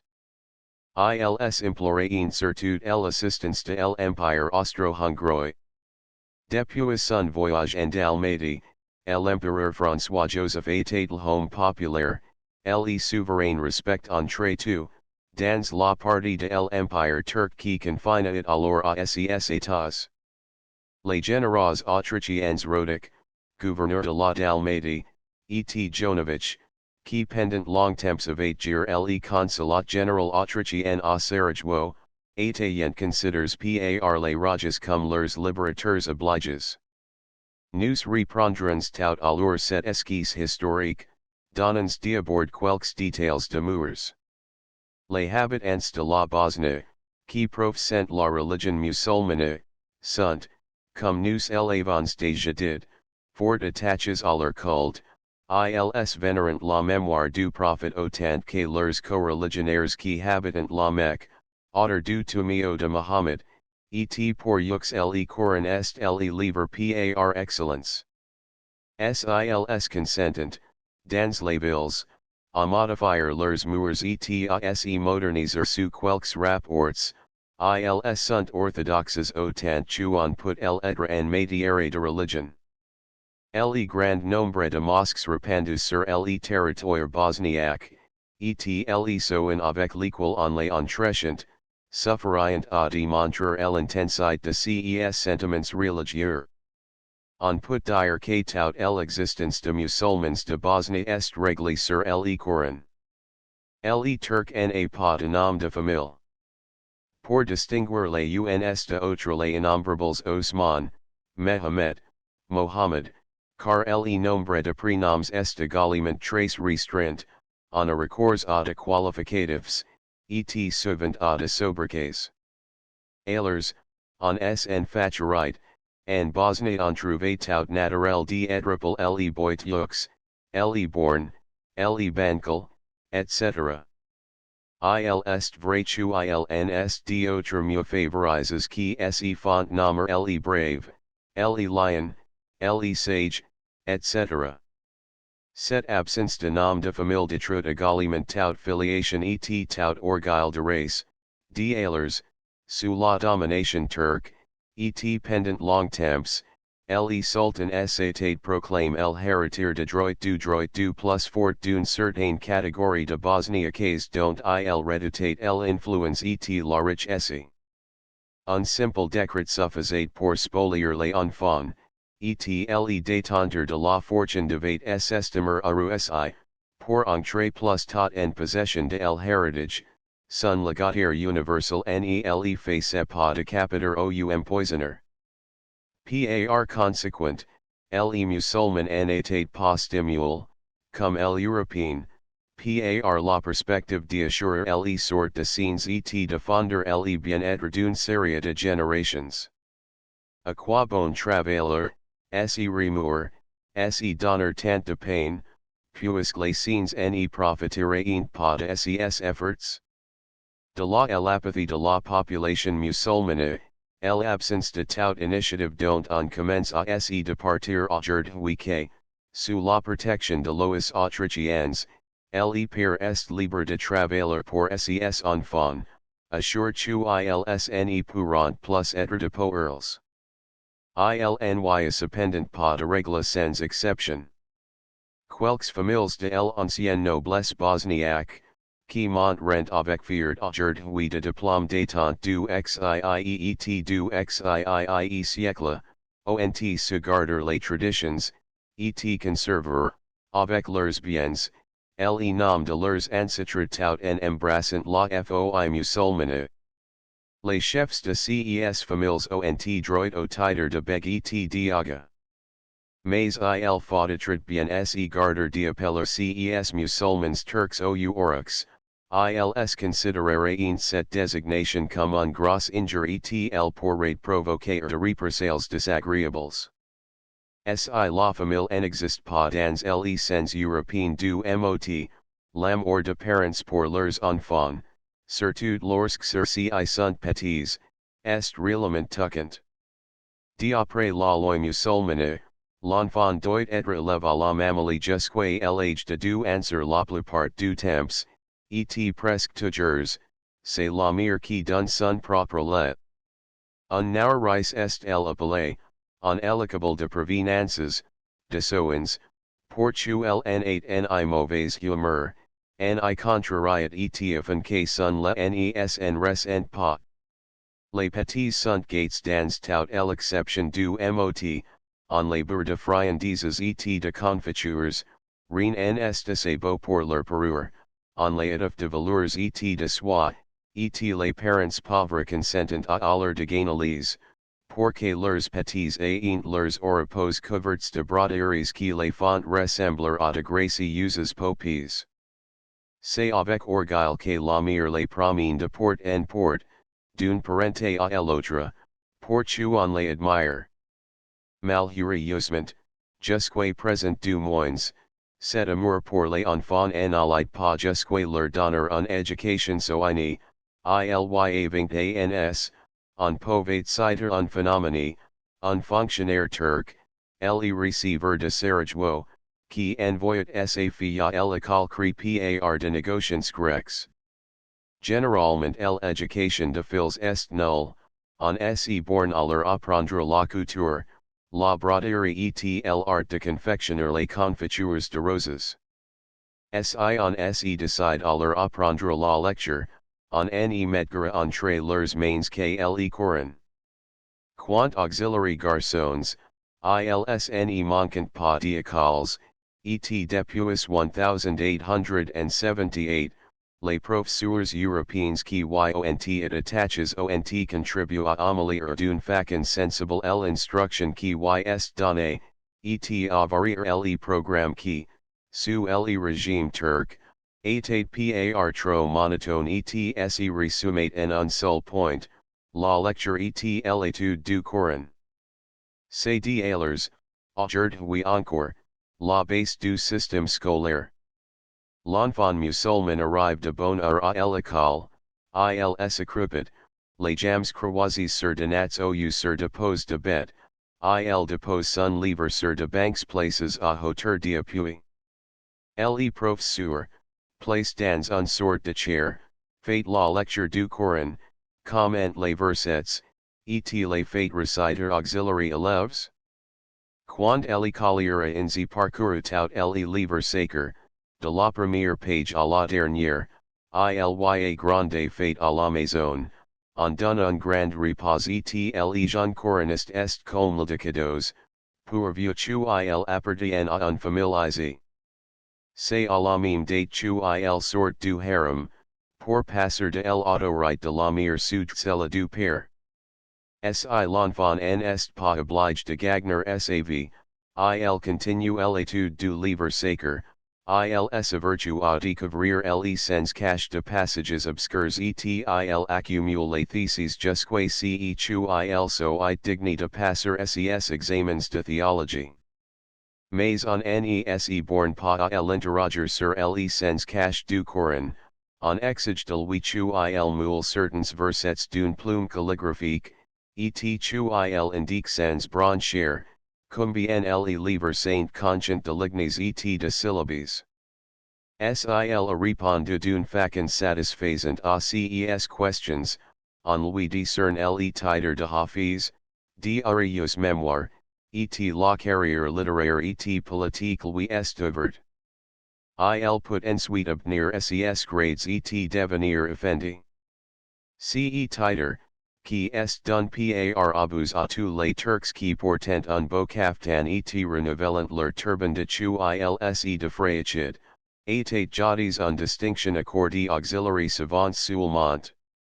Autrefois, le mode était d'envoyer les fils de familles aisées aux riches par faire leur éducation à Istanbul.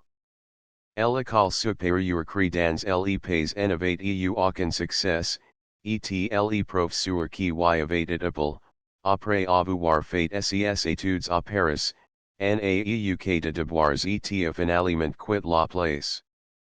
La aussi l'influence de l'occupation s'est fait sentir. Les écoles vides n'aguera, commencent à se remplir et, à côté du Coran, on commence à y enseigner d'autres thèmes, surtout de langues vivantes, et les jeunes bosniaques apprennent très vite l'allemand qui est en somme la langue gouvernementale et administrative.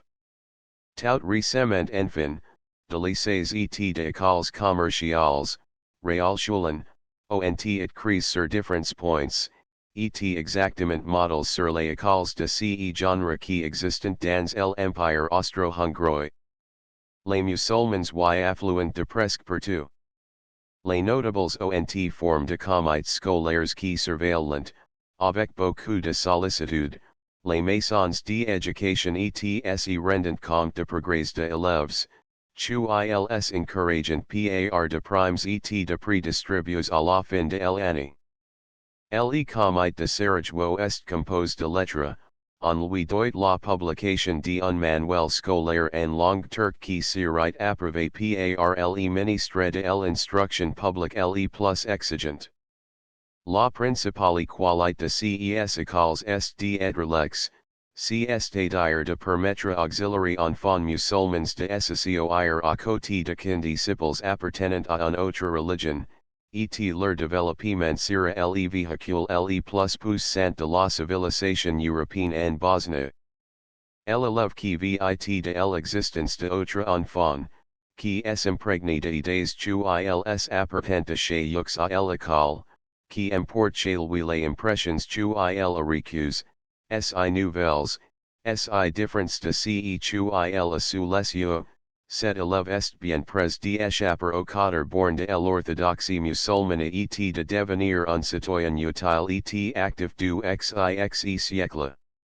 Cette conquête est plus sûre et plus durable que celle qui pourrait être poursuivie les armes à la main, ou par de procédés oppressifs.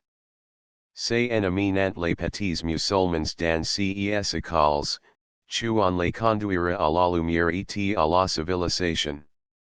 Fidèle à la règle de conduite qui ils est imposée, le gouvernement austro-hongrois ne veut pas user de coercition, ni de violence, pour garnir les banques de ces écoles, il compte sur la force de l'exemple, sur l'amour-propre de musulmans, qui ne voudront pas que leurs enfants restent dans un état d'infériorité intellectuelle, quand ils ont tant d'occasions de s'instruire, et que la science est mise à leur portée avec tant de bonne volonté.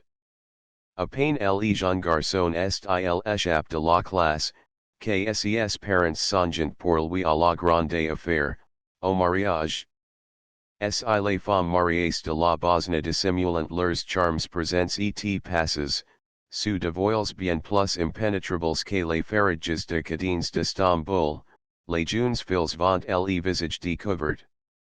Cependant, pour échapper auxiliary regards trop importants et trop investigateurs, ces jeunes filles portent derrière les dos un tissu que elles peuvent ramener sur elles comme un rideau, pour échapper auxiliary curieux. Grâce à cette concession, reminiscence d'époques où la Bosnie était encore un état chrétien, les fiancés connaissent, au moins de vous, cela qui on lui destin et que sa mère prévoyant accueillir pour lui dans les établissements de bains qui sont affects à ces sortes d'entrevues. Mais il ne peut communiquer autrement avec sa future épouse, à moins de stationner les soirs pendant de longues heures, sous les fenêtres de sa belle. Si don, en passant par les rues du quartier turc de Sarajevo, vous apercevez un don Juan en casaque neuve et faisant le pied de grue sous le grillage d'un mouch arabe et guettant afin de voir flotter un bout d'étoffe et de ruban, dites-vous bien qu'il y a un mariage en perspective, que c'en est pas pour l'autre motif que le jeune homme consent à se morfondre. Une fois la femme mise au harem, elle est absolument invisible pour tout être du sexe fort.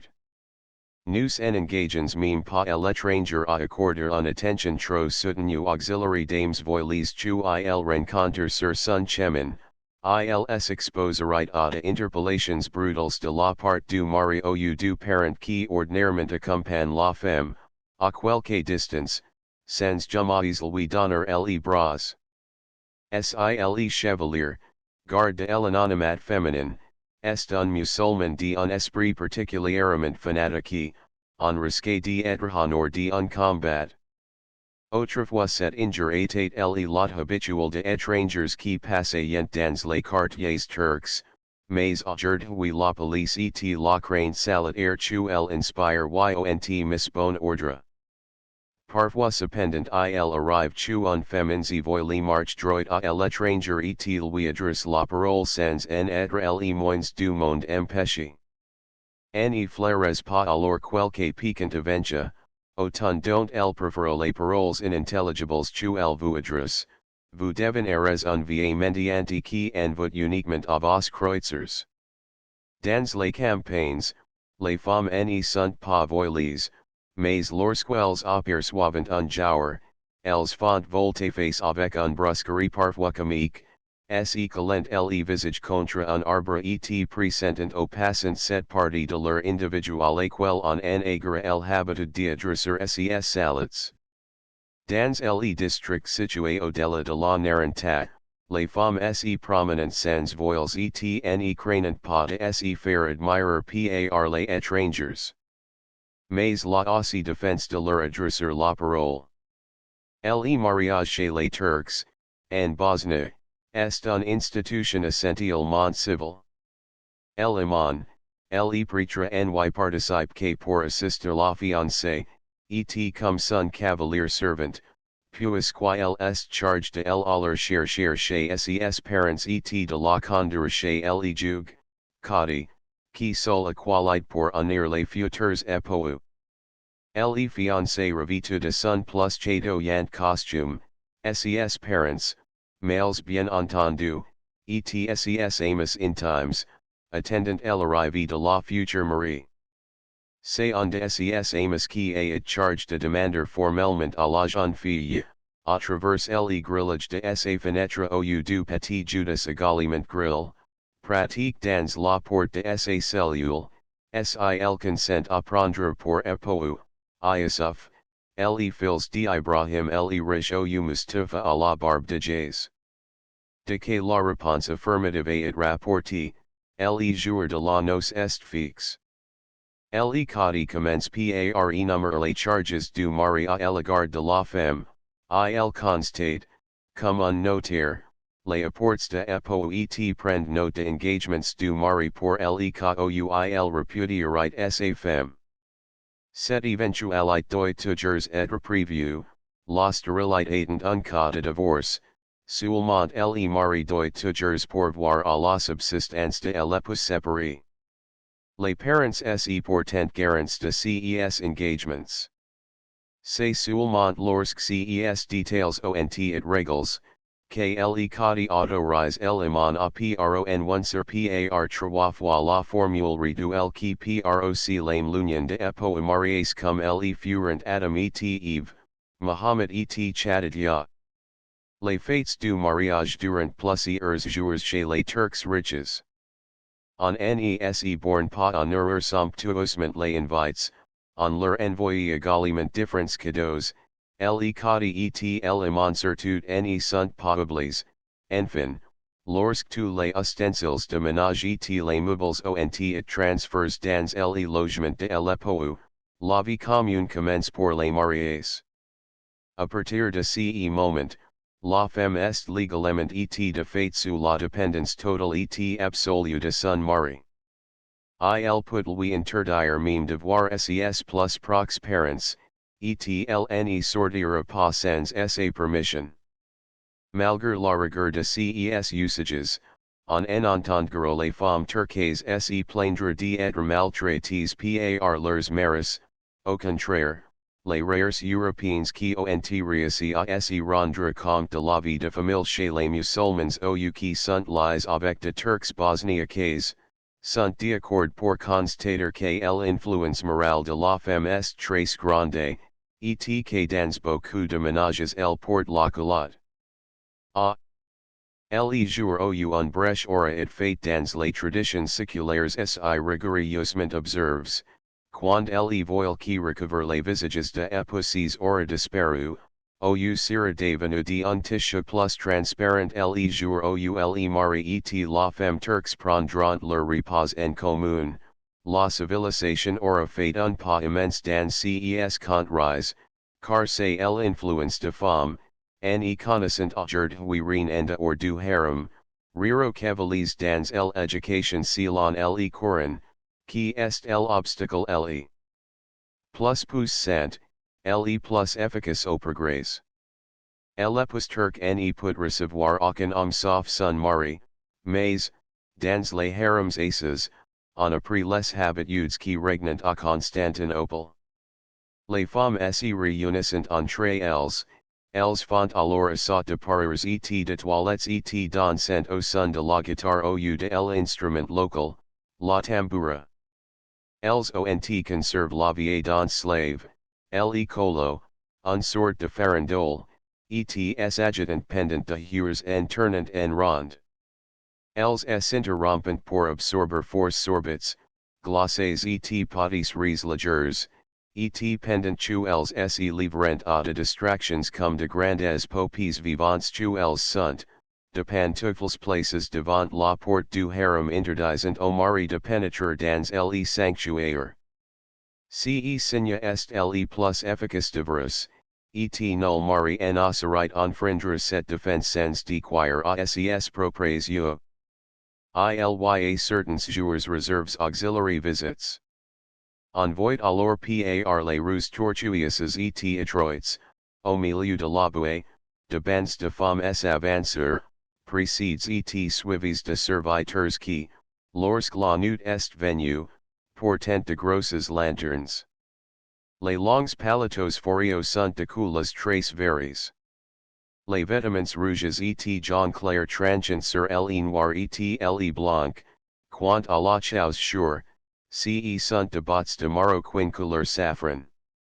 Et les rires, les gazouillements, les bavaridages svant leur train, sans compter que ces dames nes genant pas quelque fois pour se maker de passants. Ne sunt els pas jours de l'impunite? Ces jours de visite sunt, pour les habitants de harems, de véritables jours de lice. On dirait tu els se grant de l'ret du solile. Depuis l'occupation, de lignes sociaux se sont établis entre les femmes du monde turc et les épouses de quelques fonctionnaires et officiers autrichiens. Celles-ci se rendent au harem, et recueillent chez elles la visite de cadines. Mais alors, il faut qu'elle mariates au in de disparaître. Les dames turques se montrent très curieuses de plus petits détails de ménage, et elles examinent avec une attention presque enfantine les objets les plus insignifiants qu'elles en mettent sous leurs yeux. Elles sont particulièrement heureuses quand les dames de fonctionnaires leur font admirer quelques chiffons aux qualificates qu'elles en fait venir de Vienne ou de Paris. Ces temperaments naïfs placent beaucoup à certains immigrés et il de amities sérieuses qui se sont nouées entre turcs et chrétiens. Les bosniaques se marrant encore plus jeunes que les femmes musulmanes de Constantinople. L'âge moyen de fiançailles est de 15 ans, mais il est qui rendent la fameuse visite au quotidien au du ans plus tôt. La nobilité précoce, la vie du harem, le régime débilitant de reveries et le manque de précautions hygiéniques flétrissent bientôt les apes de la femme musulmane, à 35 ans, c'est un véritable vieil et elle peut prendre ses invalides d'épousser. Il y a une question délicate très souvent soulevée, et à laquelle on n'a jamais répondu avec quelque certitude. Malgré toutes les précautions minutieuses, malgré la surveillance incessante à laquelle on est sujet, la musulmane est-elle absolument fidèle, et son mari se trouve-t-il absolument à l'abri d'accidents conjugaux.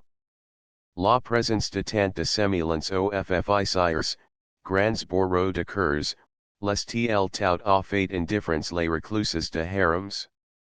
Si vous faites un inquiet sur ce sujet délicat, vous n'obtiendrez pour réponse que de sourires discrets, et de demi-confidences pleines de réticences, mais rien de précis. Nous sommes loin du reste en Bosnie, de sacs remplis de chats et de couleuvres dans l'escals en couche et l'épouse adultère. Un edit du Sultan Suleiman se born à autoriser le mari, dont les revers conjugaux auront it suffisamment demandeurs, à réclamer le divorce. Il est vrai que il n'est de même pour le cas où la femme attirate son voile devant un étranger, mais, dans un cas comme dans l'autre, le mari doit pourvoir à la subsistance de la divorcée. Le même Sultan Suleiman avait établi, en quelque sorte, un tarif pour les baisers dons à une femme qui n'est pas la vôtre. Il est vrai que la modicité de l'élément constituait une véritable provocation. En revanche, tout homme qui enlevait une jeune fille ou un jeune garçon était impitoyablement amoindri dans ses œuvres vives. Il va sans dire que l'un et l'autre de ces lois sont tombés en désuétude. Regardons dans l'intérieur de maisons. L'immobilier est reste le même, depuis l'introduction de usages turcs. De nats et de gueridons en constituent à peu près le fond. La qualité de ces objets varie selon le degré de fortune de habitants, le luxe principal consiste dans de tapis qui viennent de la rumeli, et dont le tissu est très épais. Les riches, qui chenant à avoir un état de maison élégant, font venir leurs tapis de Smyrne, et dépensent souvent de grosses sommes. Lorsque le musulman bosniaque meurt, il doit être enterré dans les 24 heures. Le profit edit que celui qui est destin à entrer au paradis doit y pénétrer le plus tôt possible, et d'autre part il faut se débarrasser très rapidement du cadavre, cette hâte du donner lieu de bien terribles erreurs, d'autant plus que l'examen du médecin de morts est assez sommaire. A Sarajevo et dans les villes, l'autorité autrichienne y a mis au moins bon ordre, et les morts sont visites par de docteurs sérieux, qui s'efforcent de prévenir l'inhumation précipitée de cataleptics. S'il décide est d'une famille particulièrement pieuse, le corps, après avoir été revêtu du suaire, est transféré à la mosquée où il passe la dernière nuit. On porte le mort au cimetière sur les épaules, et de même que chez nous, les passants solient le circuit, en Bosnie ils relayent les porteurs. C'est sous cette forme que les honneurs sont rendus auxiliaires morts. Les populations chrétiennes offrent un singulier mélange de traditions slaves et d'assimilations musulmanes.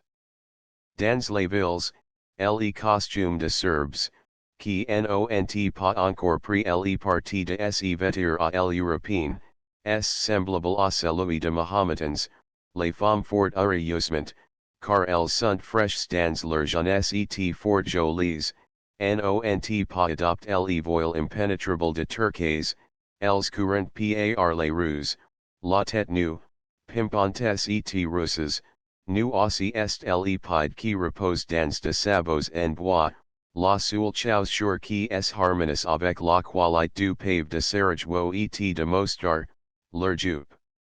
Trace ample et d'étoffe bariolée, se retreat dans le bas et fourmi un sort de pantalon. Un casaque brodi, un hiver un pelisse de peau de mouton et un bonnet pose sur la nuque complétant ce costume. Dans la campagne, la condition de Bosniaques chrétiens était, jusqu'en 1870, fort miserable, leur logement, leur nourriture, leurs habits, tout attestait cet état de délabrement. La polenta les nourrissait, et pour costume, hommes et femmes n'avaient que de longues chemises de toile grossièrement tissées, sachant que la récolte pouvait être enlevée par les begs, ou confisquée par les agas, ilsnese donna un gros la peine de cultiver le sol. Cela change aussi peu à peu, aujourd'hui ils sont certains de garder ce qui leur appartient, la loyauté les autorités leur garantissant leurs propriétés. Le commis prend goût à la culture de son lopin de terre, il songe à en tirer bon profit, et ses besoins sont des moins rudimentaires qu'autrefois. La gaieté et la bonne humeur pénétrant avec licence et la sécurité dans les cabines de villageois, les vieilles légendes d'autrefois y sont chantées avec accompagnement de la tamboura, la guitare nationale, et le dimanche, le colo entraîne garçons et filles dans son tourbillon. Le soldat autrichien se mêlé à la fête, il est le bienvenu partout. Il a un arme côté, et il ne pile pas. Cela change les habitants de Bakabuzux que la Turquie lachait autrefois sur yux. Chapitre 9 Origins de l'occupation autrichienne. L'opinion publique avait en Turquie pendant la guerre d'Orient. Démonstration à Budapest. Contrepoids à l'influence russe. Action de agents autrichiens à Sarajevo. Le voyage impérial de 1873. Les réfugiés.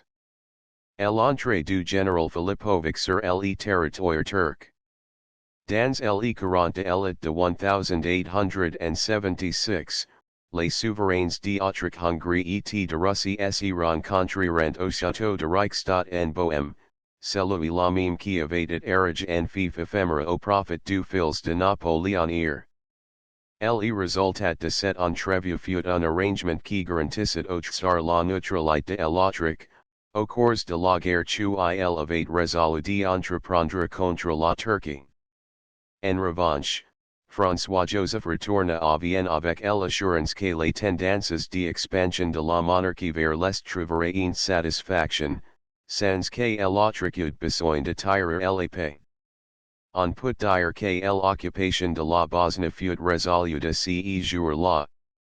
Le gouvernement de Vienne tint strictement ses engagements, malgré le courant de l'opinion publique très hostile à la Russie, malgré les observations de la presse et les interpellations parlementaires, il refusa de se jeter dans la mêlée et il assista l'arme bras à la lutte sanglante qui se poursuivait en Europe et en Asie. Le Kohn-Abrest, alors ministre des Affaires étrangères, avait une situation de plus difficiles. Homme d'état hongrois, parvenu à la plus haute situation de l'Empire grâce à l'appui de ses compatriotes, poussé par yux et chargé de défendre les intérêts magyars, ilsevit obligé de tenir tête à un mouvement d'opinion de plus prononces et de plus actifs, qui de Budapest avait rayonné jusque dans les dernières bourgades de la Hongrie. De toutes parts de meetings s'organisant, de processions précises de bannières et de fanfares traversant les rues réclamant à grands cris, et non sans menaces, la guerre contre la Russie et accusant les ministres de faibles au même de trahison. Les premières victoires de Turcs autour de Pléona et en assez mineur, jetirent de l'huile bouillante sur les feux de l'enthousiasme turcophile de Hongrois. C'est qu'elle en se souvenait, dans les pays de la couronne de Saint-Étienne, de l'intervention russe de 1849, sans laquelle l'autriche ne serait jamais parvenu à mater l'insurrection magyare, on se souvenait également de la noble et généreuse famille du sultan Abdul Mejid, refusant de livrer qu'à south et ses compagnons. Les agitateurs, qui donnaient alors le mot d'ordre au Parlement dans les réunions publiques et dans les journaux, proclamant qu'il était du devoir sacré de la Hongrie de se montrer reconnaissant et de voler au secours de la Turquie. Le mouvement ignorait son apogée lorsqu'une députation de sauvetage, venant de Constantinople, débarqua à Budapest pour prendre livraison d'un sabre d'honneur offert à Osman Pasha. Les démonstrations bruyantes, et les sommations adressées au Kohn-Abrest d'avoir à tirer l'épée devinrent plus pressantes et plus directs. Mais le Kohn-Abrest n'en émet point, ils étaient très lignes de conduite politique, ils devia point. Le début de la campagne de 1877 avait eu de épisodes très flatteurs pour el héroïsme de soldats turcs et humiliants pour les généraux russes, la suite et la fin de la guerre montreront toute la misère et toute l'incapacité de l'administration turque. Il était évident que si it rendre un mauvais service auxiliary populations chrétiennes, si it un crime envers la civilisation que de replacer sous l'égide du potash les provinces que la puissance de armes russes en avait détachées.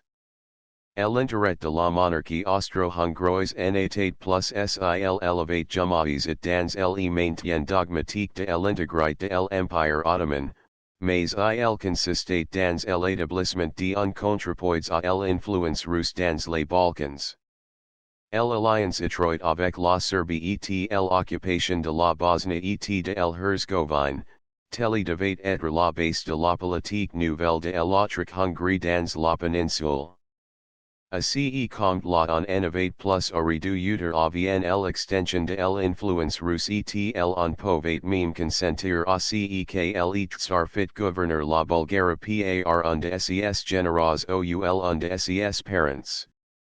Sil enchant compte de ce que ce double résultat était sans que l'autriche eût à s'imposer d'autres sacrifices que sur exiges par la répression du soulèvement de Bosniaques et de Herzégoviens, elle en conviendra que la politique du cabinet de Vienne est, cette fois, habile dans ses projets et heureuse dans ses résultats.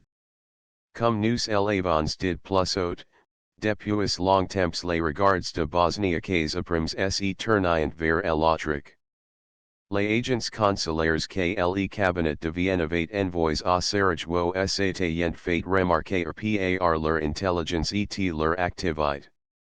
Du militaires surtout, le colonel Tomal et le colonel, plus tard général, Ivanovich, entrerent en relations intimes avec les slaves et par la cordialite chu ils leur tema ignorant, par la protection chu ils accorderant auxiliary rajas persecutes, ils surent acquérir de vives sympathies qui furent reportées sur le souverain de l'Empire austro-hongrois.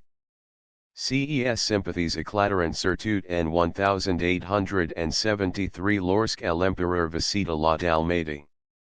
Tandis que le gouverneur de la Bosnie, Ali Pasha, se rendait à Ragus, avec une suite nombreuse pour saluer officiellement François-Joseph au nom de son souverain le sultan, de troupes de paysans à cheval, à pied, giches sur de charrettes passayant la frontière pour contempler de près ces tsar qui se montrent auxiliary populations les plus éloignées de son empire et qui venaient s'enquérir de leurs besoins, de leurs désirs et de leurs aspirations. L'effet produit par la personnalité de François-Joseph sur les habitants de provinces voisines de la Dalmatie fut très grande, la figure à la fois martiale et élégante du souverain, ses facons si simples et impréants d'une véritable noblesse, lui concilièrent tous ces esprits naïfs et humbles, habitués à considérer le moindre péché comme un demi-dieu planant orgueilleusement au milieu de nuages de son chibouque. Quand ils arriveront dans leurs foyers, ils raconteront ce chu ils avaient vu, et de ce moment tous s'écrieront, François-Joseph sera notre protecteur et notre libérateur. Ces espérances furent encouragées encore par la faveur dont jouissait alors le général de Rodic, gouverneur de la Dalmatie, qui passait avec raison pour un des partisans les plus ardents de l'émancipation de rajas dans les Balkans. Lorsque les troubles éclateront, et lorsque peu à peu le mouvement gagna tout el Herzgovine et un parti de la Bosnie, tous ceux qui avaient été compromis dans le mouvement et qui redoutaient de cruelles représailles chercheront un asile sur le territoire autrichien. Non seulement ils trouvèrent un refuge dans les états de l'Empire, mais le gouvernement leur accorda de secours calculs modestement, mais qui finirent cependant par obéir d'un chiffre assez considérable le budget, car le nombre d'émigrants augmentait et la durée de leur exil semblait se prolonger à l'infini. À la fin de 1876, les réfugiés bosniaques avaient coûté à l'autrique 12 millions de florins.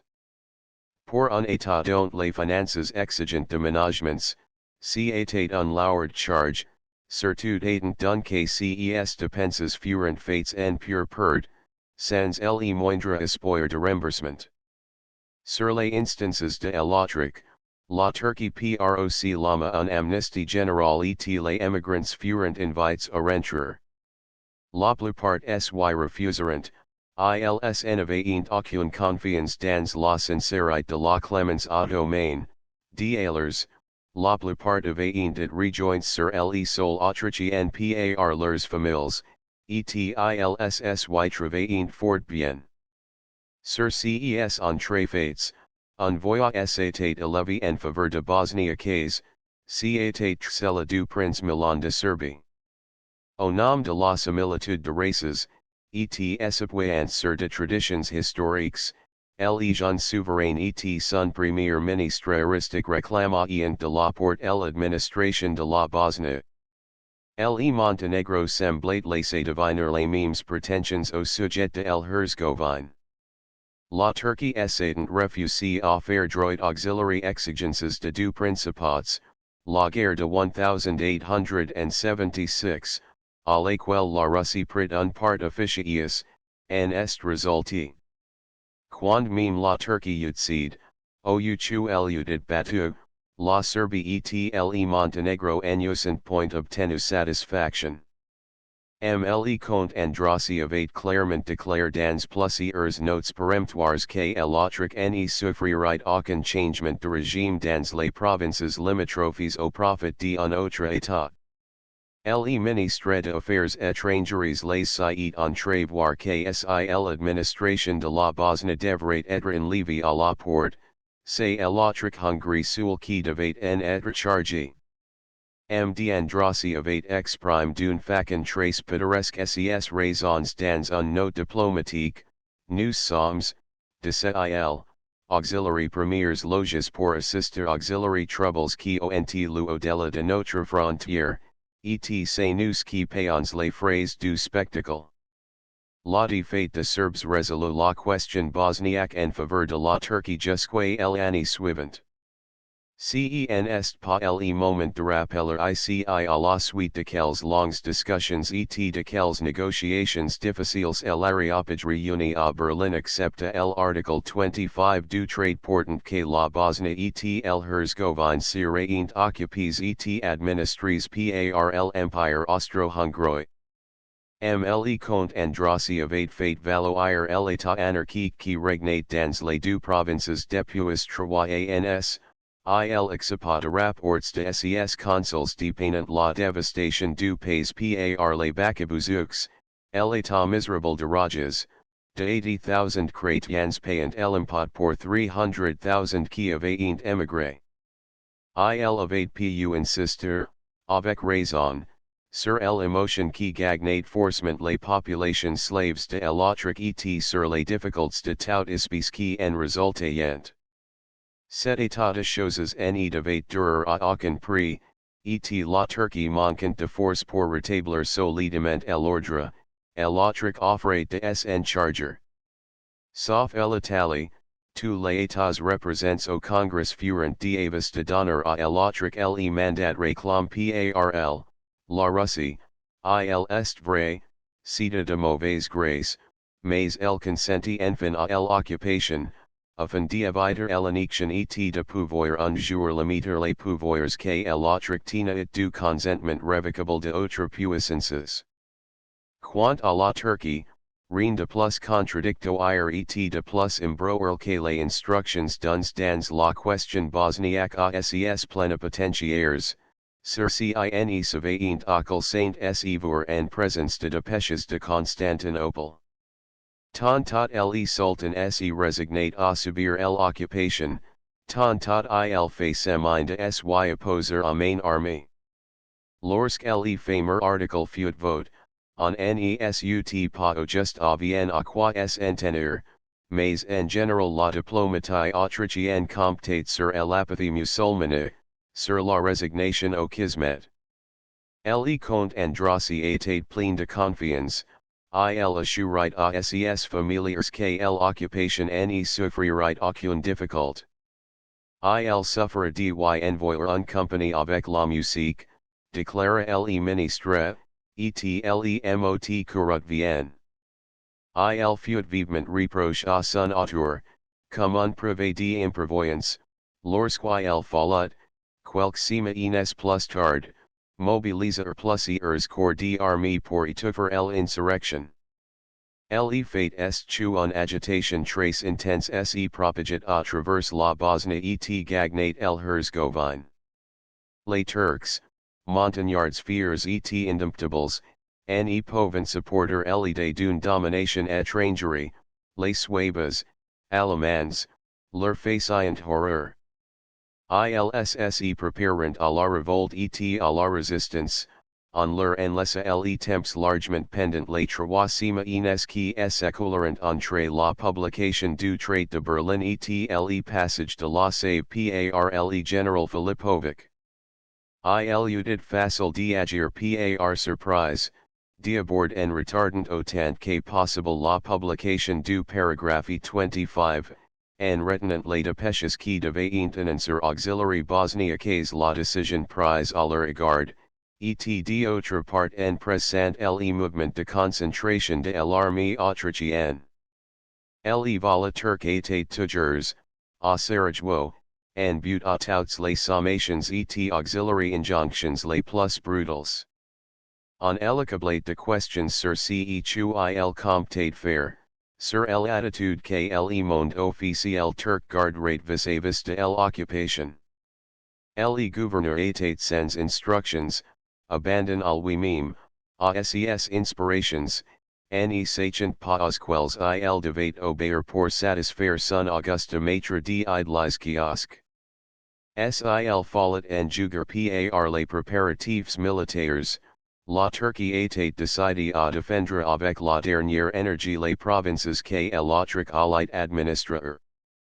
Une armée de 25 à 30,000 hommes avait été concentrée entre la CVT Sarajevo, tous les éléments de l'organisation turque étaient représents, mais les bakabouzoks y dominaient.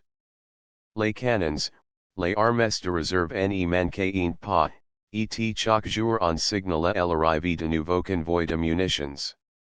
Après un court lot d'influences diverses, les fanatiques l'emporteront, la résistance fut résolue.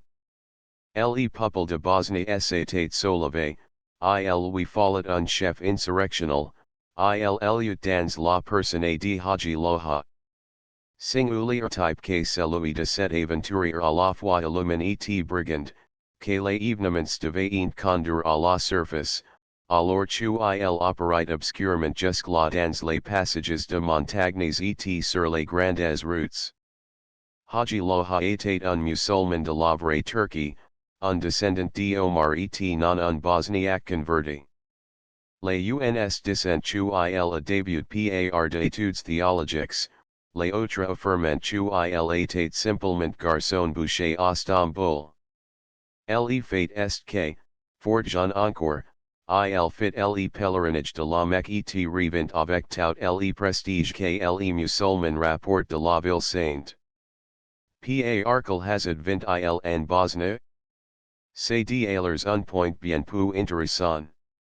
Le fait positif, c'est que, pendant 3 ans, il tint la campagne dans les environs de Sarajevo avec une douzaine de compagnons, échappant toujours avec bonheur auxiliary recherches de la police et auxiliary poursuites des upthes. De que le brut de l'entrée de Autrichiens se répandit dans la capitale bosniaque, Haji Loha, de brigand se fit partisan et commença à revendiquer à grands cris et à main armée l'indépendance du pays. Peu de journées lui suffirent, appuyé d'alors sur le clergé musulman, pour acquérir un grand ascendant et se placer à la tête de ce qui adressait d'impérieuses sommations au volet. Celui-ci tenta de s'échapper, mais les Bosniaques armes le rejoignirent à quelques lieues de Sarajevo et le ramenèrent prisonnier. Il y avait alors en Bosnie près de 30,000 hommes de troupes turques qui y avaient été concentrés à la fin de la campagne de 1877, et cette troupe avait été grossie par les déserteurs appartenant à d'autres parties de l'armée ottomane, qui avaient participé à la lutte contre la Russie.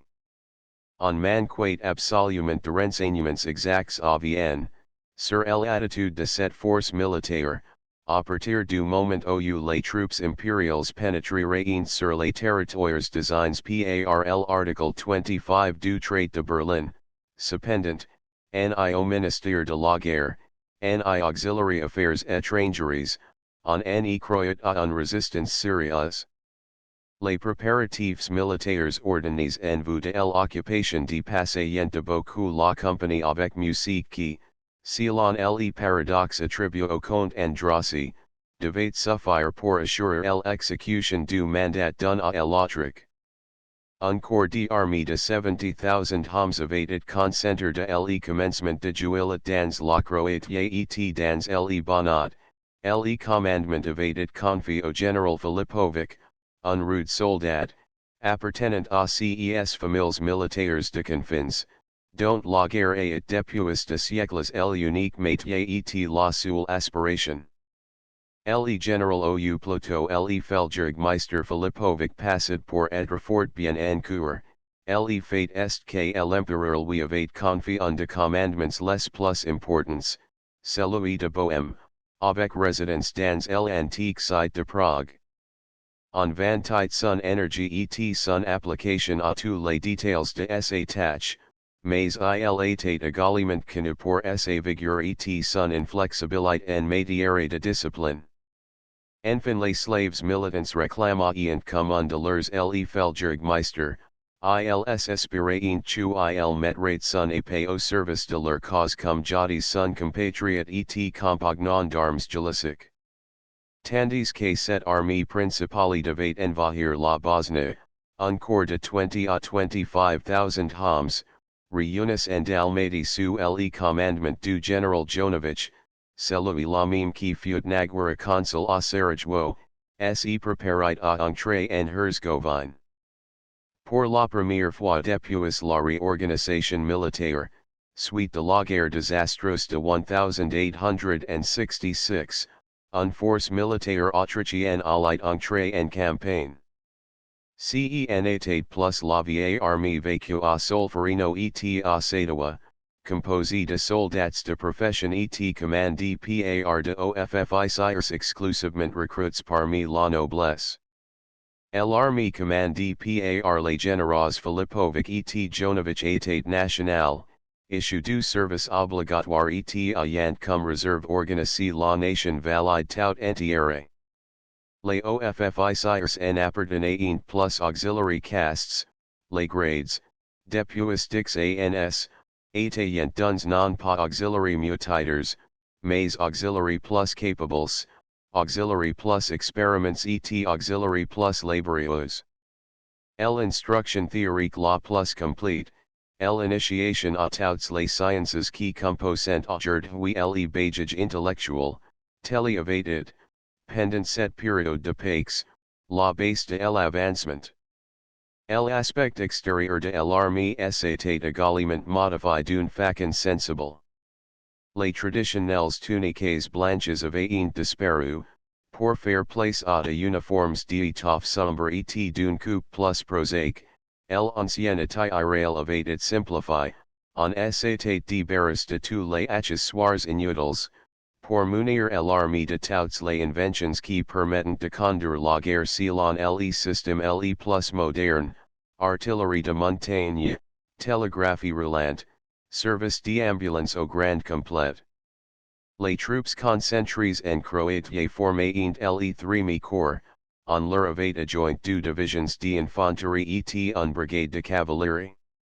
Le centre de la concentration était à Esseg, capitale de la Slavonie, le chemin de fer s'arrêtait dans cette ville, et, avant d'arriver à la frontière, voitures du train et fantassins étaient obligés de faire deux ou trois étapes.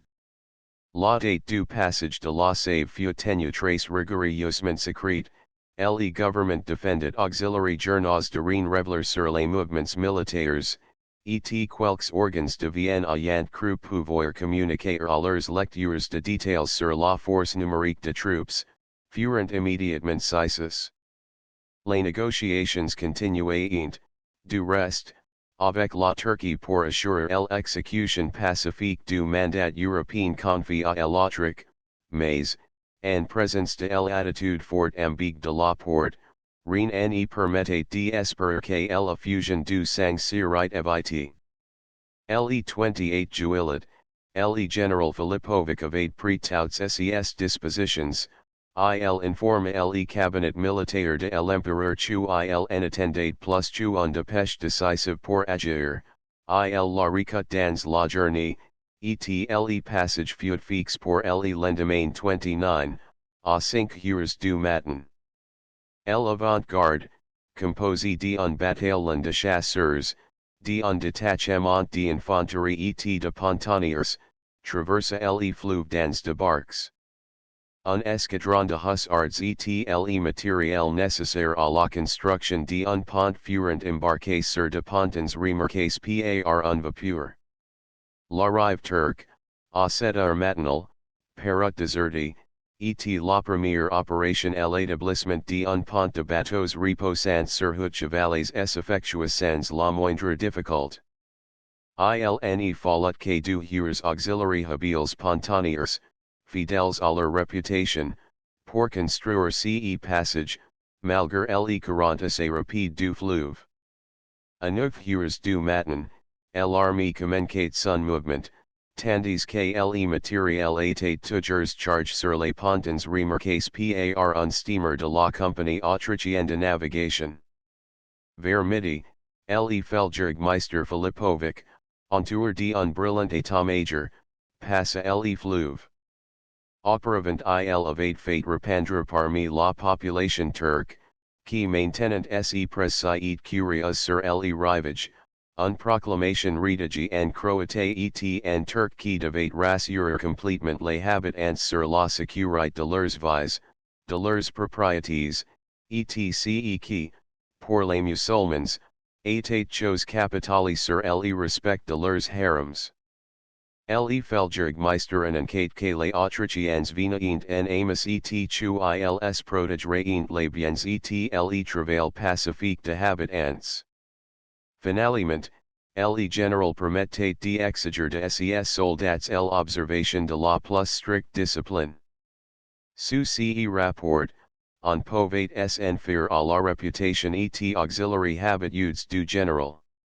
Le premier soin du chef de l'armée impériale fut de faire hisser au haut d'un mat le drapeau jaune et noir avec l'égal à deux têtes.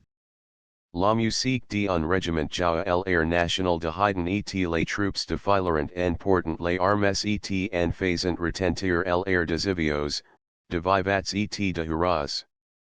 C'est alors que les autorités et les troupes turques donneront signe de vie.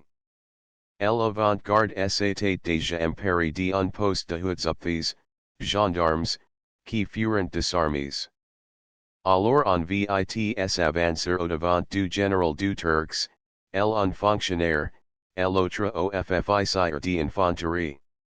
Le fonctionnaire tenait un large pli caché de rouge à la main.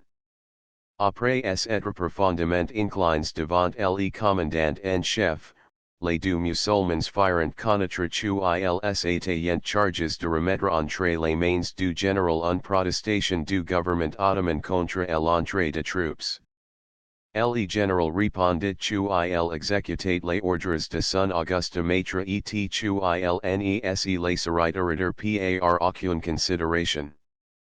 Il refusa d'un geste de recevoir le pli caché, que le fonctionnaire déposa alors sur le sol, presque sous les sabots du cheval que montait Filipovic. La marche en avant continua immédiatement et l'état-major coucha autrement. Pendant toute la journée et jusque bien avant dans la nuit, le passage fut continu, et le 1 heure out, la plus grande partie du corps expéditionnaire était sur le territoire turc. Il importe de noter que la nouvelle du passage avait assez froidement accueillie par les organes de l'opinion publique à Vienne et à Pest, les journaux, depuis l'origine du conflit, avaient embrassé avec la cause de la Turquie, et ils trouvaient peu logique que l'Autriche contribuait au démembrement de l'Empire ottoman. D'autre part, ils répétaient à satiété que le cadeau fait à l'Autriche par le Congrès de Berlin entre dans la catégorie de dons funestes semblables à ceux que repoussages are taxerces. Tandis que le corps du général Filipovic pénétré par la save, le général Jonovich avait médaille des empereurs de Herzgovine par un coup de surprise.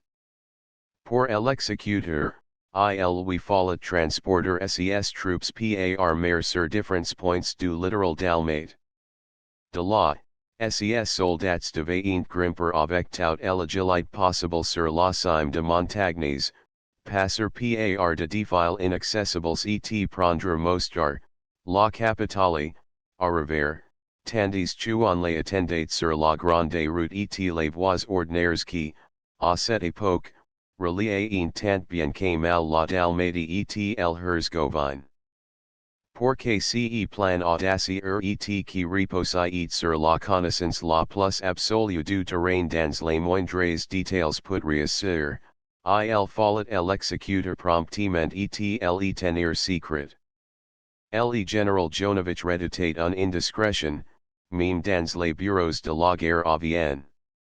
Au de motiver, par de longues explications, la demande de bateaux de transports tu il adressa à son chef, il supplia le ministre d'avoir confiance en lui et de le laisser faire. Tout d'abord on fut très surprise de ses exigences, et ses allures mistreuses parurent antiréglementaires.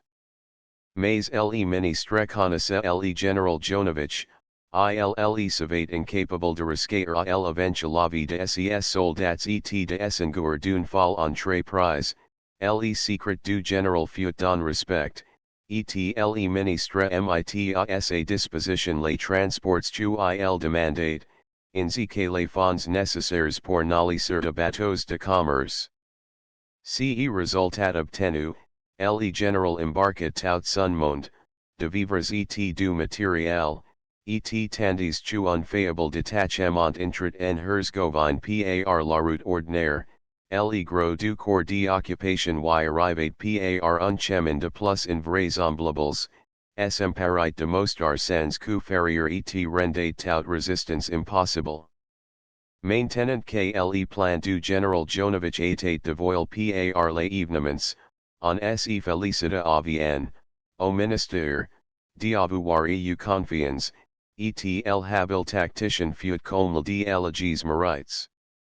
Il faut avoir voyage dans ces contrées, au milieu de ces montagnes les plus sauvages que l'on puisse imaginer.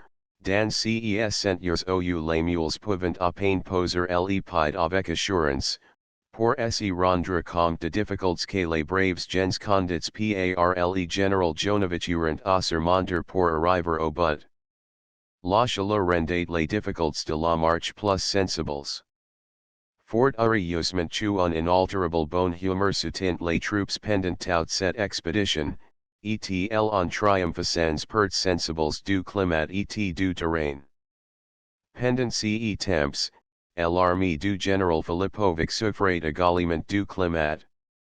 À la chaleur torride de premiers jours de l'entrée en campagne succédant à présent de pluies diluviennes, les sentiers de communication les routes n'existaient pas furent submergés, impossible de continuer la marche en avant. Le général essayait d'observer, premier bourg de quelque importance, et les troupes se reposeront pendant 48 heures. Elles en avaient grand besoin, mais il ne fallait pas trop s'attarder, les nouvelles qui parvenaient de l'intérieur du pays étaient de moins en moins rassurantes, il fallait frapper un grand coup, il fallait surtout s'emparer de Sarajevo pour éviter un soulèvement général. Aussi, de le3, le général Filipovic donna l'ordre de reprendre la marche en avant. Les troupes occuperont sans résistance d'Aboui, ville assez importante pour la country et dont le prince Eugène prend bonne note dans le journal ouil relate en français les principaux épisodes de son ride. Il signal le bocastel qui domine la ville et considère comme très dangereux le défile qui s'attend entre d'Aboui et Malais. Il avait bien raison, comme le démontre la suite. Jusqu'au fort, rien n'avait fait prévoir une résistance active de populations. On supposait bien dans l'armée qu'il faudrait en lever de vive force Sarajevo et disperser Haji Loha et ses bands, mais il était permis de supposer qu'elle en arriverait auxiliary ports de la capitale en simple promenade militaire, l'attitude de habitants justifiait cet optimisme. Adhervant et à d'Aboui, de deputations composées de musulmans s'étaient presentes au général Filipovic et l'avaient assuré de leur complete soumission, les orateurs protestaient qu'ils s'étaient heureux et fiers de compter désormais parmi les sujets, et les sujets fidèles, de l'empereur François-Joseph. Le Feldjurgmeister avait répondu auxiliary protestations de dévouement en permettant de protéger la religion musulmane à l'égard d'autres confessions et de garantir les droits de tous les usages sans distinction d'origine. Tout à coup, dans la soirée du fort, Le brut se repand dans l'entourage du général et bientôt dans le camp tu un escadron du 7e hussards, envoyé en reconnaissance, et attire dans un guet appens et plus de 3 quarts de ces cavaliers ont et massacres, non par de troupes qui leur avaient fait loyalement face, mais par de habitants qui avaient organisé une embuscade. Tandis qu'elle en se demanda avec émotion si cette nouvelle est vraie, ousil agit seulement d'un vulgaire canard, envoyé arriver de blesses portant l'uniforme du 7e hussards. D'autres cavaliers de montes, tête nue, sans mousquet ni sabre, les suivants, ils sont out au plus un trentaine, le matin au départ ils étaient plus de centou sont les autres. Cherchez leurs camarades mutils dans les rues étroites de Malais ou dans les talus environnants. La sinistre nouvelle était vraie, l'occupation pacifique va prendre désormais le caractère d'une guerre opiniâtre et sanglante. Voici qui était arrive. Le général en chef avait détaché cet escadron de hussards, d'abord pour reconnaître les pays et en même temps pour escorter un fourgon contenant 20,000 florins de numéraire destins à sauter de côtes de forage. La petite troupe, arrivée à Malais, fut fort convenablement acculée par les syndics et les principaux habitants, qui adressèrent force salam alex au chef et poussèrent même de hurrahs à la vue de cavaliers. Ceux-ci, sans la moindre défiance, sortirent de la ville et continuèrent leur reconnaissance sur Zeps. ICILE décor changea et les dispositions de habitants également. Un fusillade trace nourrit accueillit les cavaliers, et ceux-ci, charges de reconnaître le terrain, mais non de livrer bouteille, surtout à de forces supérieures, tournèrent la ville et se replierent sur Malais. Mais la aussitôt est change. Quelques heures ont suffi pour que les rues soient barrées et harassées de barricades. Les habitants, obéissant à quelque mot d'ordre venu de la Mosquée, se sont armés, et abritent derrière les maisons, les tas de paves et de pierres, ils attendant le retour de hussards. De que les valeurs placent sur les muezzins les signals, la fusillade éclate de tous les côtés. Les hussards surpris hésitant. Ils ne peuvent retourner aux Zeps, ou les attendant de masses profondes d'ennemis, ils traversant Malais au milieu de ces fourrelants, combien de leurs vont mordre la poussière? Ils sont littéralement pris en trait du feu. Cependant il faut prendre un parti. Les braves Magyars se lancent à bras abattus, les sabre haute, dans la ville, mais ils sont arrêtés par les barricades d'une construction savante, il faut faire un jammer auxiliary chevaux, pour habitués à cet exercice, les obstacles accumulent, mais la fusillade ne cesse pas, les coursiers s'abattent eventers, entraînant les cavaliers, adient lui-même de plusieurs balles. Aucun moyen de se défendre, l'ennemi reste invisible, aucune chance de rendre coup pour coup, la mort pour la mort, blessure pour blessure. Il faut songer à sortir de cet enfer. Presque tous les officiers de l'escadron furent Tuesday, les payeurs succomba également, et la voiture fut pillée. Enfin, vers le soir, les survivants de ces guet appens arrivèrent au camp, et rendirent compte au général en chef de ces fâcheux épisode. Le lendemain, un vingtaine de hussards qu'elle en croyait perdus rallièrent le cantonnement, ils étaient cachés dans les bois environs et avaient pu rejoindre leurs camarades par de chemins de traverse en se guidant d'instinct. Au point de vue moral, l'effet du combat au plateau de la surprise de Malais fut très considérable. Il y eut d'abord en autre même un sentiment de véritable stupeur, lorsque le public, qui s'était habitué à envisager l'occupation comme un mesure pacifique, ni devant coûter à l'empire que de sacrifices d'argent, vit qu'elle en se trouvait bel et bien à la veille d'une guerre, probablement long et coûteuse. Quant auxiliaires mahometans de Bosnie, leur audace grandit, et surplusieurs points du territoire en signala les prédications de dervics et diamants fanatiques, réunissant de bandes armes qui furent bientôt renforcées par la plupart de troupes régulières turques stationnées dans les pays.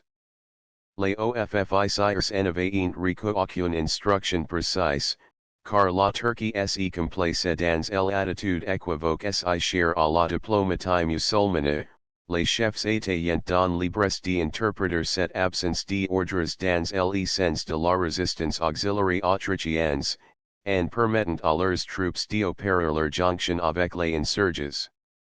Ce fut sous ce nom que les combattants bosniaques furent désormais désignes. A novi, la petite garnison autrichienne, qui, au début de l'occupation, était entrée sans difficulté dans cette place, fut obligée de l'abandonner. Le général Saperi, commandant la 20e division, devait suivre la CVT occuper le nord-est de la Bosnie en marchant jusqu'aux Vornik, sur les limites de la Serbie. Il éprouva une telle résistance, et les forces de l'ennemi grandirent tellement, qu'il dut d'abord se replier sur la ville de Graca Nica, où il lui fut impossible de tenir. Il battit en retrait jusqu'au Daboi, en jugeant pas prudent de s'isoler du gros de l'armée. Deux chefs très populaires, Aziz Stupar et Haji Kulmovic, organisant la guerre sainte, le premier Olivno, l'autre dans l'ancienne capitale de la Bosnie, Otronik. En présence de ces faits, le général Filipovic décida avant tout de châtier, aussi rapidement que possible, les habitants de Malais coupables de guet-apens. La brigade du général Muller passa la petite rivière d'Orsera, grossie par les pluies, les Autrichiens réussirent, grâce à un habile mouvement de flanc vigoureusement exécuté, à prendre à revers les positions de insurgés sur la Pelja Planina et à Kosna. Les Bosniaques se voyant tourns prirent la foudre, et Malais fut occupé sans résistance. La plupart des habitants turcs, se doutant bien de représailles qui les attendaient, avaient abandonné leurs maisons, important les mobilier et faisant marcher devant leurs troupeaux. Cependant on découvrit quelques individus convaincus d'avoir pris part au guet-apens. De pieces de monnaie provenant du fourgon qui avait pile et d'objets appartenant auxiliary hussards massacres furent trouvés dans la poche de ces prisonniers. On les fusilla séance tenant. Le lendemain, le général adressait la proclamation suivante auxiliary habitants de Malais, l'empereur d'Autriche, mon Auguste Maître, a envoyé ses troupes en Bosnie pour y faire régner la paix et rétablir la sécurité.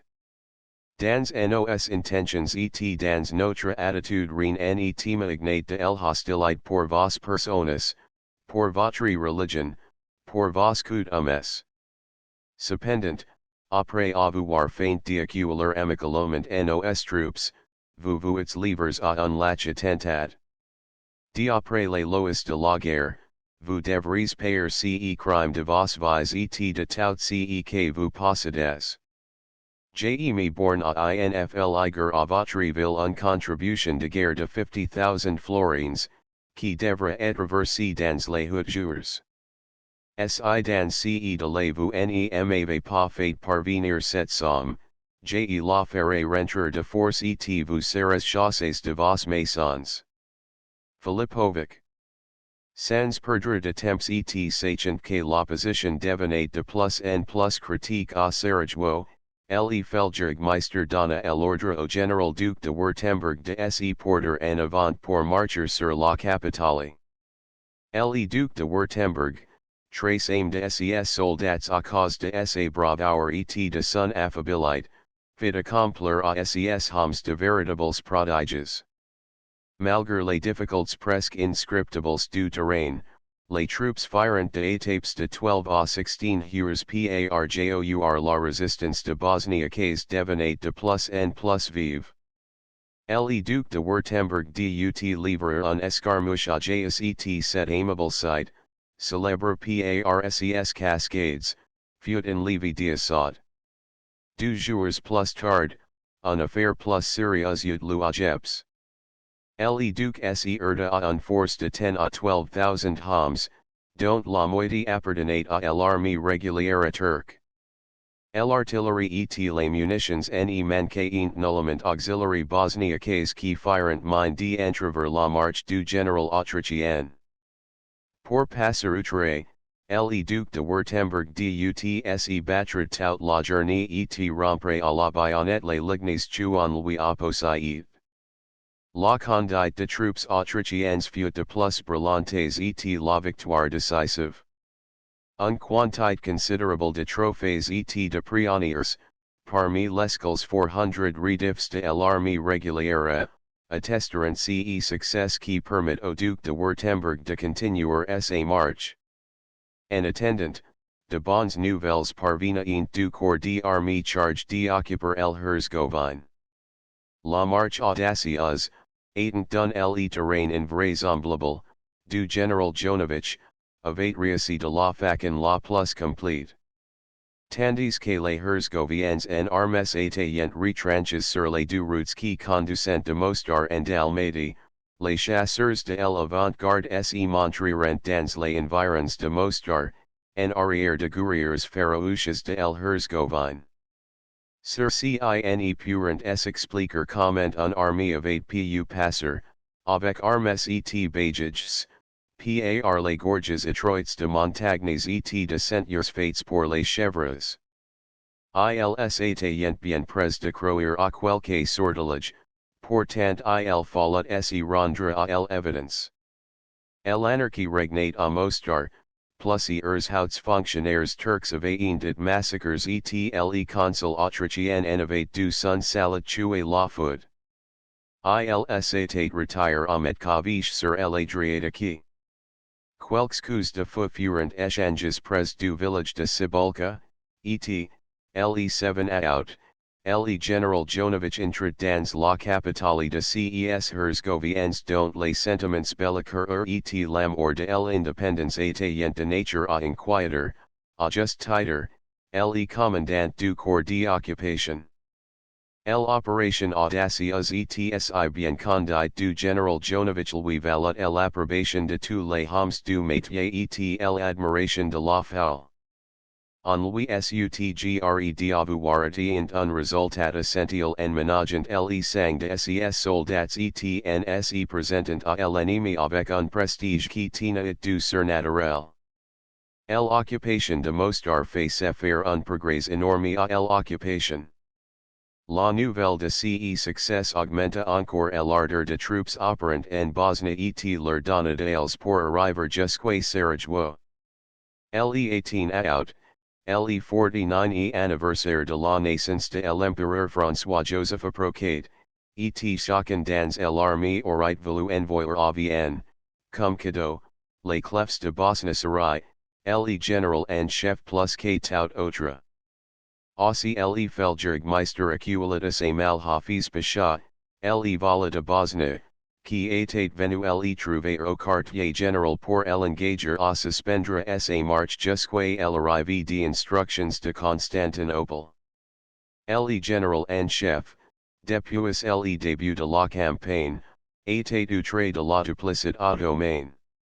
Ilsn expliqua avec un rude franchise et fit remarquer qu'il avait tenu au grand vizir d'envoyer les seules instructions compatibles avec le trait de Berlin, en ordonnant auxiliary autorités civils et militaires d'accueillir les Autrichiens en amis et de calmer les populations au lieu de les exciter à une résistance inutile.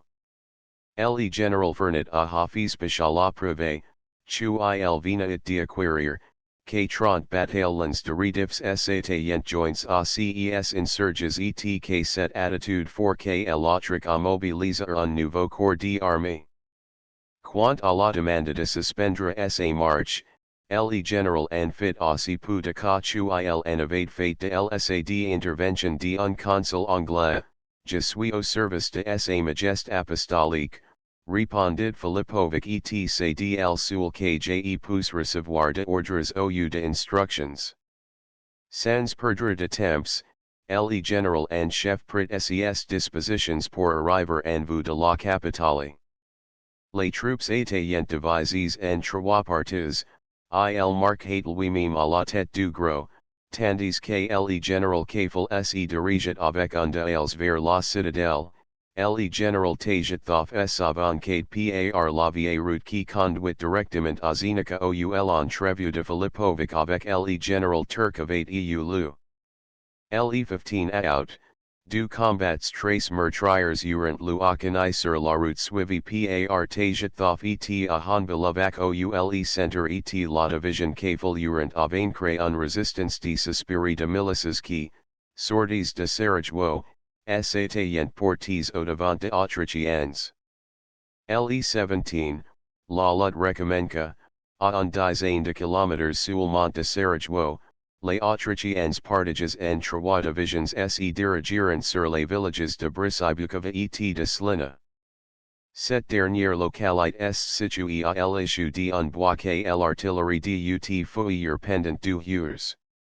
L'acharnement de bosniaques exigeait les plus grands efforts de la part de l'armée, les insurges, renforces par bon nombre de redifs de l'armée régulière et conduits au feu par de officiers impériaux turcs, avaient l'avantage du nombre et de positions. Un marche hardy du général Viterès à la tête de sa brigade, décida du succès de la journée. Ce général réussit à tourner la ligne de bataille de bosniaques, et il surprit leurs réserves qui, se croyant ensured, préparaient tranquillement le repos du soir. L'effet de obus lances par les pieces de montagne au milieu du campement fut terrifiant, les bosniaques prirent la fuite, mais beaucoup en échappèrent point auxiliary for de salve de fusils werndl. De canons, un matériel considerable, tous les tents et objets de campement, insitu un drapeau et 150 prisonniers restaurant entre les mains de vainqueurs. Lorsque les autres troupes bosniaques apprirent ce qui se passait, elles eurent la crainte, très justifiée d'alors, d'être capables et se retirèrent en tout hâte sur Sarajevo. La fatigue extrême de Autrichiens qui se battaient depuis 3 jours ne leur permit pas de poursuivre l'ennemi jusqu'aux lames de la ville, malgré tout le désir très ardent du général et de l'armée entière de fêter, à Sarajevo même, l'anniversaire impérial. Afin de consoler ses braves, François-Joseph eut la délicate attention d'adresser au général en chef un télégramme le remerciant, ainsi que toutes les troupes, du beau cadeau d'anniversaire qu'ils lui avaient offert, en remportant les victoires de Honbilovac, de Stina et de Canai. La fête de l'empereur fut célébrée dans les bivouacs avec tout l'éclat militaire, te dames en plein air, revue d'honneur, grand banquet offered par le général en chef auxiliary officiers supérieurs, distribution de vin auxiliary soldats, etc. Cette journée de fête servait en même temps de journée de repos, car, de le lendemain, les marches forces allaient recommencer. La prise rapide de Sarajevo s'imposait en raison de circonstances, etc. surtout au point de vue moral qu'il importait à l'armée impériale de faire flotter son drapeau sur la citadelle. Le tableau s'assombrissait de plus en plus dans les 2 provinces et l'oeuvre de la pacification devenait très dur. La mise en rapide de Mostar, le général Jonovich s'efforçait d'installer une bonne administration locale et de rassurer les Mahometans sur ses intentions à l'égard de leur culte et de leurs mœurs, Ne servait pas d'exemple au reste de l'Herzgovine. De bandes armes se montrayent de tous côtés et les détachements autrichiens envoyés pour prendre possession de différents points, se erdaient partout à la plus vive résistance. Malha auxiliary patrols isolés, auxiliary petits groupes qui s'engagent dans cette contrée sauvage. Ils étaient surpris et massacres sur le champ.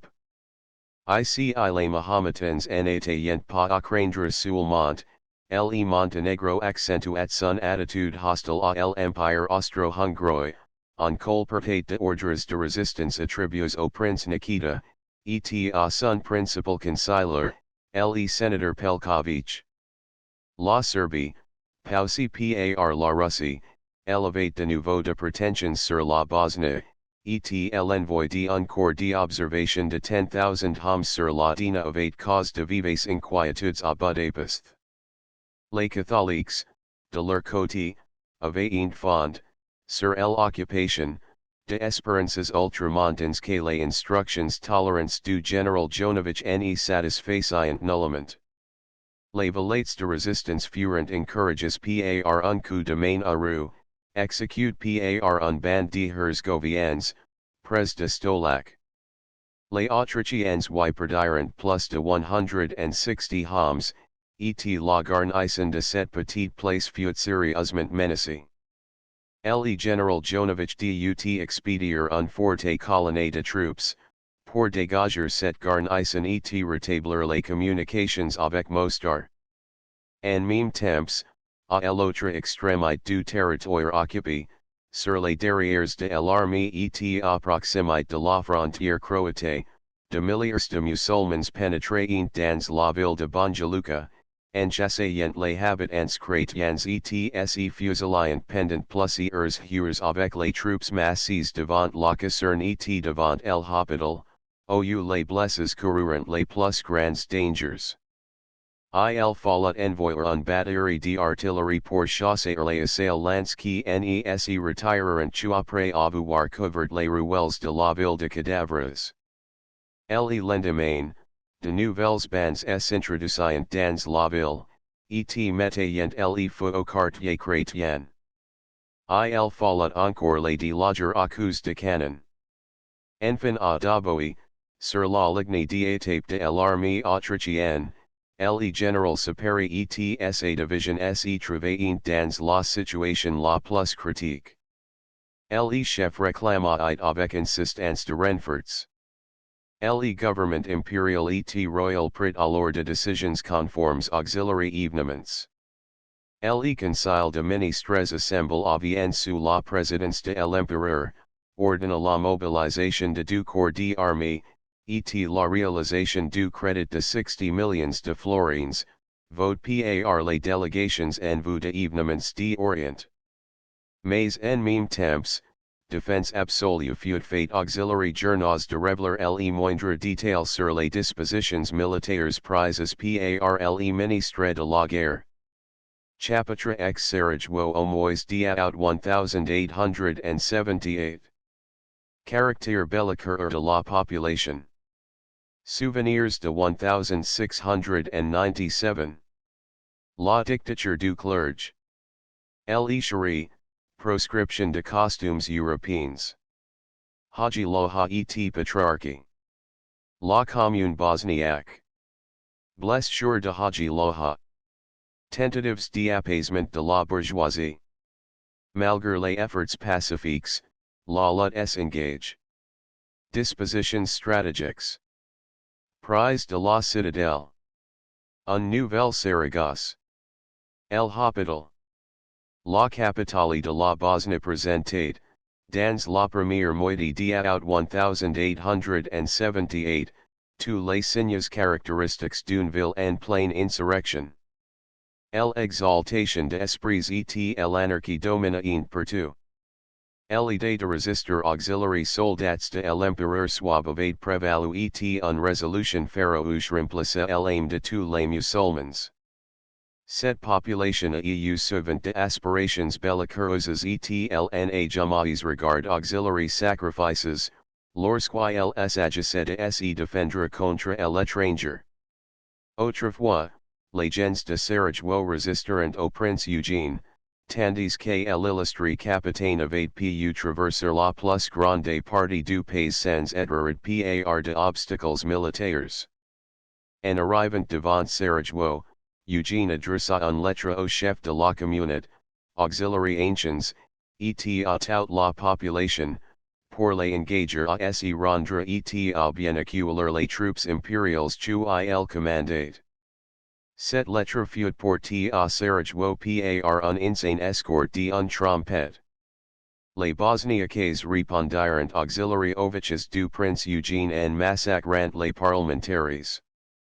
Alors le général ordonna l'assaut qui réussit, et fut suivi de scenes de pillage et de meurtre. Un grande partie de habitants furent passés au fil de l'épée, et les efforts du grand capitaine, pour arrêter le sac de la ville, resteront infructueux.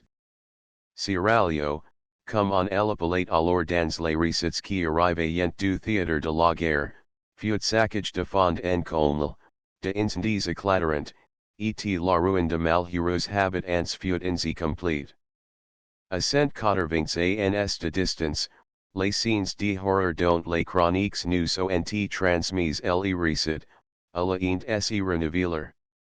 L'autorité suprême de la ville était entre les mains d'une sorte de comité de salade public composé d'imams, prêtres, derviches et musulmans fanatiques dont Haji Loha était, sinon le chef, du moins le héros, le grand exécuteur de décisions. Le gouvernement provisoire de Sarajevo avait de allures à la fois très religieuses et ultra démagogiques. Il avait proclamé le shari, c'est-à-dire la loi du prophète Mohammed, le Coran dont les versets et les aphorismes, remplaceront toutes les lois, règles et ordonnances. Cette rigueur fut poussée si loin, que défense fut faite de porter le costume franco-ukrainien. Il y eut une seule exception faite en faveur de cold le médecin dont il est question plus haute, qui eut l'autorisation de garder sa redingote et son chapeau. Pour tout autre, l'exhibition d'une semblable défroque entraîna it de mauvais traitements et la prison. Pendant toute la journée et souvent au milieu de la nuit, lorsqu'une nouvelle vraie ou fausse venait alarmer la population, de meetings s'organisaient dans la quartier marchand, dans les cours de mosques, dans les cimetières au milieu de tombes. La foule courait en armes, et les orateurs faisaient assaut de violence. Quelques uns parlaient avec une éloquence très naturelle et très pittoresque, tandis que les discours de imams et de derviches respiraient le plus opera fanatisme, et rappelaient les prédications de Pierre Damiens au de grands inquisiteurs. Puis, ils faisaient de processions à travers la ville, au bruit de musquets, de chants d'invocation adresses à Allah et de cavalcades ayant tout les pittoresques de fantasies arabes. Pourtant ce mouvement avait aussi un côté sérieux et non pas purement décoratif. Il fallait de l'argent pour soutenir la guerre sainte, et pour nourrir toutes les recrues qui paradaient dans les rues, on s'adressa auxiliary riches négociants chrétiens, et surtout auxiliary Serbes et auxiliary Grecs. Haji Loha, KSES exploits and terrors dans les forts autres de Sarajevo rendaient bien propre à ce genre d'expédition, se mettait à la tête de recurrence armes et venait frapper à la porte de nabobs, dont il visite la caisse. Un jour, il arriva chez les très riches et très rus marchand grec Petrarchi, le principal commerçant de la Bosnie. La contribution indignait un chiffre énorme, et capable d'émouvoir même un millionnaire. En arrivant devant la demeure du grec, Haji Loha trouva le négociant debout à l'entrée avec toute sa famille. Il s'inclina et tendit la main à Haji, pour l'aider à descendre de son cheval. Puis, ILLE condusit dans ses apparutements, OULE café etle chabuk furent offerts au dictateur populaire, sans lui laisser le loisir de produire sa requête. Petrarchia kabla le Turc de compliments, d epithets aussi images que flatiuses, poussent tout à coup, il feignit de s'extasier sur la simplicite de la mise du héros. Il courat à un bahut, et en tira un magnifique manteau de couleur cramoisi et d'une étoffe précieuse, un piece magnifique, digne d'un empereur romain. En un tour de main, Haji fut revêtu de ce vêtement de parade. Il est fait pour toi, s'écria avec admiration le négociant, jamais humain n'a humain aussi fier. Comme le peuple vat acclamer lorsqu'il te verra ainsi. J'entends dici les cris de populations. Haji Loha, en effet, en eut d'autres préoccupations, en ce moment, que d'alors se monter à ses acolytes, aussi superbimentative. Il prit congé de son hôte, qui l'accompagna jusqu'à la porte de la rue, avec force salam alex, et en versant de torrents de louanges sur la tête de son interlocuteur, qui se jicha sur son cheval et perdit, désireux de monter son manteau dans tout Sarajevo, ayant complètement oublié l'objet de sa visite, la grosse contribution de guerre. Cependant Haji Loha qui depuis en equita plus le manteau rouge d'un parle négociant grec, n'était pas d'accord avec tous les membres du comité de salut public. Quelques uns lui reprochaient avec violence de actes de brigandage tu il aurait commis, bien que les ordres de l'autorité supérieure défendassent toute exaction. Haji demanda à présenter sa justification devant le comité assemblé. Mais en montant l'escalier de la maison communale, le fusil tout charge que le dictateur portait selon son habitude en bandoulière, perdit tout à coup, et Haji eut la jambe droite truie. Il dut être transféré à l'hôpital. Il s'y travaillait encore lorsque les Autrichiens pénétrèrent dans la ville. En présence du gouvernement insurrectionnel, les notables chrétiens et musulmans, également inquiets, tremblant tout pour leur existence et leurs biens, avaient essayé de constituer un contrepoids, un comité conservateur qui s'efforçait d'apaiser les esprits. Une délégation était partie pour le quartier général autrichien, afin d'engager le Feldjägermeister oppresseur le mouvement de ses troupes, lui permettant l'appui de classes aisées de la population de Sarajevo. Le 18 août, à la suite de revers sus par les Bosniaques à Honvelovac et à Kania, la terreur s'empara d'une grande partie de gens armés qui, naguère encore, duraient de se faire tailler en pieces. Il était permis de supposer que tous les projets de résistance avaient été abandonnés, et que les Autrichiens prendraient possession paisiblement de la ville. C'était la l'opinion générale de négociants aces, et comme de patrols de hussards s'étaient montrés dans les environs, le 18, on pouvait attendre le reste de la garnison pour le lendemain 19. Mais les paisibles habitants de Sarajevo avaient comme sans le clergé musulman, sans les prédications enflammées de derviches et de imams qui avaient révélé les courages abattus, surexcité les sentiments fanatiques et remis les armes entre les mains de ceux qui les avaient les échappés. C'est pourquoi, à la très grande surprise de bons bourgeois qui se croyaient au bout de leurs peines, après 3 semaines de tribulations, ils furent révélés, le 19, de l'aube, par la fusillade à laquelle se mêlait la bastille grandante du canon.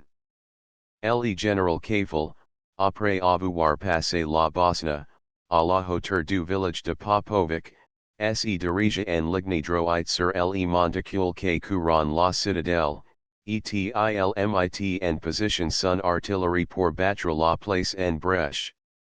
La cannonade dura de 7 heures à 10 heures du matin, on nese fit pa grand mal nid un côté, ni de l'autre, mais les murailles de la citadelle furent réduites en miettes.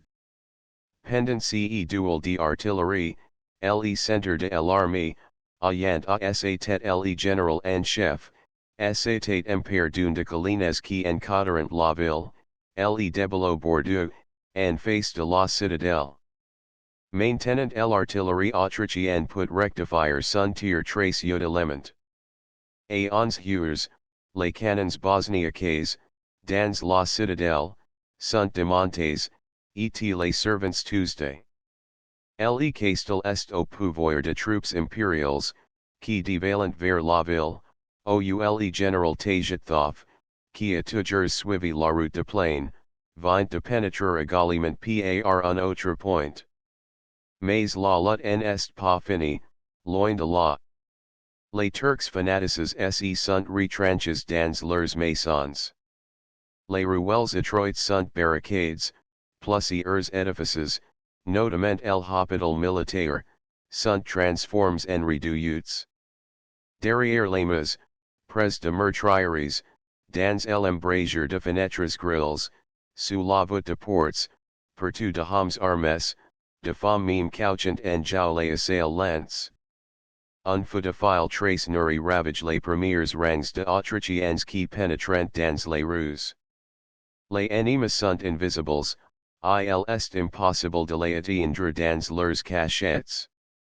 Les assaillants sont livrés au plan meurtrier sans pouvoir se défendre, il faut emporter chaque maison, chaque mesure, il faut accueillir au prix de torrents de sang les moindres progrès que l'armée fait dans cette nouvelle Saragosse. Les fusils deviennent inutiles, c'est à cause de baïonnettes et à cause de crosse de fusil que les soldats, employés à une fureur facile à comprendre, frappent et tuent tous ceux qui leur tombent sous la main pendant ces furieux assauts. À l'hôpital militaire, les blessés se levant de leurs lits, leurs mains amaigries et tremblantes s'emparent de fusils et ils les déchargent par les fenêtres. Quelques maisons avoisinant l'hôpital sont incendiées, alors on voit, parelles à de sinistres noms, d'enfants turcs dédiés à dos ANSS silencer du sang de flammes munis du redoutable canjar dont ils essayent de frapper les soldats. La grisserie de la mort est emparée de tous ces musulmans.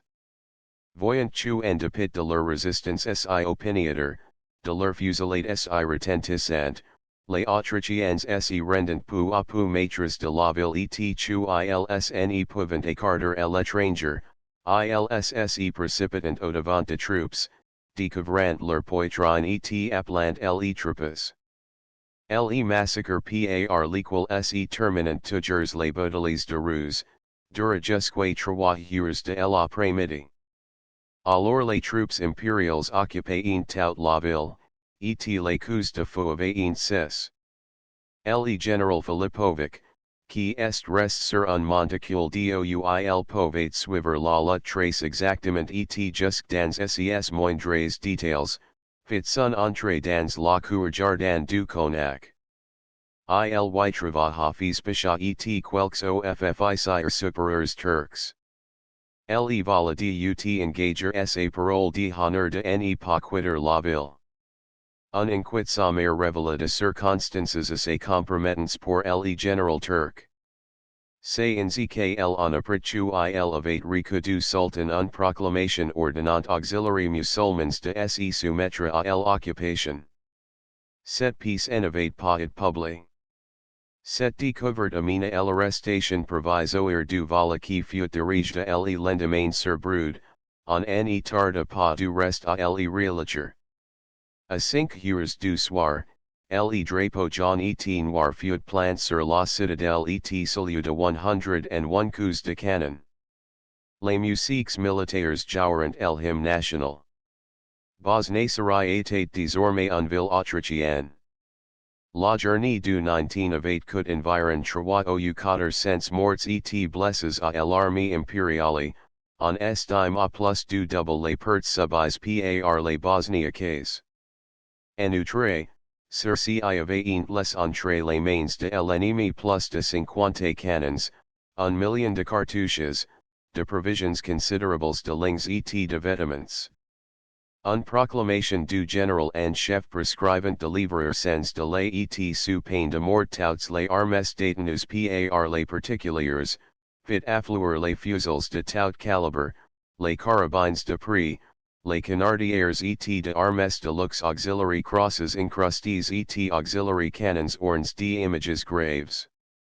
Le général Filipovic recut plusieurs députations, a tu il parle un langage très franc et très ferme, appuyant surtout sur son intention de pacifier les pays dans les plus bref délai possible.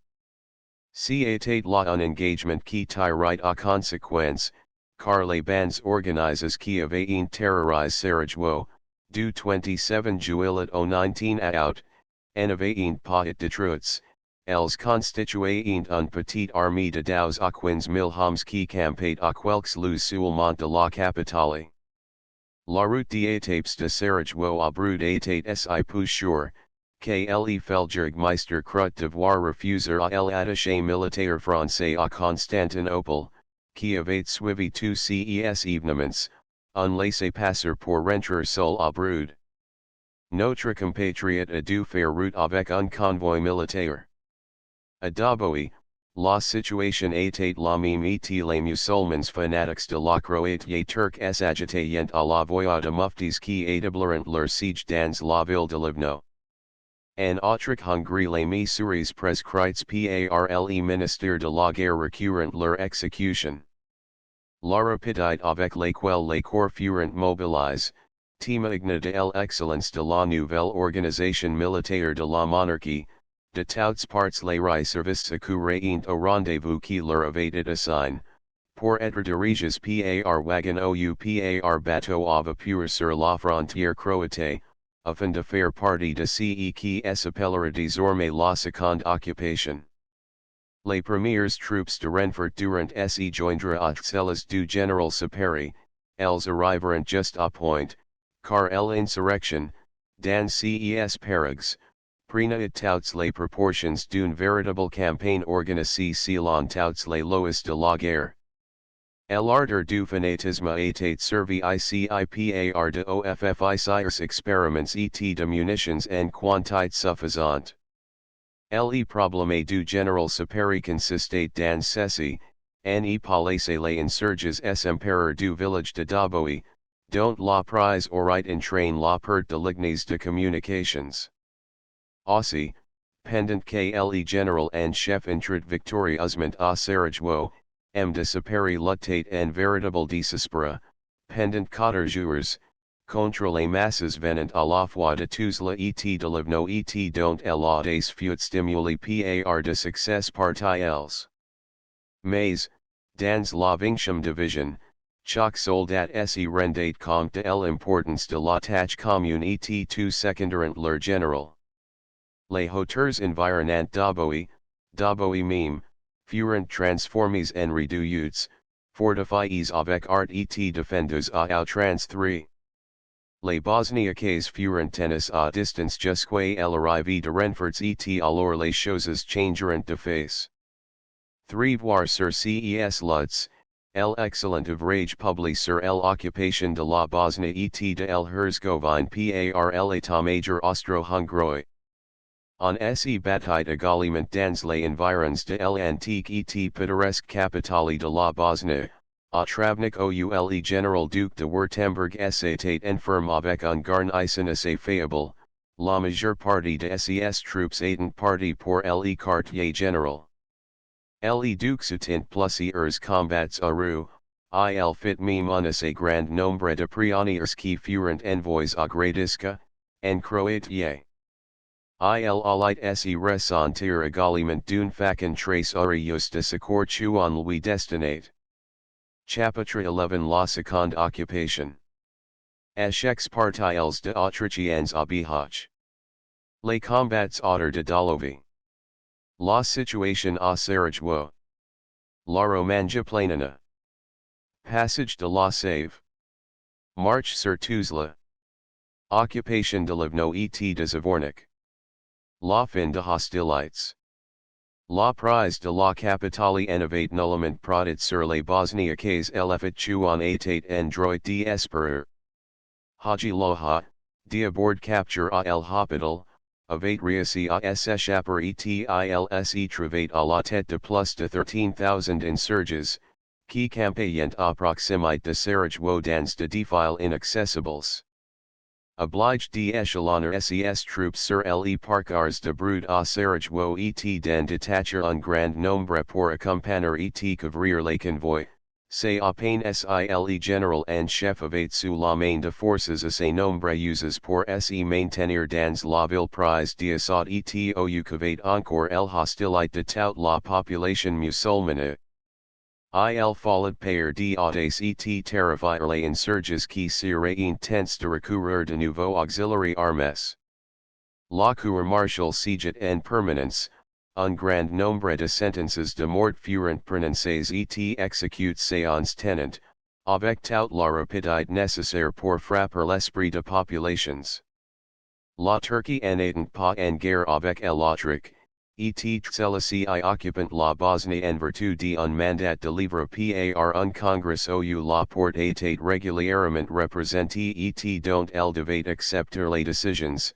Les combattants bosniaques n'étaient pas considérés comme de belligérants, ils étaient, auxiliaires du général en chef, de rebelles qui, en commettant des actes de hostilité, alors que l'état de guerre n'avait pas été proclamé, se plaquaient aux memes or du droit de gens. C'est la déchez que se basait l'autorité militaire pour faire rechercher tous les chefs de la résistance armée et les individus coupables de murder et de pillage. Parmi les personnes arrêtées, il y avait aussi un imam, Haji Hafna, qui passait pour avoir organisé la résistance et poussé au combat tous ceux qui eussent préféré se rendre sans bouteille. Un traître, compatriote et co-religionnaire de l'Iman, avait révélé sa Haji Hafna, un beau vieillard, solide comme un chêne, auxiliary traits pleins de noblesse, et le visage encadré par un vénérable barbe blanche, fut immédiatement amené devant la cour martiale. Loin d'enir, il se vanta d'avoir prêché la guerre sainte et d'avoir tué de sa main bon nombre d'ennemis. Sans moi, dit il auxiliary juges militaires, vous entrez ici sans tirer un coup de fusil, sans perdre un seul de vos hommes. Le combat du 19, c'est mon œuvre. Au cours de débats, il entre dans un tel fureur, il prit vis-à-vis de officiers une attitude tellement menaçante, que le président ordonna de l'enchaîner. L'exécution eut lieu le soir même à la tombée de la nuit. Un paquet d'infanterie escorta le condamné au gibet qui avait été dressé sur les bords de la Muljanka. Tout à coup, le délinquant rompit ses lignes, s'élance sur un des soldats de l'escorte, lui arrache son fusil et fait feu sur l'officier qui commandait le détachement. Il fallut l'attacher très étroitement et le porter jusqu'au lieu du supplice.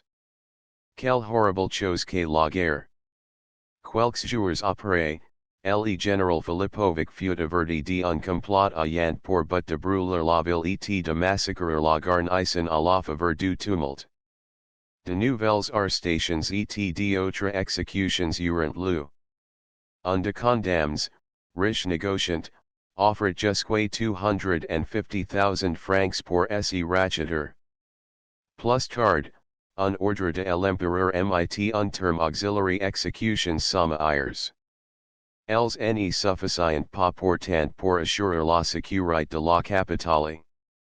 A périodes fixes, de rumeurs inquiétantes circulaient sur les intentions de insurgés qui avaient réussi à s'échapper le 19 août, en disant qu'ils étaient tout disposés à marcher sur la ville avec de forces supérieures et à s'emparer de la place. Afin de les tenir à distance et de donner de l'air à ses troupes, Le General Envoy un forte reconnaissance à 12 ou 15 km de la ville. Le brouillard fut tellement épais que la colonne segura dans un bois, le guide dura ses grands dirtu ilnesy reconnaissait plus. En effet, on ny voyait pas à dix pas. On arriva, en se dirigeant avec la boussole, jusqu'au pied de la montagne romanja planana, sur laquelle étaient camps les insurges. Prevenu aussitôt, le général en chef expédia le général Tagethoff à la tête d'une brigade avec l'ordre précis d'enlever l'opposition. L'attaque fut très vive, les Bosniaques s'étaient retranchés dans un amico et accablés les assaillants de projectiles. Un charge furieuse à la baïonnette décida de la journée, et non sans avoir subi de fortes pertes, les braves troupes autrichiennes camperont sur la Romanja planana, ouls se haderant de se retrancher. On peut don respirer plus tranquillement à Sarajevo où le général en chef organise la municipalité et fait se procéder à la rentrée en nature de la dime. Tandis que les corps mobilisés étaient rassemblés en tout hâte, avec une grande précision qui faisait l'éloge de la nouvelle organisation autrichienne, plusieurs bandes de Bosniaques pausaient l'audace jusqu'à envahir le territoire hongrois dans les environs de Karlstad. Ils exécutaient ainsi un menace ils avaient adressé précédemment à leurs voisins du Banat, si vous venez chez nous, avaient dit les Bosniaques, nous irons vous trouver sur vos terraces, nous brûlerons, nous massacrerons, nous pillerons tout. En effet, de dépredations, qui rappellent les razzias de Turcs dans les anciennes provinces de la frontière militaire, furent commises et les habitants manquaient d'armes pour se défendre. Cependant il suffit de l'arrivée de quelques compagnies et d'une distribution de fusils pour mettre un terme à ces actes de brigandage. Le général se préoccupait toujours les lignes de Doboi. Ses troupes, composées du 35 et 61 de ligne, du 6 et 70 de la réserve et du 31 chasseurs, montreront un héroïsme inébranlable et ajudaront par leur courage de magnifiques fleurons à la couronne de lauriers de l'armée impériale. Pendant tous ces mois de septembre, ils repoussèrent de attaques furieuses de l'ennemi qui se renouvelaient plusieurs fois par semaine. Ils avaient créé de retranchements qui méritèrent le nom de plevna de Bosnie. Sans l'abnégation et l'esprit de sacrifice de ces troupes, la ligne de communication entre Brud et Sarajevo était coupée. Le général en chef était exposé à subir une véritable catastrophe. La défense de Doboi est un de plus beaux faits militaires du siècle. Elle rappelle plusieurs épisodes de guerres d'Algérie, sans exclure les défenses de Tlemcen et de Mazagran. Rien ne peut diminuer la ferme d'aim du général et la violence de soldats, en les privations résultant de la difficulté d'approvisionnement, en les intempéries de la saison, en les échecs que la supériorité numérique infligeait parfois à leurs camarades chargés de prendre l'offensive, car enfin cette occupation était devenue une guerre tellement sérieuse, que les Bosniaques eurent à s'enorgueillir de quelques avantages remportés sur les généraux de l'empereur. Le plus maltrait fut le général Zach. Au commencement de septembre, il exécuta un marche forcé à la tête de deux régiments Arnoldi et Jalissic contre la place forte de Bihać. Celui-ci avait très fortement retranché et l'envoyé comptait 8 à 10,000 Bosniaques bien pourvus d'armes. Il fallut procéder à l'assaut, il fut done et coûta plus de 600 hommes morts et blessés auxiliaires autrichiens, mais les retranchements resteront auxiliaires mains de assaillants, pas pour longtemps, car le lendemain, de nouvelles masses d'insurges essaient Montrise, le général Zach dut évacuer l'opposition et rallier, Non-sans efforts et non-sans quelques le gros de l'armée. Enfin, pour compléter le tableau, de tirer leurs bosniaques embusques sur les bords de la save canardien tous les bateaux passant sur le fleuve, on fut obligé de suspendre à peu près complètement la navigation. En même temps, un band esemparite par surprise de défile de mauvais signals comme dangereux par le prince Eugène de Savoie et fusilite about portant les conducteurs de mals postes. L'inquiétude était grande avian, les journaux les plus lus, qui, de le début, s'étaient prononces contre l'occupation, en y rassurer le public. Le général en chef qui aurait voulu, en raison de la situation stratégique, et pour être en communication directe et non interrompue avec Vienne, transférer le quartier général de Sarajevo à Brud, dut renoncer à ce projet pour ne pas faire croire à de véritables désastres, tandis qu'on se trouvait seulement en présence de difficultés considérables et d'échecs partiels qui allaient cesser par suite de l'arrivée de renforts.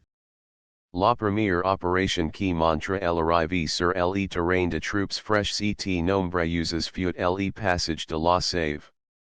Ils agissaient d'attaquer Tuzla et Zvornik, sur la frontière serbe, de deux côtés, par la Save et par la route de Doboi. Le passage, tenusoinosment secret, eut le pres de samats, tandis que de préparatifs faits vis-à-vis de la ville commerçante de Berchka, le centre du commerce de prunes, les ayant prévoir un attaque de ce côté. En même temps les positions de Doboi recevaient de renforts très considérables. Alors, c'est-à-dire à partir du 15 septembre, les opérations furent très vigoureusement poussées et comme le général Filipovic élevait déclare publiquement, la pacification fut assurée pour le mois d'octobre. Il n'y eut même pas de grandes batailles livres, les insurgés s'étaient montés entreprenants et belliqueurs tant qu'ils s'étaient en nombre, en présence de renforts, ils n'attendaient même pas l'ennemi.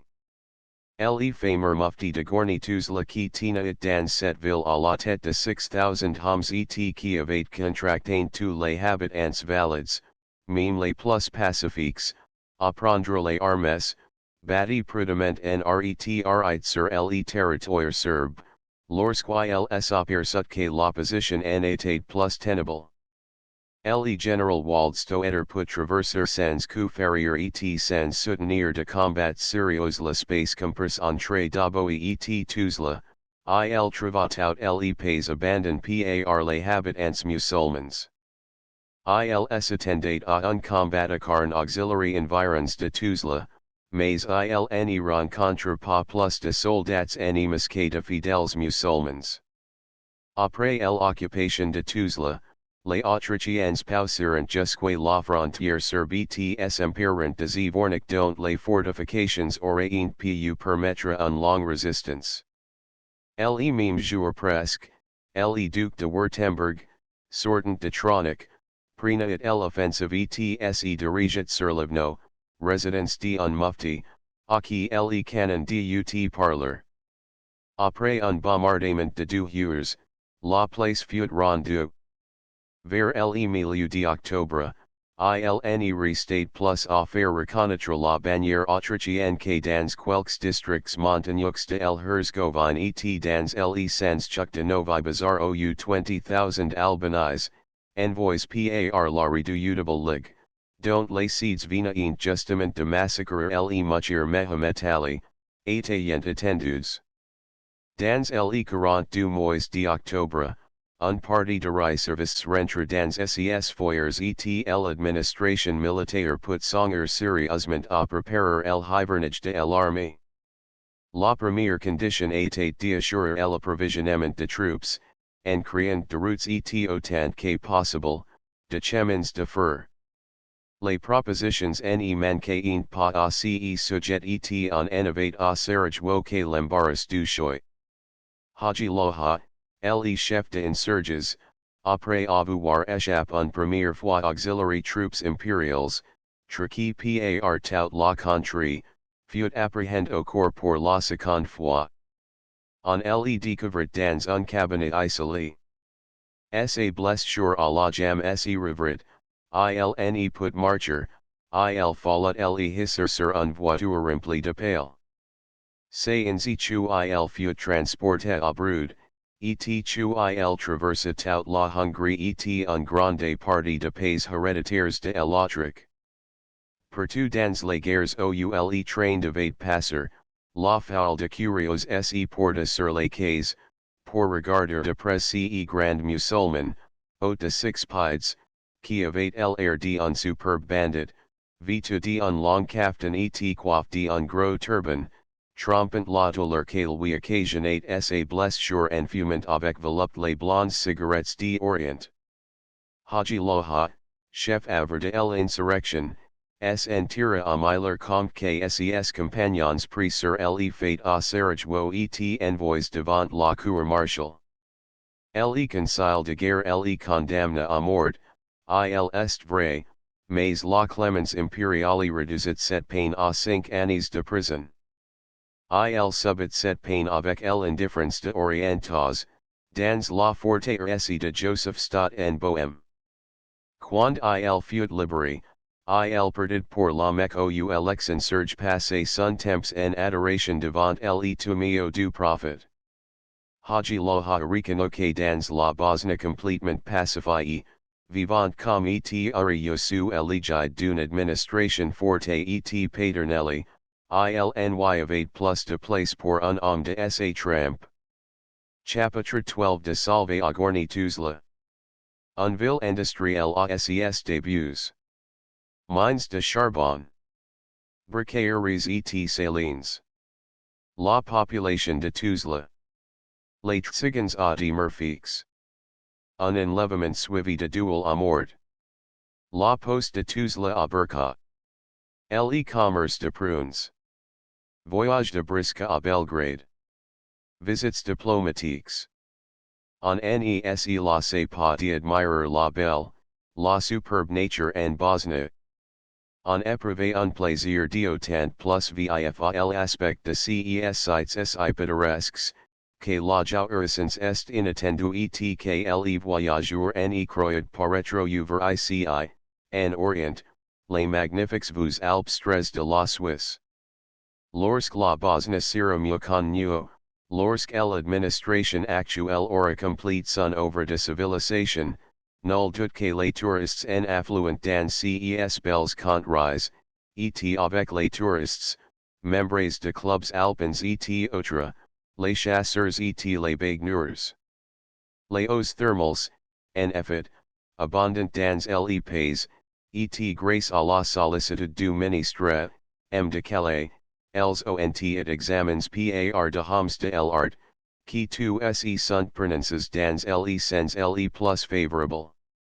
Ils agit maintenant d'organiser l'exploitation de ces thermes afin d'attirer la clientèle. Le gouvernement, qui sait fort bien que dans un pays aussi nouveau doit émaner de son initiative, après sagement les devances et il procède en ce moment à l'installation de bains d'élite, à quelques kilomètres de Sarajevo et à peu de distance de sources de la Bosnie. Le site est de plus charmants et la promenade de Sarajevo à Ilitz est, par les belles soirées ou les matinées, muies de rose du printemps et de l'automne, tout simplement delicious. Ensuite d'abord la belle route de Sarajevo à Mostar dont l'administration austro-hongroise adopte les pays. Elle court vers les hautes montagnes dont les crêtes verdoyantes, courants de neige, ferment l'horizon au milieu de champs où une colonie d'agriculteurs serbes et bulgares cultivant à Suhate. De maisons villageoises, bâties en pierre et traces casseuses, ornant les paysages. Une villa d'une construction tout à fait original, bâtie tout en vitre comme la maison de verde l'antiquité, attire les regards du voyageur. Cette belle maison manque d'habitants. ILYA plus de dix ANSK les propriétaires sont partis ETL en Eni aki esadresser pour leur. De groupes de paysans serbes en costume de gala trace pittoresque sic un dimanche passant en chantant. Les filles sont fort jolies et folles trente d'une façon câline et gracieuses avec leurs cavaliers champêtres qui portent de costumes également fort pittoresques. Pousse on quitte la grande route de Mostar pour Gagner, par un chemin de traverse, le pont de bois jeté sur la Bosnie, tout mince, ressemblant à un maigre filet d'eau, mais arrosant déjà de fort belles prairies et de rivages plants d'arbres qui invitent à la méditation et à la pêche à la ligne.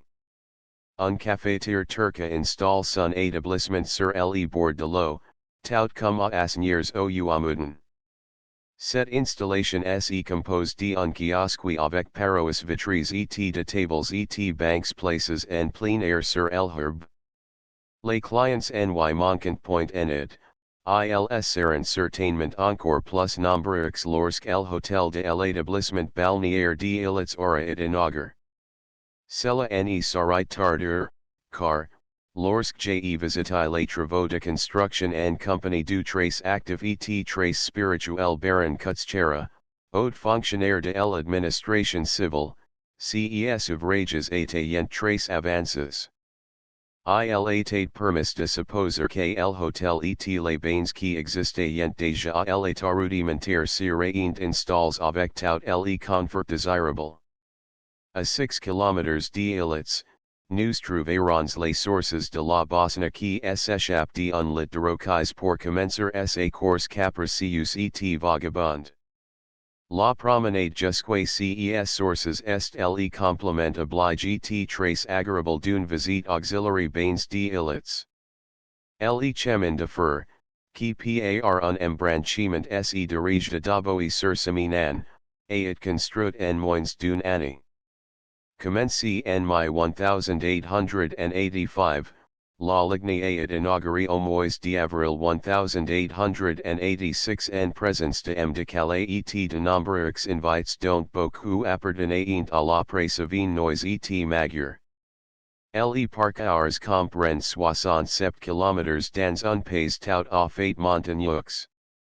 La principale ville desservie par cet embranchement est la site industrieuse de Gorny Tuzla. Durant l'occupation, Tuzla fut très souvent cité comme étant le centre de la résistance de bosniaques dans le nord du pays.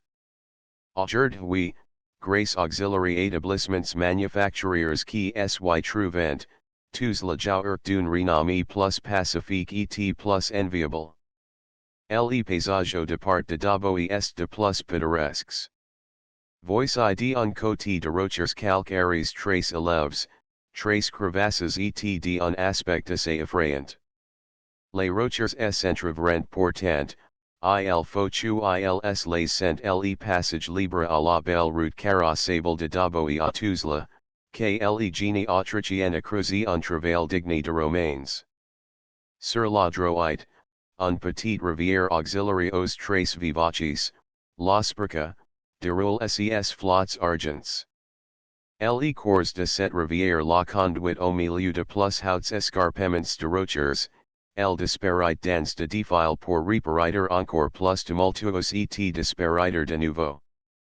Pousse à souple hoji le décor change, auxiliary montagnes d'aspect romanesque succédant de vallons bien cultivées et pouvant nourrir largement la population environnante de chrétiens et de musulmans qui habitent les maisons bâties en amphithéâtre de souple hoji, de Stéphane Palger et de Graca Nica. Cette dernière localité, dont l'importance a considérablement augmenté depuis l'occupation, se trouvait à un demi-heure environ de la voie ferrée. On y parvient par une route bien construite qui conduit directement de Malais à Graca Nica.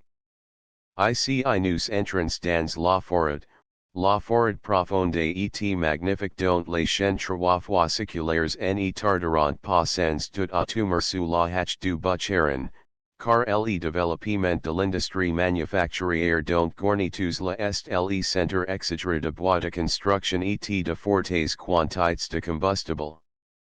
Après avoir et l'embellissement du paysage, les forêts de cette région, les champs de Tuzla contribueront à la prospérité du pays.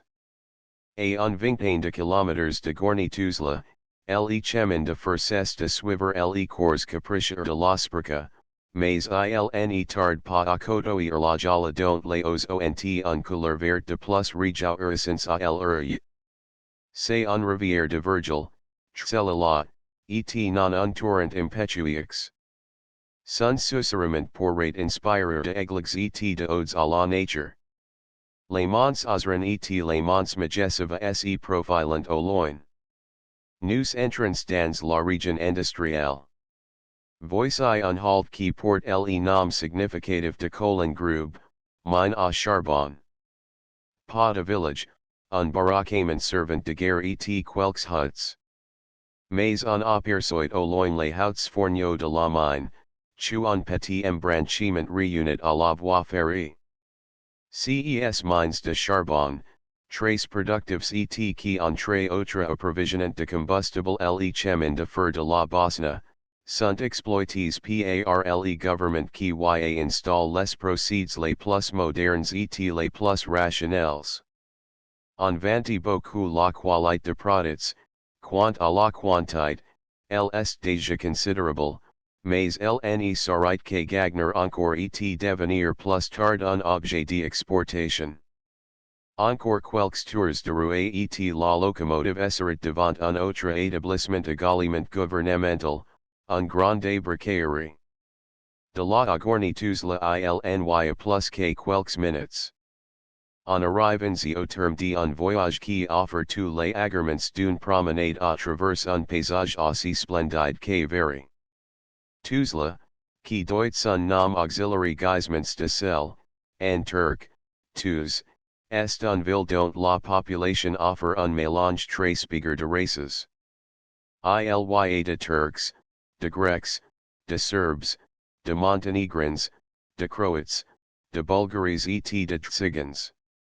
Chaque nationalité habite de constructions élevées à ses guises, selon de règles particulières, conformement auxiliary convenances, auxiliary conditions, auxiliary instincts de individus, sans se préoccuper de l'ensemble architectural. Cen est pas tout à fait un tort, au moins au point de vue pittoresque. Le contract est très vif, par exemple, entre quelques grandes et belles maisons construites par de Serbes riches ou par la municipalité, sideri entre autres l'école commerciale, qui ne dépire pas le groupe scolaire d'un chef-lieu de département, et les misérables huts où habitent les Tsigans. Les maisons de Bulgaries et de Serbes moins aces offrent cette particularité que les étables sont situés sur le devant, aussi en arrivant en est soulieu par les mugissements de vaches, les glissements de dents et surtout le grognement de porcs. La légende de Saint Antoine doit être fort répandue et trace en honneur dans les pays slaves, car l'animal nourricier y est réellement le compagnon del homme. En pénétrant dans ces maisons par l'écurie on est réellement surprise de la propreté de la bonne tenue qui y régnante. C'est que les femmes serbes sont d'excellentes ménageries qui mettent leur amour propre, comme les hollandaises, à avoir un intérieur d'aspect réjouissant. Les pieds nus, la chevelure dissimulée sous un serre-tête, vêtue d'une étoffe de coton et un peu criard, la femme serbe vaet vint tout la journée, levant, fourbissant, osti quant son modeste mobilier quelquefois la cigarette à la bouche. Les premiers looks de Serbes aces, c'est d'avoir un jardin de roses devant leur maisonnette, dans la saison, on en offre auxiliary visiteurs, en même temps que le café noir et le tabac blonde. Les Tsigans de Tuzla offrent une particularité, c'est-à-dire une exception, ce sont pas de nomades, comme leurs congénères, etils inhabitant pas sous la tente. Il est vrai que les cabins du quartier de ces bohémiens ne valent guère mieux, mais ils constituent un domicile fixe.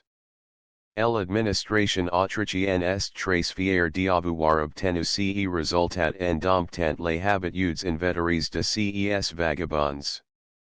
Ils agit seulement de les préserver du mauvais contact du dehors et d'empêcher que les masseurs du quartier tsigane ne servent de refuge auxiliary vagabonds et de l'utilise pour les objets de robes.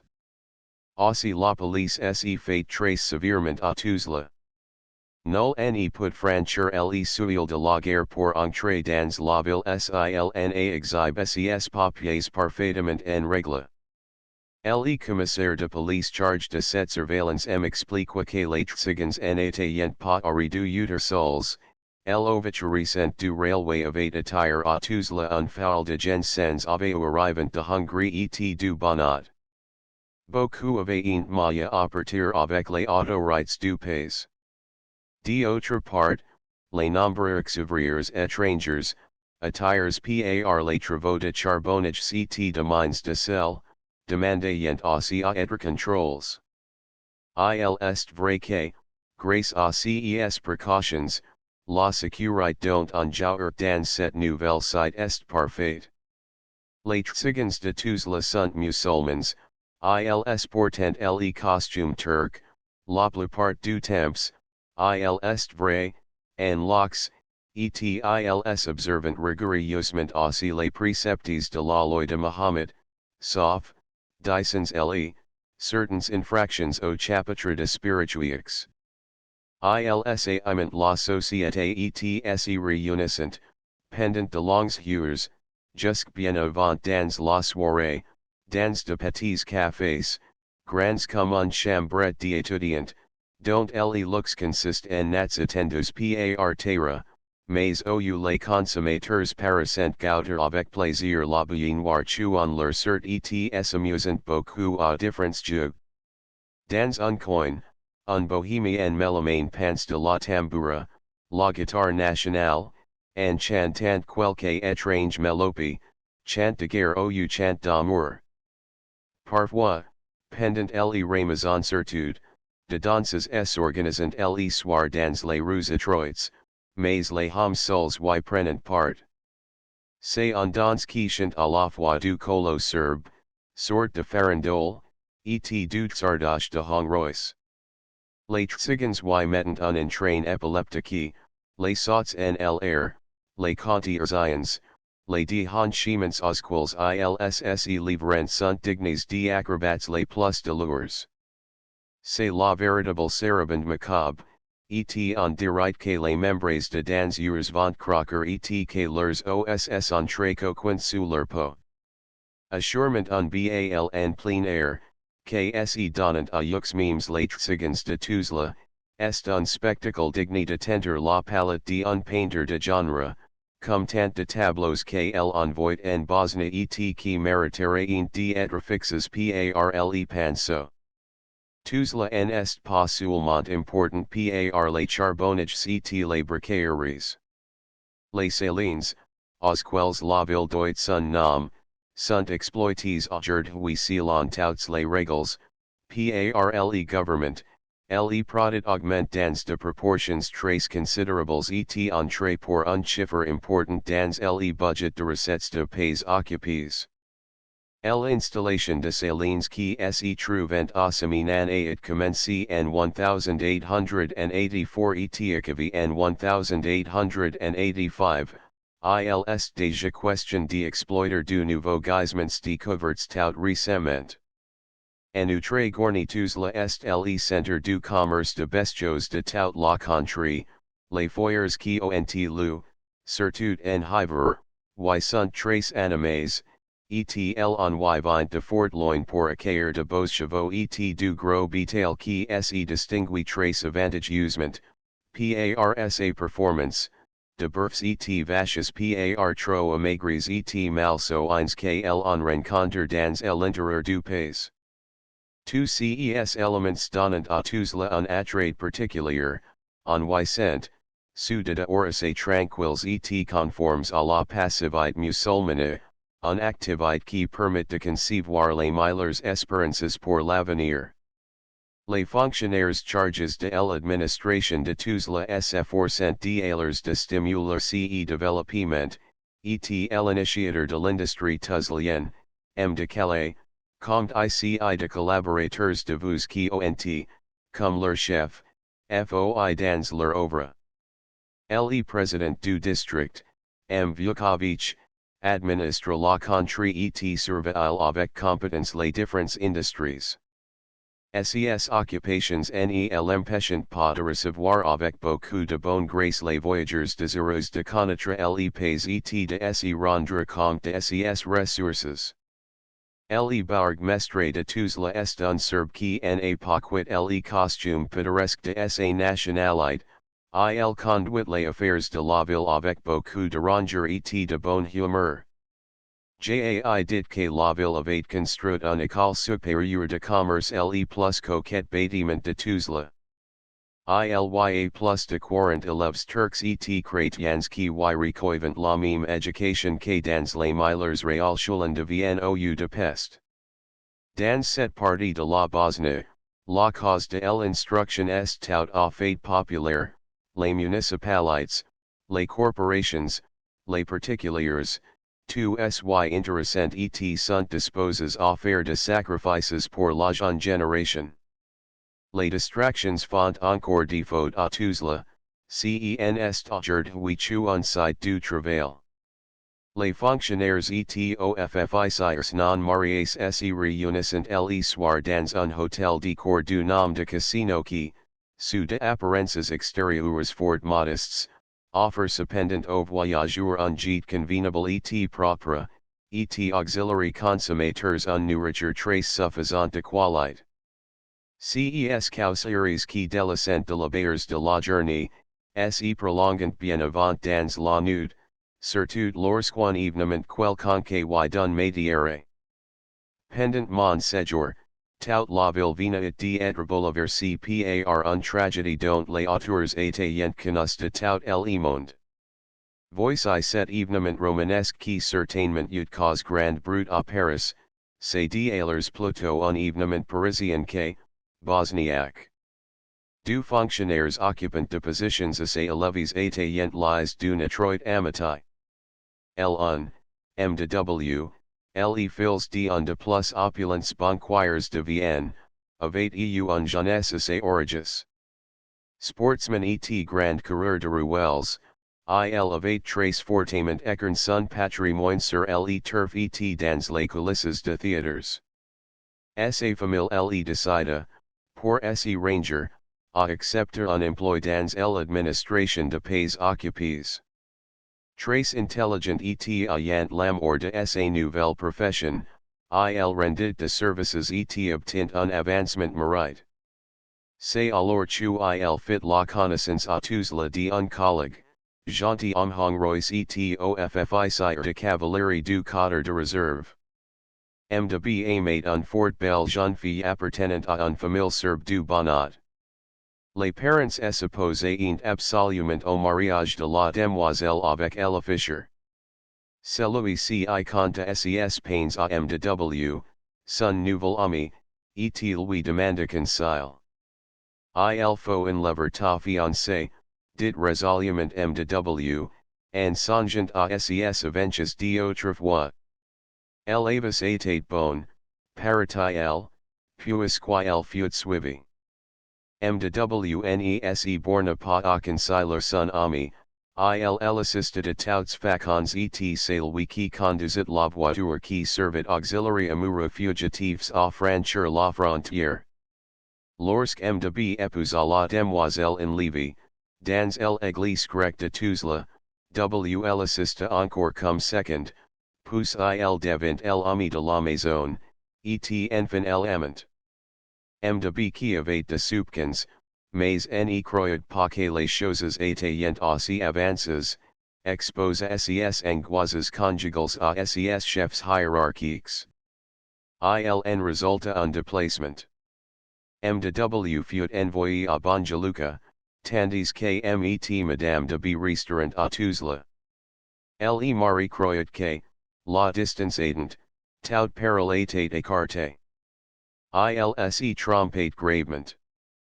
Par un bel matin de juin, Madame de B sortit de chez elle pour rendre visite à quelques dames turques, c'est du moins le motif que elle donna à son mari. En réalité, elle fit le tour de la ville, s'engagia sur la route de Daboy, et courut jusque la briquerie. Derrière un mur attendait une voiture attelée de 4 chevaux très vifs, un homme de haute taille, armed jusqu'aux dense et enveloppé d'un grand manteau rouge comme les Turcs en portant en voyage, tenait à la portière. Trois ou 4 cavaliers également armés semblaient former l'escorte de la voiture. Madame de B. s'élança dans le véhicule à côté de son amant, l'homme au manteau rouge était M.W., qui l'enlevait, cette fois pour son propre compte. Mais un employé de la briquerie avait assisté à l'équipe et reconnu les fugitifs. M.W. prévenu se met à leur poursuite, mais les chevaux du ravisseur volaient comme l'évent.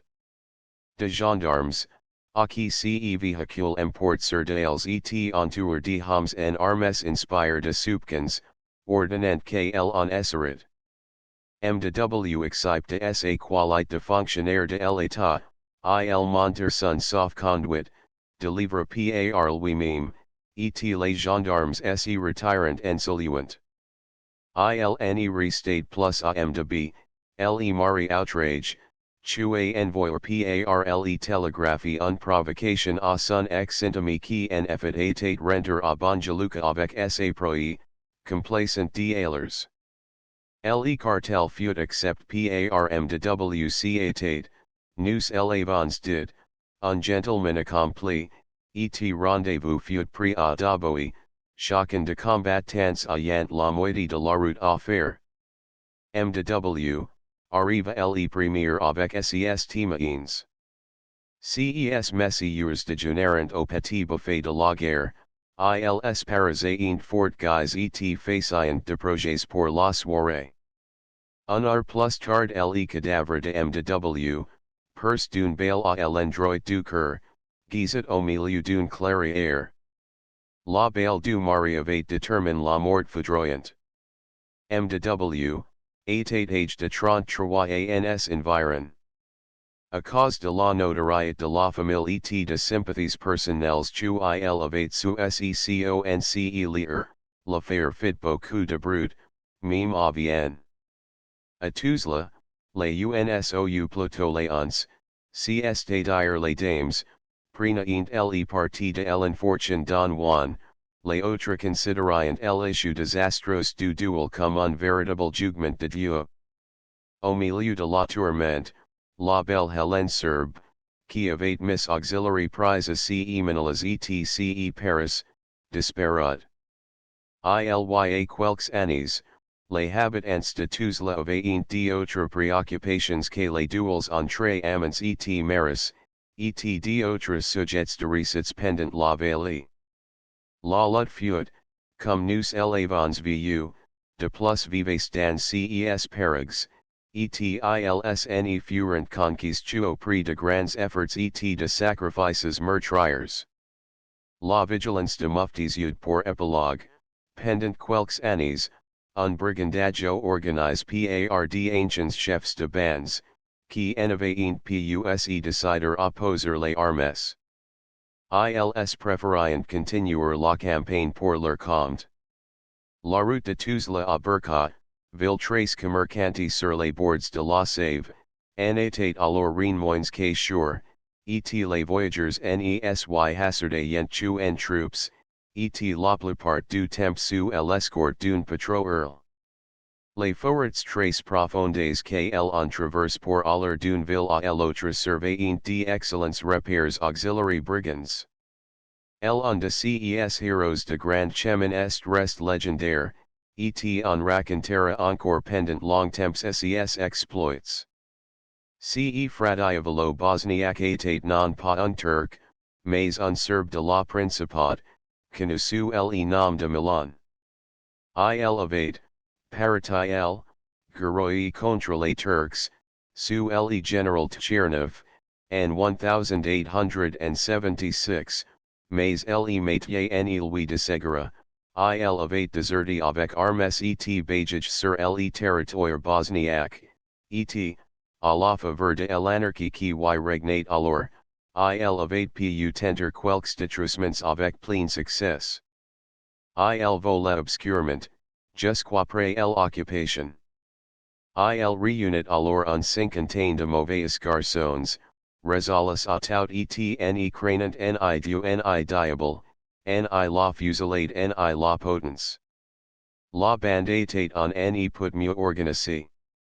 Il ne passait pas un convoi quelque peu important sur la route de Burka, pas un voyageur susceptible d'avoir dans sa cincha un viatique monnaie se rond, sans que Milan lesut, et prit ses mesures en conséquence. Il ne tuait pas, du moins quand on s exécutait de bonne volonté, mais l'argent, les bijoux, les valeurs de tout ce qui s'aventurient alors sur cette route couraient bien de risques. Parfois cependant ils les sied attendre, quand ses informateurs s'étaient trompes, et que les gens de pauvres étaient vraiment de pauvres diables, il leur faisait restituer les quelques acres que ses hommes avaient pris. On aimait monter à Tuzla un ouvrier horloger qui, complètement de pauvre d'abord, avait exposé au brigand en chef dans quelle position il allait se trouver ni pouvant sans un sou valiant aller à Burka, et retourner à Tuzla. Combien t'as-tu pris, demanda Milan. Un douzaine de florins, répondit l'ouvrier. Tu sais que tu aurais fait de cela, fit Milan? Je vais te faire donner 30 florins. L'ouvrier voulut protester contre ce cadeau venant d'une telle origine, mais un regard lui indiqua que toute opposition, étant dans les circonstances, serait intempestive. Mais cela c'étaient les fioritures, les hors-d'oeuvre du métier.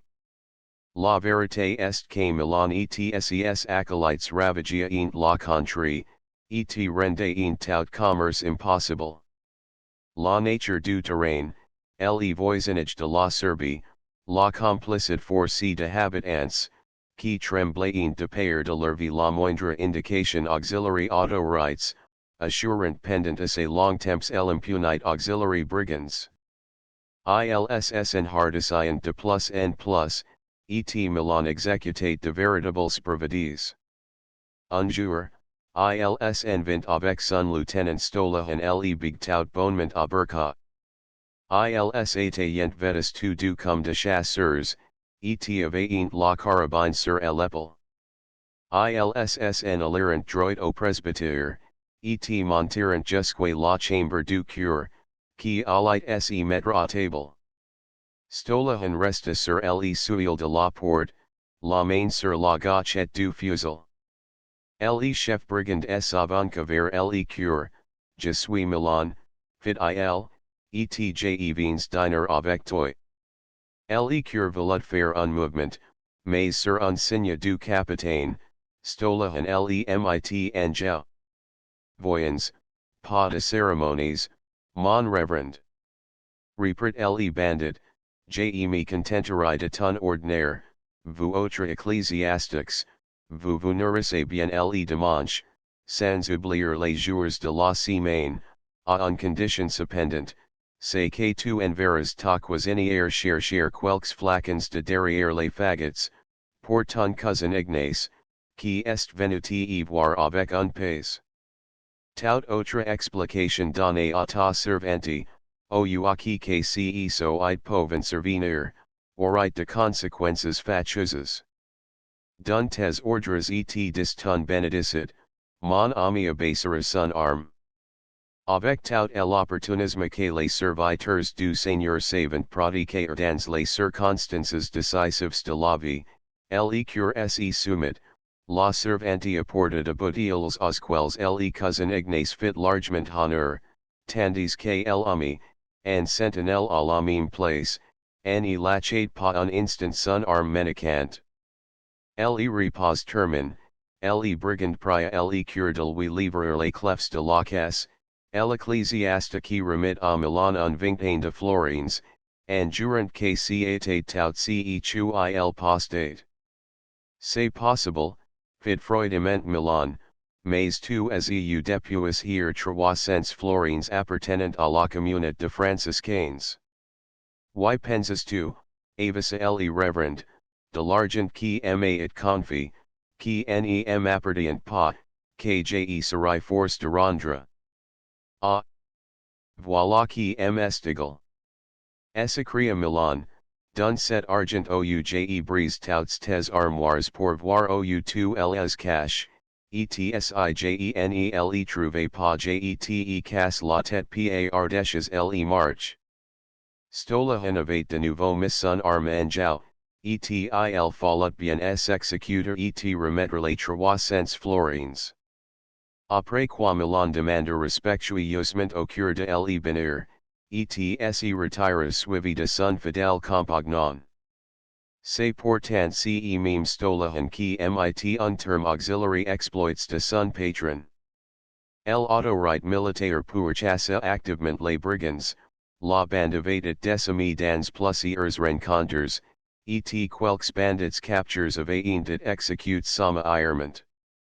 De peines draconiennes, mais les seuls efficaces, avaient et edictis contre ceux qui donneraient asile à Milan et à ses compagnons. L'aubergiste d'un et ses domestiques furent pendus pour avoir les chefs de brigands et plusieurs de ses aides séjourner sous le toit de cet auberge, sans prévenir la gendarmerie. En outre un prime de 300 ducats un fortune dans ce pays la evaded promise à quiconque s'empire right du redoute Milan. Ce fut ce gain qui séduisit Stolahan. Un jour que son chef reposait dans un grade, le lieutenant, après un court lut avec ce chu il appela sa conscience, lut très curieux à étudier pour un psychologue, vainquit ses scrupules, il tira son handjar et trancha la tête du brigand redoute. Cette exécution achevée, Stolahan se préoccupa d'en tirer profit. Il mit la tête dans un mouchoir, et la porta tout sanglant au proc hein poste de gendarmerie, réclamant le salaire promis. À la vue de la tête fraîchement coupée du brigand, le chef du poste refusa d'encroire ses yeux. En s'était refuse à admettre la possibilité de la capture de l'insaisissable Milan. Stolahan et la tête du brigand furent envoyés sous bonne escorte à Tuzla, le préfet reconnut l'identité, mais au lieu de payer la prime, il fit conférer le lieutenant meurtrier de son capitaine. Stolahan n'y resta pas longtemps sous les verres. Employé à un corvée quelconque, il sut escamoter la clef de champs, en assure que l'autorité autrichienne, esclave de sa promesse, avait singulièrement facilite cette évasion, et que le sous-bandit perdit l'este de 300 ducats promis. C'est ainsi que parait le dernier de grands brigands de la Bosnie. Quelques temps auparavant, ce même Milan Nikolitsk, assassin misérablement et livre par un acolyte, s'était échappé d'une maison en flammes, assiégé par plus de 100 soldats. La route de Tuzla à Burka est un véritable merveille d'art. Le génie de l'armée austro-hongroise ss jau de toutes les difficultés, de tous les obstacles accumulés par la nature pour entrevoir le travail humain. Les valiants pionniers ont triomphe de tout. La poste qui dessert cette route, est entièrement militaire, les voitures sont de fourgons bien suspendues et protégées contre les rafales du vent et les ardeurs du soleil par des épais rideaux d'étoiles. Un feldwebel qui fait aussi l'office de vaguemestre est assis sur le siège, à côté du cocher, un chasseur, la baïonnette au fusil, s'échant sur un strapontin, à l'arrière du véhicule. Les chevaux, de animaux de la remonte, de talent au grand trot, en côtoie d'abord la ligne du chemin de fer prolongé jusque la saline de Seminan. Voici les bâtiments principaux de l'entreprise, le nom de l'empereur régnant sy détaché en grosses lettres, la principale saline est placée, en effet, sous l'invocation du monarque. Malgré leur trace matinale, on y travaille activement. Un officier qui part pour la chasse en esclavonie, et dont l'itinéraire de Nemrod occupe la plus grande partie de banquets, me montre l'emplacement où bientôt s'élève un verrerie, la première chuon aura-vu en Bosnie. Les pronostics de hommes spéciaux sont très favorables à l'établissement de cette industrie. À partir de Gorny-Tuzla, village musulman assez considerable, nous entrons dans le paysage alpestre, et la route a un aspect de plus mouvements et de plus pittoresques. On pénètre de nouveau sous les halliers profonds et mystérieux. Partout dans la forêt se dressent de rochers qui profilent jusqu'au ciel leurs parois gigantesques, de petits ponts en bois établis d'une façon très rudimentaire, et que la première crue pourrait emporter, nous font en jammer de torrents tout à fait à sec élite, mais assez impétueux en automne, après les pluies, au printemps, à la fonte de neige. Dans ces forêts, au milieu de talus, s'élèvent quelques cabines, de masseurs bases, d'aspect misérable. Les seules constructions solides et d'une certaine apparence sont les blockhouse où logent les gendarmes, et qui servent à la fois de habitations et, en cas d'attaque, de fortins abrites de grands mas crénoles. Les gendarmes sy sont installés en famille, le brigadier est parfois marié, et l'intérieur de ces postes d'enfants perdus ne manque pas d'un certain confort relatif et tout militaire. Ne faut-il pas que ces braves gens puissent se restaurer et se reposer après de fatigantes patrouilles, après avoir grimpé sommet de montagnes et traversé de terres vraiment sauvages, en offrant aucune ressource. Rassurons les voyageurs.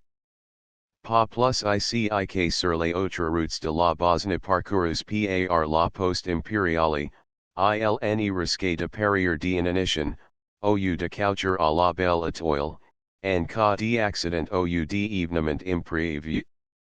Il existe à chaque relais de cantiniers, gens actifs et spéculants just, qui ont installé dans la cabine la plus vaste, ou plutôt la moins petite entre touts, de restaurants dont le menu sans prétention, servi sur de nappes propres, et arroz de vin de Hongrie, mérite tout la reconnaissance de voyageurs affamés. Dans un second piece, on trouve de lits convenables aux quels on peut se confier sans crainte. L'autorite veille, du reste, à ce que passant ne soit pas écorché. C'est dans un de ces cantines que nous déjeunons, tandis que on change les chevaux. Le fourgon gravit un pente assez raide, nous sommes toujours en forêt, de oiseaux de proie varies tournoyant autour de grands arbres, aigles, vautours, cormorans, cherchant leur pâture. La femme ilss en hardissant et fondant jusque sur les chevreuils qui gambadent sous bois. On aperçoit les squelettes d'un de ces grossiers animaux, devant par les oiseaux avec autant d'entrain qu'une réunion de convives banquetant en l'honneur d'un anniversaire quelconque.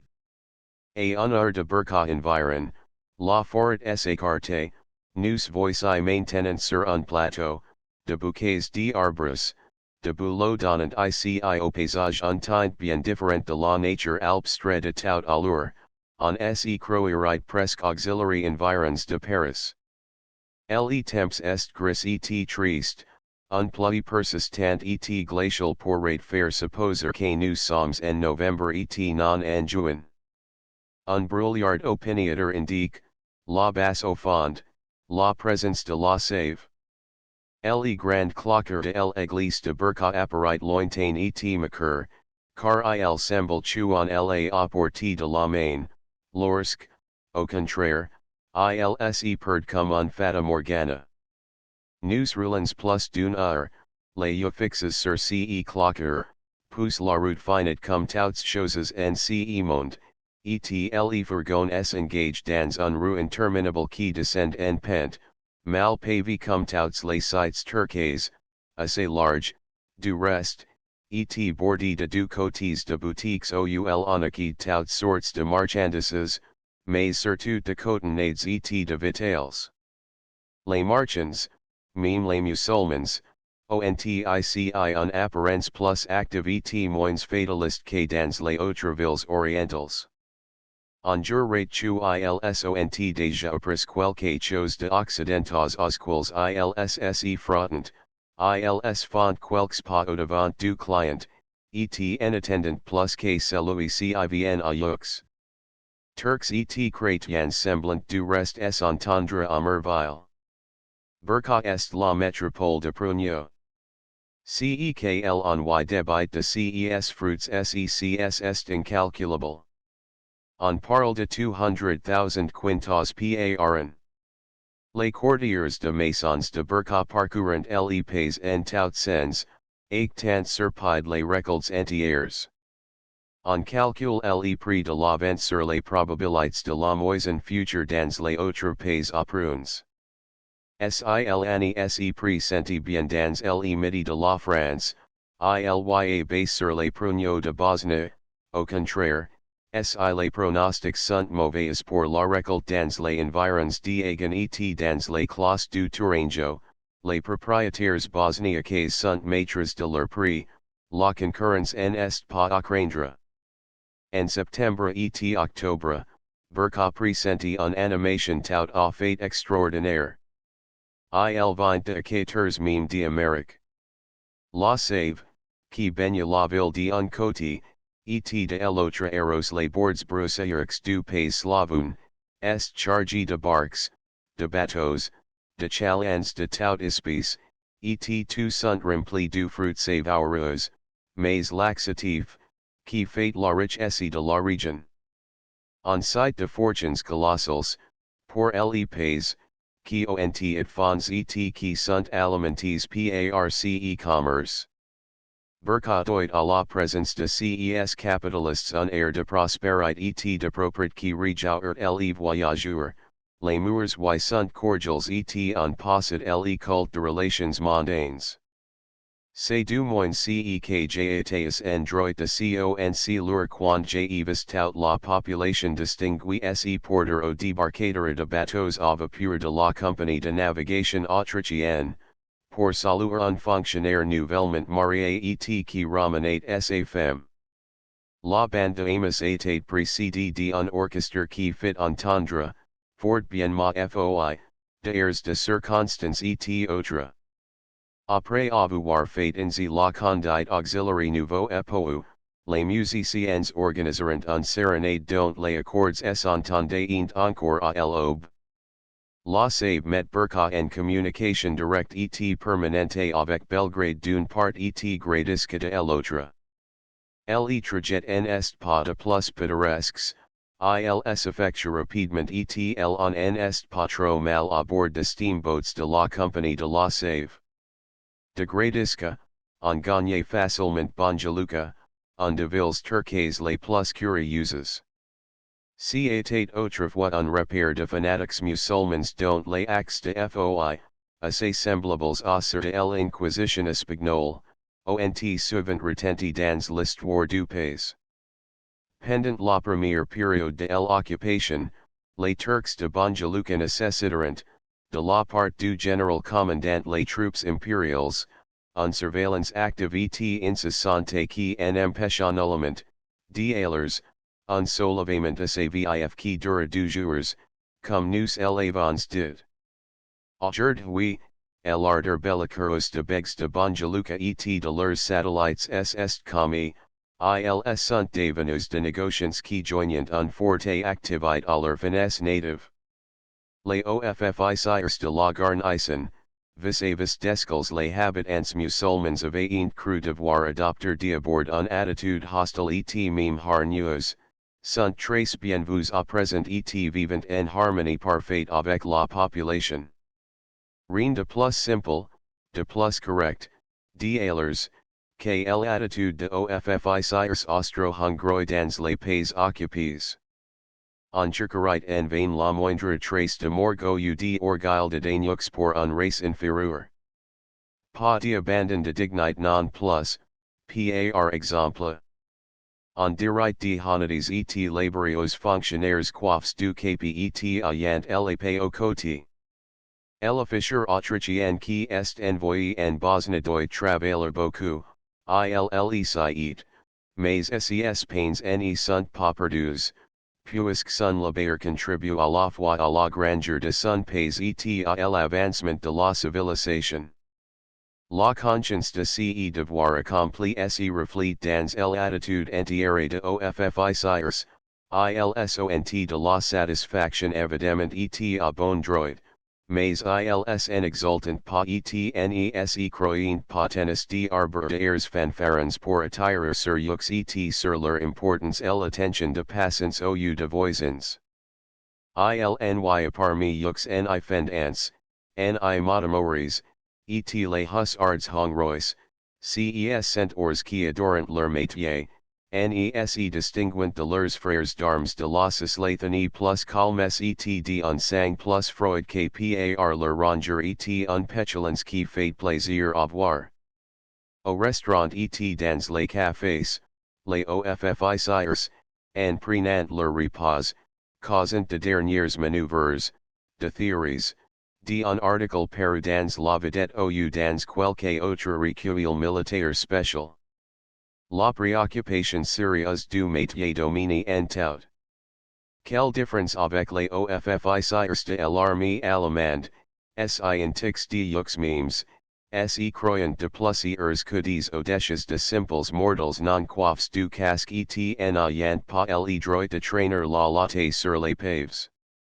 Comme pour bien monter jusqu'à quel point les volates insurrectionnels de fanatiques musulmans de Banja Luka ont disparu et combien cette population est modifiée, c'est dans ces parages inhospitaliers jodes auxiliaires joueurs que se sont établis de colonies prospères de paysans allemands.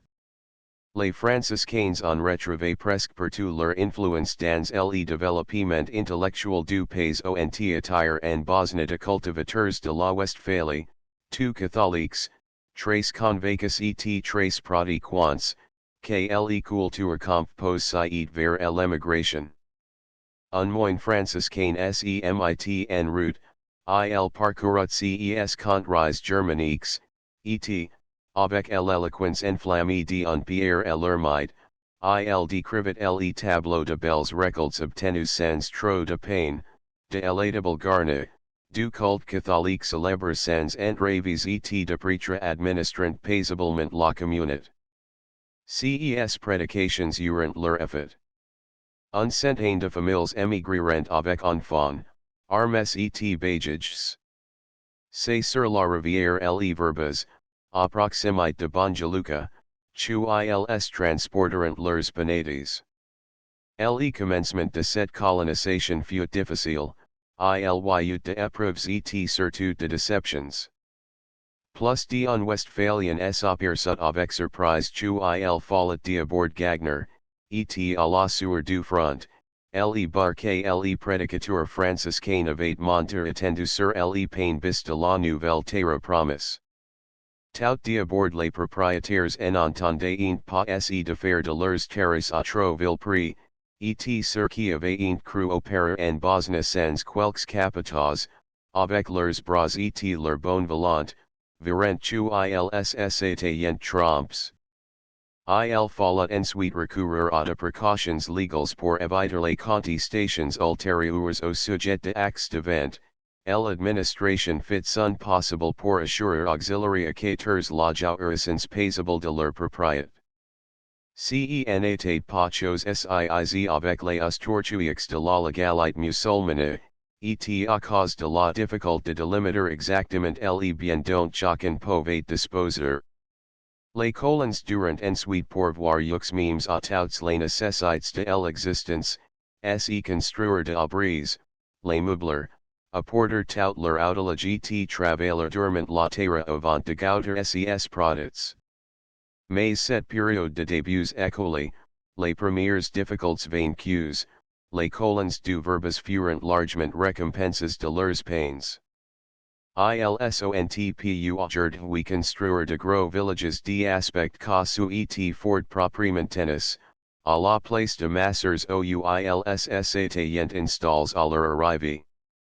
De belles églises avec de presbytères fort bien installés, confortables même, s11 au centre de ces localités, dont la principale porte le nom du célèbre chef du centre ultramontain au parlement allemand, Windhorst.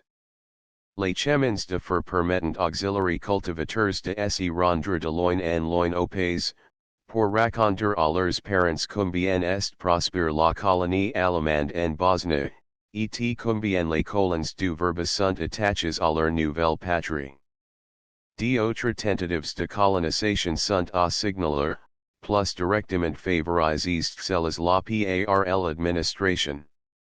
À la suite de grandes inondations qui eurent lieu dans le Tyrol vers 1882, et qui ruinèrent de centaines de familles, un exode fut organisé, de paysans du Pusterthal vinrent s'établir en Bosnie et essayèrent d'y fonder une nouvelle patrie.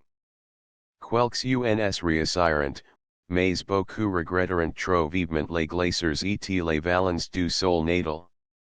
Ils furent employés à la nostalgie du montagnard et resteront insensibles à la rémunération abondante et certaine de leur labeur, ils abandonneront tout pour suivre la voie du pays.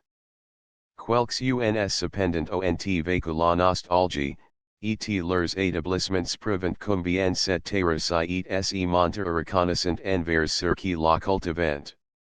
Sans aucun doute un grand courant de colonisation se produira un jour vers la Bosnie, mais il importe de rappeler auxiliary immigrants comme les fait d'alors le gouvernement il ne faut pas venir dans cette contrée, digne de toutes ressources, car la terre ne s'y donne pas pour rien, pas même à vil prix, mais sa valeur est d'autant plus grande pour celui qui la traite rationnellement et consacre tous ses efforts. Chapitre 13 El Herzgovine. La route de Sarajevo à Mostar. Le service de diligence. Mostar. Souvenirs heroics. De Mostar à Metkovic. La Vigna et le tabac. Tandis que la Bosnie est la partie la plus productive, mais aussi quelque peu prosaïque, de pays occupés, El Herzgovine, avec ses rochers inaccessibles, ses cimes couverts d'une neige éternelle, ses forêts infinies dont les légers se reflétent dans les flots bleus de l'Adriatique qui, représentent le côté romanesque de la nouvelle conquête autrichienne. Si une excursion en Bosnie est fructueuse en renseignements pratiques sous bien de points de vue, SILSE recommande à tous ceux qui veulent étudier les ressources d'une contrée jusqu'ici à demi-barber, El Herzgovine offre auxiliary voyagers d'autres sensations. ICI, la nature lui erige à chaque étape de nouveau cris d'admiration, d'étonnement et parfois de terreur. Le paysage en a rien de petit ni de banal, ils savage et grandiose, pour tous ces cadres énormes, ces sites tourments, semblant crise pour les émouvoir à les de titans toujours prêts à soulever de blocs de granit et à se les jeter à la tête.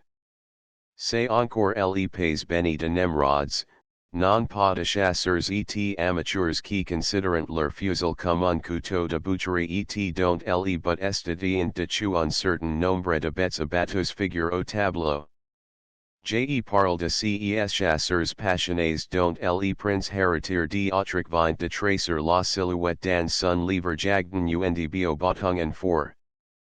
Pour cela leur exercice favorise réellement, comme on la dit, l'image de la guerre, il leur faut de nombreux perils, de obstacles accumules, de longues marches, de privations, la poursuite d'animaux vite féroces, qui en se retournent pour rien, d'un coup de dent ou d'un coup de patte, anéantir les chasseurs au lieu d'être détruits par lui. For un fort volume chez Kunst, libraire de la Cour, Hohenmart, Vienne.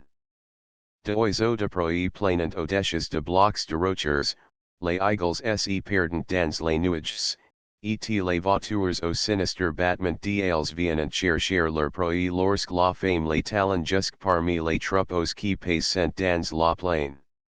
On voit alors l'énorme oiseau fondre comme un aérolith vivant au milieu de brebis, il accoisit la plus belle et la plus grosse, et il l'emporte dans ses serres avant que les burghers, stupéfaits, aient songé à accourir.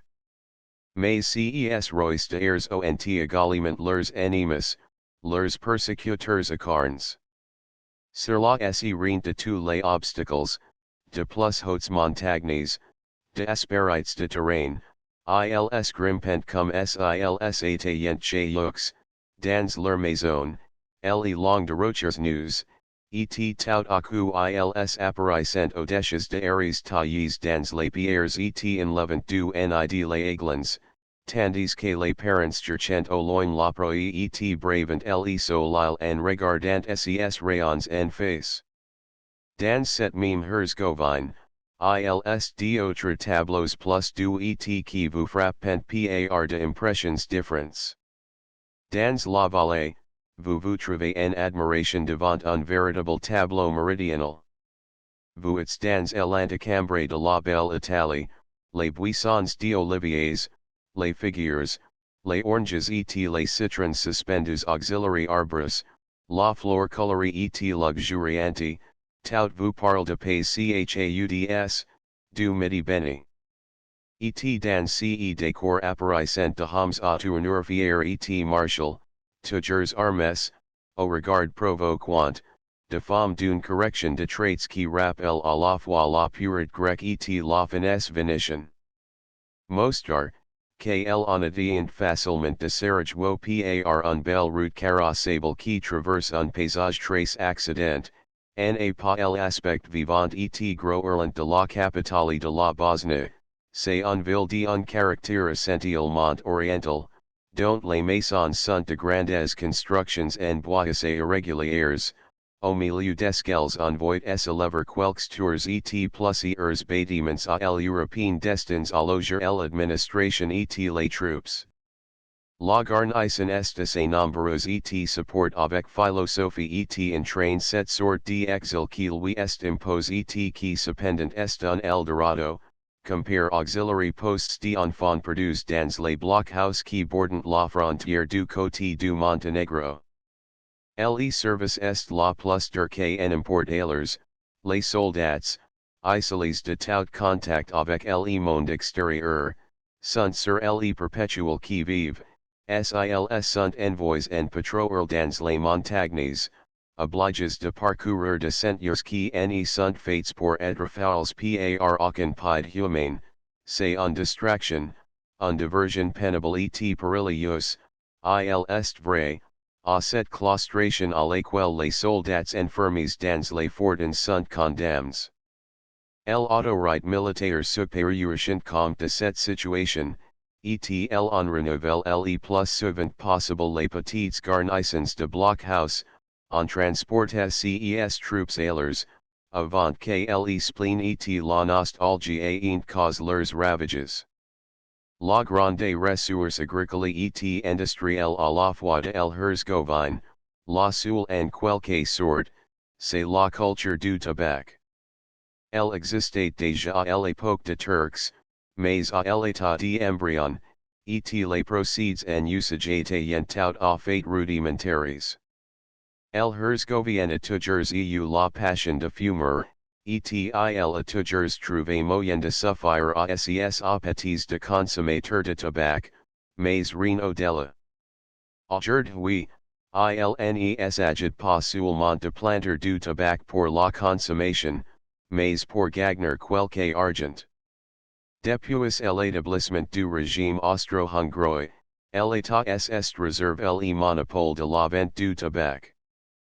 Pour la culture il a introduit d'abord un système de primes pour ceux qui obtiennent les meilleurs résultats et qui apportent le plus de so en ace travail, ensuite le tabac à l'état brut est payé un très bon prix et comptant au cultivateur par la régie, qui, après avoir pris livraison de feuilles, les expédie, convenablement sachets et protégés contre les intempéries, auxiliary du fabriques de serrage et de mostar, qui, crise depuis peu d'années seulement, sont en pleine activité. L'organisation de ces manufactures est conforme à celle de meilleurs établissements du même genre que possède l'Europe. Les machines ont été commandes d'après les derniers models, les directeurs sont de gens du métier et les contre-maîtres ont été faits un stage dans les premières manufactures. La discipline la plus parfaite règne parmi les ouvriers et même parmi les cigariers, dont l'aspect, les costumes, sont aussi pittoresques que ceux de figurants dans Carmen, mais fort heureusement on n'a pas eu jusqu'à présent de scandales ni de rixes à signaler, causes par un brigadier Don Jose. Ces junes fils, ilny agarique d'ouvriers de quins avec ans, en appartiennent pas à de familles miserables, els pourraient à la rigueur se passer de leur salaire. Lorsqu'elles touchent leur semaine, elles essayent de convertir les billets de banque de l'administration en pieces d'argent ou en pieces d'or trues de deux côtés, elles les enfilent comme de grains de chapelet et en ferment de cette façon un collier à deux, trois ou quatre rangs, chu elles portent autre du coup par dessus leur robe. Ce sera la leur lorsqu'elles se marieront. Aussi ces junes fils sunt roses et gays même lorsqu'elles ne sont pas jolies, ce qui est pourtant le cas bien souvent. Elles chantent de mélopées un peu monotones et d'une poésie sauvage, qui célébrent les hauts faits de héros de la montagne ou quelques douces prouesses amoureuses. Mais ces chants sont dits à demi-voix, ils 11 dans l'air de vastes ateliers comme un susurrement, car les surveillances sont là et ne toléreraient ni scandale, ni brut troublant l'ordre qui doit régner partout dans les manufactures de l'État. C'est un plaisir pour tout fumer que de contempler les différentes sortes de tabac que les fabriques de mostar et de serrage vous livrent avec les produits de feuilles recueillies en Herzgovine. Il y en a une dizaine d'espèces, depuis le tabac couleur de Chine jusqu'au Calais, qui est du plus beau blonde, d'un blonde vénitien, on dirait de chevelures empruntés à un portrait de patrician signé par le Titian. La régie autrichienne et la régie hongroise commencent déjà à se provisionner de tabac herzgovien. C'est en ce moment la plus forte recette du budget de provinces occupées, et le chiffre grossira encore certainement lorsque les tabacs de cette nouvelle régie seront exports et chu ils seront appréciés comme ils le méritent par les fumeurs de l'Europe entière. El Herzgovine offre aussi de vestiges de la domination romaine, que on peut comparer auxiliary travaux que vint de lever partout le génie autrichien. Il y a notamment du pont sur la Narenta, le principal fleuve, un à Mostar même, et l'autre à Balja. Le premier de ces ponts presenti un aspect de plus animés les jours de foyer, parce que les populations si diverses, si barrioles de el Herzgovine envoyant leurs représentants en grand costume, armes jusqu'auxiliary dense, qui viennent pour accueillir et vendre de chevaux, de bœufs, de moutons, ou même pour parader sur la place publique et se monter. Puis, au trot de leurs petits chevaux secset maigres, mais qui connaissent si bien les sentiers montagneux, Ils regagneront leurs aries voisins de celles de Igles, ou les cabins de Pierre qui leur servent de logement. Ils est qui chevaucheront jusque sur la frontière du Monténégro, ou ils vivent dans l'éternelle espérance du cri de guerre qui doit les appeler à la bataille soit contre les musulmans, soit contre les chrétiens. Tout adversaire leur est bon, pourvu que la poudre parle et que leurs instincts de bravoure puissent briller. Chapitre 14 La question de Cameets. Les difficultés religieuses. Hostilité de ultramontans. La retraite de M. de Nikolic. La famille impériale et la Bosnie. L'annexion en vue. Conclusion. Lorsque l'administration austro-hongroise a pris la succession de Valis et de Pisches Turcs, elle a trouvé à résoudre plusieurs problèmes très arides, fort complexes, et devant lesquels d'autres moyens résolus au travail auraient put être recul au hésite. La question agraire était la principale de toutes, la plus grave, celle où il importait de régler avant tout autre dans un pays où l'agriculture doit être la base de la prospérité générale. Comme cela est dit plus haut, le régime feudal existe depuis plusieurs siècles en Bosnie, ce système est atténu dans les cours de temps, ils est fiable à l'user, mais il n'a jamais complètement disparu. Les begs et les agas sont encore aujourd'hui les propriétaires titulaires d'une partie du sol, d'une partie seulement, car beaucoup de paysans ont pu racheter sans de trop grands sacrifices, et ils sont libres, disposant de leurs propriétés comme les cultivateurs français ou allemands. Mais là où les traditions séculaires ont it conserves, les commet, c'est le nom du pays en bosniaque, n'est que le fermier de la terre où il cultive, fermier perpétuel et héréditaire, que le bec ou aga n'a pas le droit de renvoyer, tant où il paye régulièrement sa redevance. On voit que le système feudal a beaucoup perdu de sa rigueur et que la condition de commerce en offre que peu d'analogie avec celle de serfs russes avant l'émancipation, ou avec les vassaux du Moyen Âge attachés à la glebe sans aucun atermoiement. Les charges du commerce bornant au paiement de la dime de 10%, à titre d'impôt à l'État, et de la trentina, c'est-à-dire du tiers du produit annuel de sa terre au beg.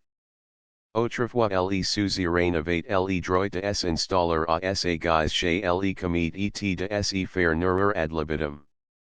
Les cheliers, les greniers, les étables, toutes les réserves du paysan étaient à la disposition du seigneur, qui restait en subsistance jusqu'au complet épuisement de provisions. Cette charge indirecte pesait d'autant plus lourdement sur les commis que dans les derniers temps, par suite de la déchéance de begs et de la perte de leurs propriétés, il arrivait au lieu d'être le suzerain de plusieurs commis, le beg partageait avec un ou deux collègues la propriété d'un seul et unique paysan. Ce n'était pas un seul, mais deux ou trois devoirants que le vassal était obligé de héberger. L'administration autrichienne est empressée de mettre un terme à cet abus criant, et le supprimant elle a rendu l'opposition du paysan plus tolérable, car en somme l'impôt, où il peut acquitter en nature, existe partout, et la trentina représente les intérêts de la terre, qui est par le droit et par l'usage la propriété, c'est-à-dire le capital du seigneur. Il ne faut pas du reste prendre ce titre absolument au pied de la lettre, beaucoup de ces begs sont bien déchus de leur ancienne splendeur, qui, dans ce pays, n'a que relative.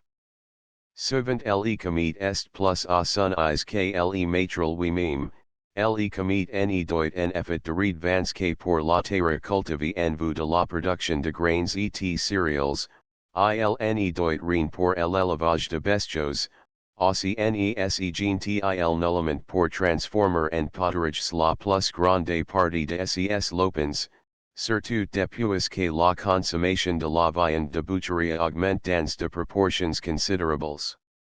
Depuis 1879 on a écrit beaucoup d'articles, d'essays et même de brochures sur cette question agraire, on l'a présenté comme insoluble, et d'aimes sensibles du or se sont apitoyés sur les sortes de malheureux serfs tuant se représentate courbés sous les bâtons et mourant de faim, à côté de products de leurs terres que les seigneurs enlevaient à leur barbe. Mais en réalité la situation n'est pas si mauvaise.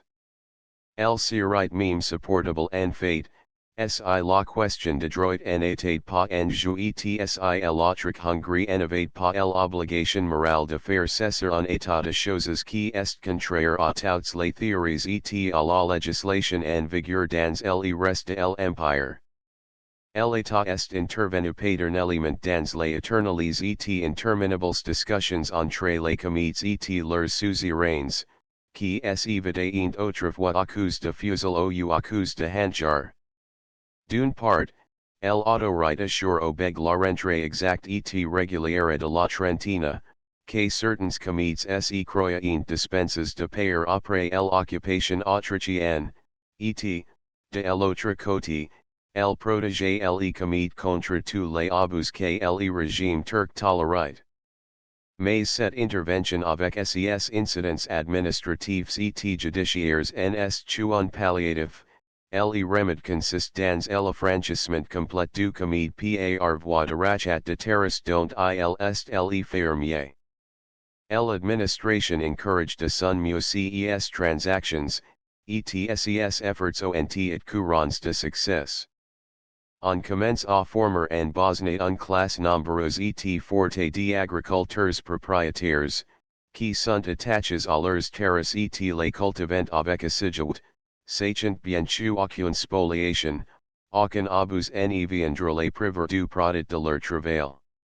Quant auxiliary begs, ils prendront leur argent et iront les porter avec leur personne à Constantinople et à la Mecque, ouilsse trouveront, en fin de compte, trace heureux et tout à fait à leur place en qualité de musulmans du passé.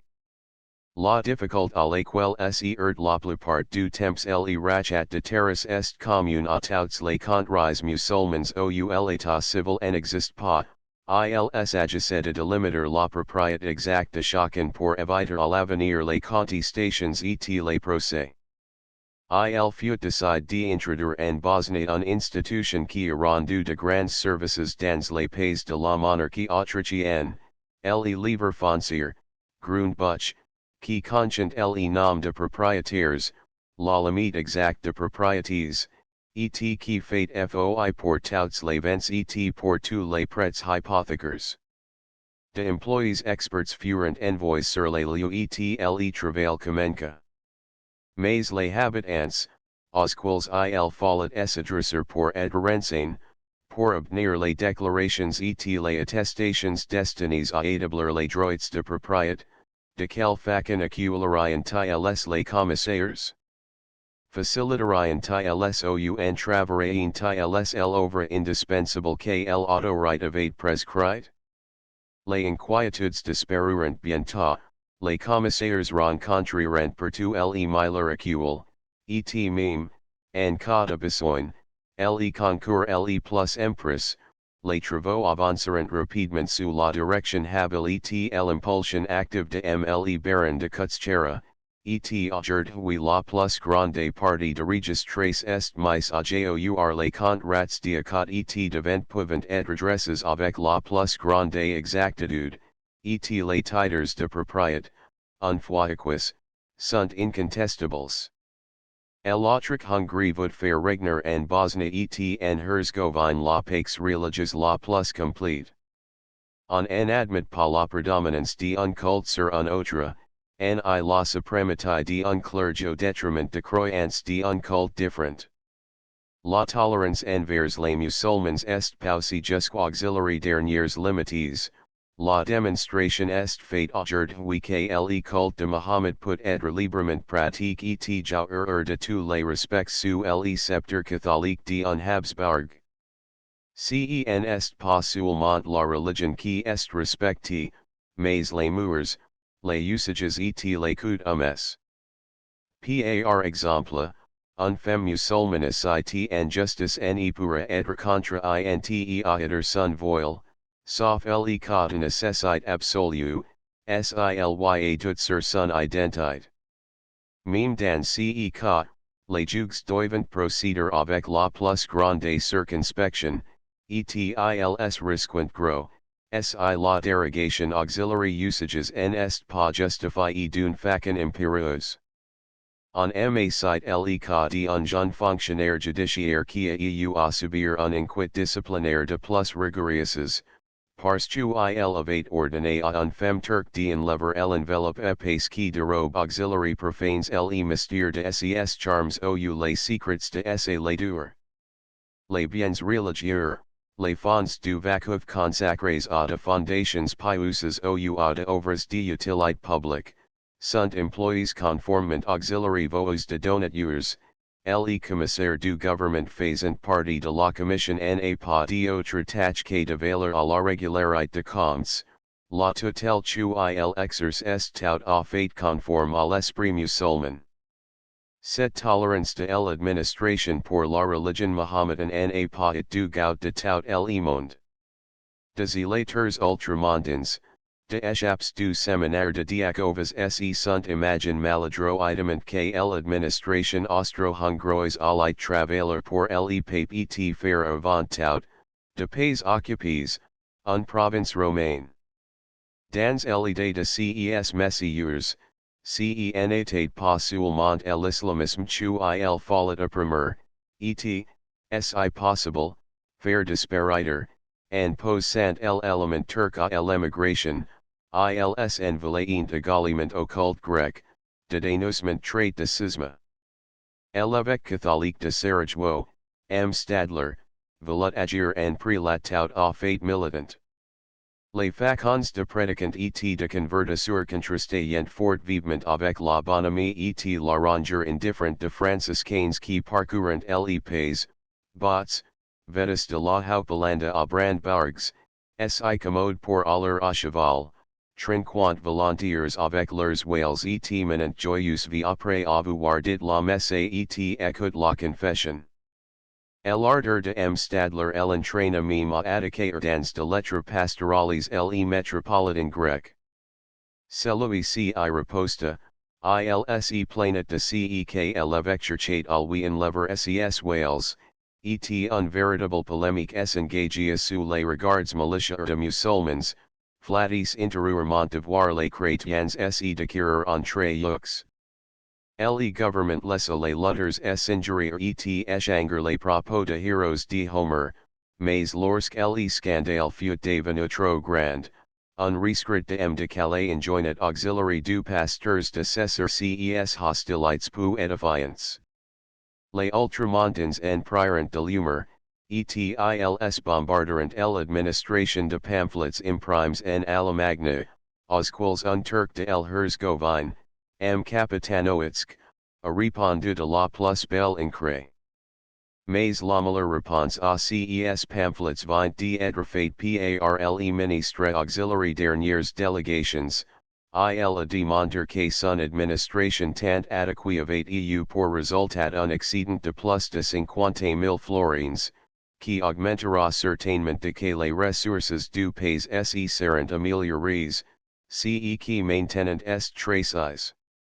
La production du tabac, qui augmente toujours et prendra un fort développement, contribuera encore à grossir le budget de recettes, tandis que toutes les dépenses sont réglées par un sage économie qui n'y prend jamais cependant les proportions d'une malencontreuse parcimonie. C'est ainsi qu'elle en a pu réconcilier avec la politique d'occupation sur la qui s'y opposes, non pas pour de raisons politiques, mais pour de considerations financières. Un membre éminent de la Chambre haute de Vienne et de délégations, M. Nicolas Dunca, Kia parcours les pays occupés pendant l'année de 1886, a pu rendre compte de visu à ses collègues de CEQIL avec vu, de l'ordre administratif qui regnait dans ces provinces et de la com satisfaction de habitants, qui gautent enfin le repos et la sécurité. Au moment d'y ces livres, j'apprends qu'M de Nicolich, le gouverneur civil adjoint au commandant général, a donné sa démission, définitivement cette fois, exécutant de la sorte un projet que depuis longtemps. M de Nicolich, qui est un proche parent du roi de Serbie, possède de propriétés très vastes dans le Banat et en Roumanie. Le soin de ses intérêts particuliers exigit depuis longtemps sa présence sur ses terres, mais les services qu'il a rendus en qualité de gouverneur civil et sa qualité de gentleman employant au service de l'État sa fortune de magnat hongrois ont déterminé le ministre à refuser la démission du gouverneur civil chaque fois qu'il était offerte, et M de Nicolich, obéissant auxiliary amicales objurgations de son chef, consentait à reprendre le collier. Cette fois, il n'y plus rien à y changer. Cette maison hospitalière, qui était le centre du mouvement mondain de Sarajevo, n'est revrira plus cette hiver, etc. le baron de Kutschera qui est chargé de l'administration civile. Il la connaît à fond, car depuis du ou travail il est considéré à bon droit comme la cheville ouvrière de la machine gouvernementale. La popularité de l'empereur François-Joseph est très répandue en Bosnie, et la population entoure son nom d'une vénération dont aucun sultan n'avait joué précédemment. A plusieurs reprises, de deputations ont exprime le vœu de populations d'acclamer l'empereur sur son passage à travers les contraires places à présent sous son sceptre. Au mois d'août dernier, la nouvelle de la prochaine arrivée du tsar devient s'était propagée, et il avait trouvé crédit jusque dans les hémiaux les plus éloignés, sous les toits de chômage de plus misérables masseurs. Chacun faisait de préparatifs pour la réception du souverain, et dans les localités visitées au mois de mai par l'archiduc Albert, on avait les about les arcs de triomphe de verdure et de feuillage avec les inscriptions, pensant que tout cela pourrait servir plus tard pour l'empereur. Lorsqu'un fonctionnaire ou un officier se montrait dans les coins reculs de la montagne bosniaque ou dans les cabines infouies au plus profond de forêts, ils étaient interrogés avec la plus grande anxiété sur l'arrivée prochaine du souverain. On eût dit qu'on l'attendait comme le Messie, comme le grand dispensateur de la main céleste destiné à se répandre sur la terre. Mais l'espoir de naïfs bosniaques fut déçu. Esclave de la correction absolue en toute chose, François-Joseph a craint de blesser les susceptibilités de la Russie en entreprenant un voyage qui eût une longue suite d'ovations et de triomphes, dans un pays dont la possession définitive est contestée à l'autre par les hommes d'État de Saint-Pétersbourg. Il ne valait pas non plus que cette excursion fut regardée, à tort ou à raison, comme le prologue de l'annexion, et déjà en élevatant comme tel. Le voyage n'eut pas lieu. François-Joseph n'a pas dépassé le pont de Brude, ou une députation de Bosniaques, conduite par le bourgmestre de Sarajevo et le conseiller de gouvernement Hermann, vint lui souhaiter la bienvenue. En revanche, lorsque le prince héréditaire, l'archiduc Rodolphe, franchit inopinement la frontière de l'Herzégovine et parcourut le pays jusqu'au Mostar, de feu de joie s'illumirant sur les montagnes, de coups de fusil retentirant en signe d'allégresse, et de toutes parts on accourut pour contempler la figure si intelligente et si sympathique du prince héritier et écouter les paroles simples et cordiales qu'il trouvait pour chacun. Le Prince Vina it dia kever sa convalescence dans la magnifique île de la Croma, au climat si doux, auxiliary forts toujours verts, entouré d'une mer bleue inalterable. Le regitan de Habsbourg granate de joie et de santé recovery. Ce court séjour en Herzgovine fut pour son cœur, très sensible à la grandeur de sa patrie et à l'éclat de sa maison, un délicieux épisode. Il emporte les meilleurs souvenirs, et depuis cette époque on retrouve partout dans les pays occupés sa photographie et celle de sa gracieuse épouse, Stéphanie, faisant face auxiliary portraits de l'empereur et de l'impératrice. L'archiduc Albert a également charme les populations par sa bonhomie militaire et par les cadeaux princiers qui signalèrent partout ses visits. Sous ce rapport, tout est prêt pour l'élection définitive de la Bosnie et de l'Herzgovine à l'Empire austro-hongrois.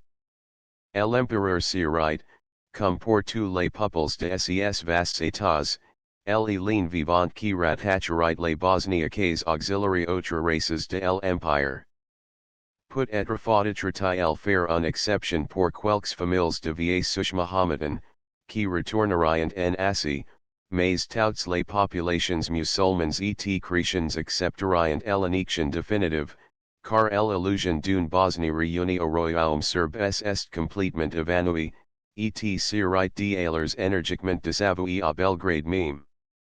Quant à rendre les pays au sultan après l'avoir ouvert à la civilisation, après l'avoir couvert de routes et de chemins de fer, après y avoir fait de sacrifices considérables, que l'homme d'état songerait à commettre un tel faute et un semblable non-sens?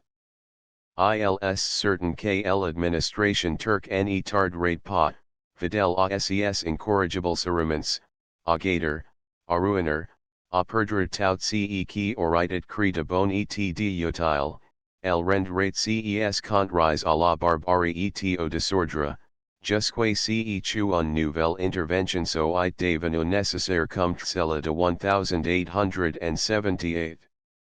L'état provisoire actuel semble incompatible avec la situation politique d'une grande puissance, et il entrevoit chaque pas le développement intérieur, la prospérité économique et industrielle du pays lui-même.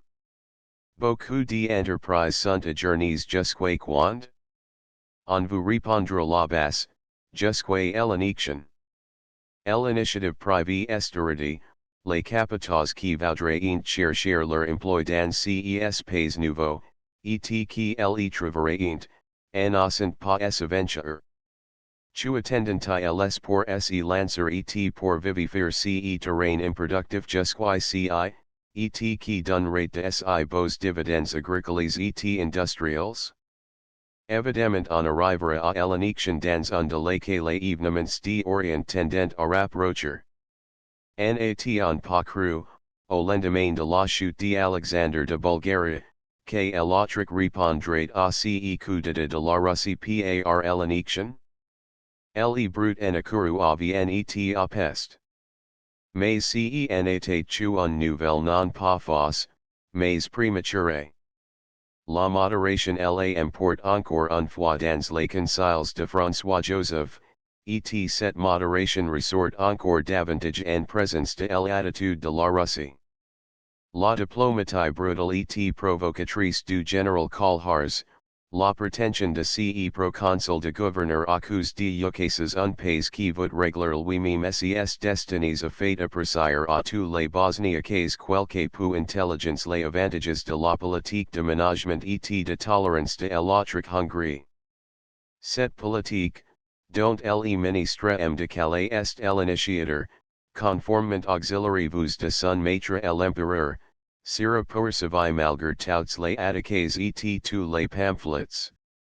Elle est approuvée par l'opinion publique de deux côtés de la Lethe, par les délégations, qui tout récemment viennent d'approuver hautement la gestion du ministre et lui ont vote de remerciements, pour avoir converti en excédent le déficit par l'équal s'était sauté durant les premières années le budget de provinces occupées. Si Eleniction na paet officiel lament prononce, si meme iln est nullement question de la proc lamer prochainement, le régime actuel la prepare choc année davantage, sans violence, sans séquence, en accordant auxiliary habitants les bienfaits d'une administration pro-bt équitable, gardien sévère de la loi. Etou de semblables bienfaits pourraient les être mieux précis que dans de pays sont mis pendant si longtemps à l'arbitraire d'agents tyranniques. Fin. Table de métiers chapitre premier pages. A l'ambassade de France à Vienne. M. de Calais. Resume de sa carrière. Les précédents administrateurs de la Bosnie, mm de Hoffman et Lévy. Depart pour Pest. La capitale de la Hongrie en 1886. Le Parlement, les journaux, les théâtres. Reminiscences de l'expédition française. Voyage de Budapest abroad 1 chapitre 2 de Brood à Sarajevo. Voyageurs et incidents de route 57 chapitre 3 de Malais à Sarajevo 82 chapitre 4 Sarajevo pendant l'occupation autrichienne. Tableaux de routes et de marches 90 chapitre v Sarajevo, Suite. Details historiques et administratifs 114 chapitre 6 Organisation militaire de la Bosnie. Les gouverneurs. Le Feldjagdmeister appel et son état-major 125 chapitre 7 Quelques types. Les consuls. Un Suisse ex-médecin d'Omer Pasha 173 chapitre 8 Précis de l'histoire de la Bosnie. Ses moeurs et coups ms 193 chapitre 9 Origins de l'occupation autrichienne. L'opinion publique à Vienne et en Turquie pendant la guerre d'Orient. Démonstration à Budapest. Contrepoids à l'influence russe. Action de agents autrichiens à Sarajevo. Le voyage impérial de 1873. Les réfugiés. L'entrée du général Filipovic sur le territoire turc 246 chapitre x Sarajevo au mois d'août 1878. Caractère belliqueur de la population. Souvenirs de 1697. La dictature du clergé. Le Shari, proscription de costumes européens. Haji Loha et Patraki. La commune bosniaque. Blessure de Haji Loha. Tentatives d'apaisement de la bourgeoisie. Malgré les efforts pacifiques, la lutte s'engage. Dispositions stratégiques. Prise de la Citadelle. Un nouvel Saragosse. El Hospital 302 chapitre 11 La seconde occupation. Échecs partiels de Autrichiens à Bihać. Les combats autour de Dolovi. La situation à Sarajevo. La Romanja Planina. Passage de la Save. Marche sur Tuzla. Occupation de Livno et de Zvornik. La fin de hostilités 322 chapitre 12 de Salve à Gorny Tuzla. Une ville industrielle à ses débuts. Mines de charbon. Briqueries et salines. La population de Tuzla. Les Tsigans à de Murfiques. Un enlèvement suivi de duel à mort. La poste de Tuzla à Burka. Le-commerce de prunes. Voyage de Briska à Belgrade. Visits diplomatiques 338 chapitre 13 El Herzgovine. La route de Sarajevo à Mostar. Le service de diligence. Mostar. Souvenirs héroïques. De Mostar à Metkovic. La Vigna et le Tabac 389 chapitre 14 La question de Kamitz. Les difficultés religieuses. Hostilité de Ultramontans.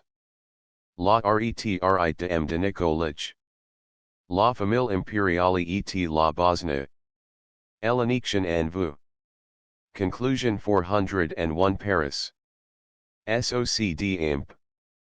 Paul Dupont, 41, Rue J. Rousseau, CL, July 3, 87.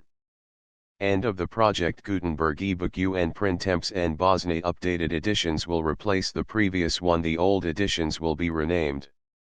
Creating the works from print editions not protected by U.S. copyright law means that no one owns a United States copyright in these works, so the Foundation, and you, can copy and distribute it in the United States without permission and without paying copyright royalties.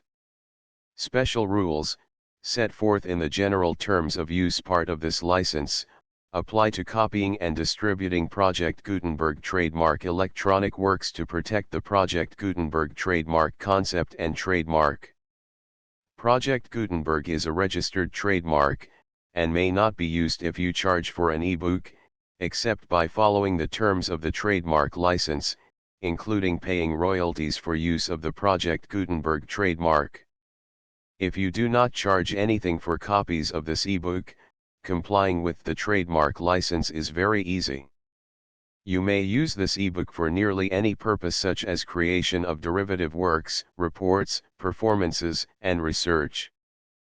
Project Gutenberg ebooks may be modified and printed and given away. You may do practically anything in the United States with ebooks not protected by U.S. copyright law. Redistribution is subject to the trademark license, especially commercial redistribution. Start, full license. The full Project Gutenberg license. Please read this before you distribute or use this work to protect the Project Gutenberg trademark mission of promoting the free distribution of electronic works. By using or distributing this work, or any other work associated in any way with the phrase Project Gutenberg, you agree to comply with all the terms of the full Project Gutenberg trademark license available with this file or online at www.gutenberg.org/license. Section 1. General Terms of Use and Redistributing Project Gutenberg Trademark Electronic Works 1.a. By reading or using any part of this Project Gutenberg trademark electronic work, you indicate that you have read, understand, agree to and accept all the terms of this license and intellectual property, trademark/copyright, agreement. If you do not agree to abide by all the terms of this agreement, you must cease using and return or destroy all copies of Project Gutenberg trademark electronic works in your possession. If you paid a fee for obtaining a copy of or access to a Project Gutenberg trademark electronic work and you do not agree to be bound by the terms of this agreement, you may obtain a refund from the person or entity to whom you paid the fee as set forth in paragraph 1.e.8. 1.b. Project Gutenberg is a registered trademark. It may only be used on or associated in any way with an electronic work by people who agree to be bound by the terms of this agreement.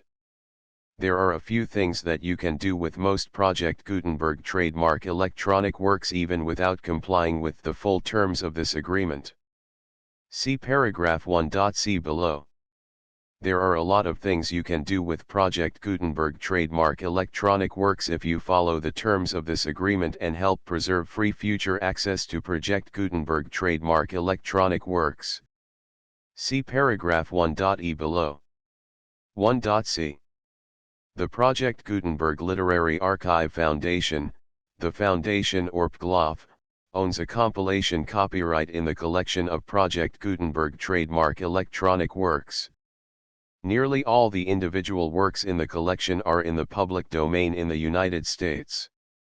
If an individual work is unprotected by copyright law in the United States and you are located in the United States, we do not claim a right to prevent you from copying, distributing, performing, displaying, or creating derivative works based on the work as long as all references to Project Gutenberg are removed. Of course, we hope that you will support the Project Gutenberg trademark mission of promoting free access to electronic works by freely sharing Project Gutenberg trademark works in compliance with the terms of this agreement for keeping the Project Gutenberg trademark name associated with the work. You can easily comply with the terms of this agreement by keeping this work in the same format with its attached full Project Gutenberg trademark license when you share it without charge with others. 1.d. The copyright laws of the place where you are located also govern what you can do with this work. Copyright laws in most countries are in a constant state of change. If you are outside the United States, check the laws of your country in addition to the terms of this agreement before downloading, copying, displaying, performing, distributing or creating derivative works based on this work or any other Project Gutenberg trademark work. The Foundation makes no representations concerning the copyright status of any work in any country other than the United States. 1.e Unless you have removed all references to Project Gutenberg, 1.e.1. The following sentence, with active links to, or other immediate access to, the full Project Gutenberg trademark license must appear prominently whenever any copy of a Project Gutenberg trademark work, any work on which the phrase Project Gutenberg appears, or with which the phrase Project Gutenberg is associated, is accessed, displayed, performed, viewed, copied or distributed. This ebook is for the use of anyone anywhere in the United States and most other parts of the world at no cost and with almost no restrictions whatsoever. You may copy it, give it away or reuse it under the terms of the Project Gutenberg license included with this ebook or online at www.gutenberg.org. If you are not located in the United States, you will have to check the laws of the country where you are located before using this ebook. 1.e.2. If an individual Project Gutenberg trademark electronic work is derived from texts not protected by U.S. copyright law, does not contain a notice indicating that it is posted with permission of the copyright holder, the work can be copied and distributed to anyone in the United States without paying any fees or charges. If you are redistributing or providing access to a work with the phrase Project Gutenberg associated with or appearing on the work, you must comply either with the requirements of paragraphs 1.e.1 through 1.e.7 or obtain permission for the use of the work and the Project Gutenberg trademark as set forth in paragraphs 1.e.8 or 1.e.9. 1.e.3. If an individual Project Gutenberg trademark electronic work is posted with the permission of the copyright holder, your use and distribution must comply with both paragraphs 1.e.1 through 1.e.7 and any additional terms imposed by the copyright holder. Additional terms will be linked to the Project Gutenberg trademark license for all works posted with the permission of the copyright holder found at the beginning of this work. 1.e.4. Do not unlink or detach or remove the full Project Gutenberg trademark license terms from this work, or any files containing a part of this work or any other work associated with Project Gutenberg trademark. 1.e.5. Do not copy, display, perform, distribute or redistribute this electronic work, or any part of this electronic work, without prominently displaying the sentence set forth in paragraph 1.e.1 with active links or immediate access to the full terms of the Project Gutenberg trademark license. 1.e.6. You may convert to and distribute this work in any binary, compressed, marked up, non-proprietary or proprietary form, including any word processing or hypertext form. However, if you provide access to or distribute copies of a Project Gutenberg trademark work in a format other than plain vanilla ASCII or other format used in the official version posted on the official Project Gutenberg trademark website, www.gutenberg.org, you must, at no additional cost, fee, or expense to the user, provide a copy, a means of exporting a copy, or a means of obtaining a copy upon request, of the work in its original plain vanilla ASCII or other form. Any alternate format must include the full Project Gutenberg trademark license as specified in paragraph 1.e.1. 1.e.7.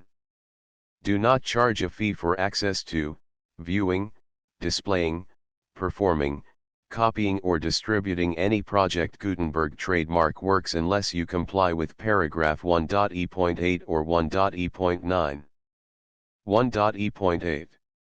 You may charge a reasonable fee for copies of or providing access to or distributing Project Gutenberg trademark electronic works provided that, you pay a royalty fee of 20% of the gross profits you derive from the use of Project Gutenberg trademark works calculated using the method you already use to calculate your applicable taxes.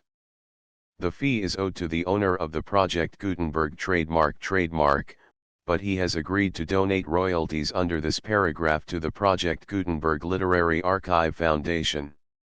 Royalty payments must be paid within 60 days following each date on which you prepare, or are legally required to prepare, your periodic tax returns. Royalty payments should be clearly marked as such and sent to the Project Gutenberg Literary Archive Foundation at the address specified in Section 4, Information about donations to the Project Gutenberg Literary Archive Foundation. You provide a full refund of any money paid by a user who notifies you in writing, or by email, within 30 days of receipt that he does not agree to the terms of the full Project Gutenberg trademark license. You must require such a user to return or destroy all copies of the works possessed in a physical medium and discontinue all use of and all access to other copies of Project Gutenberg trademark works.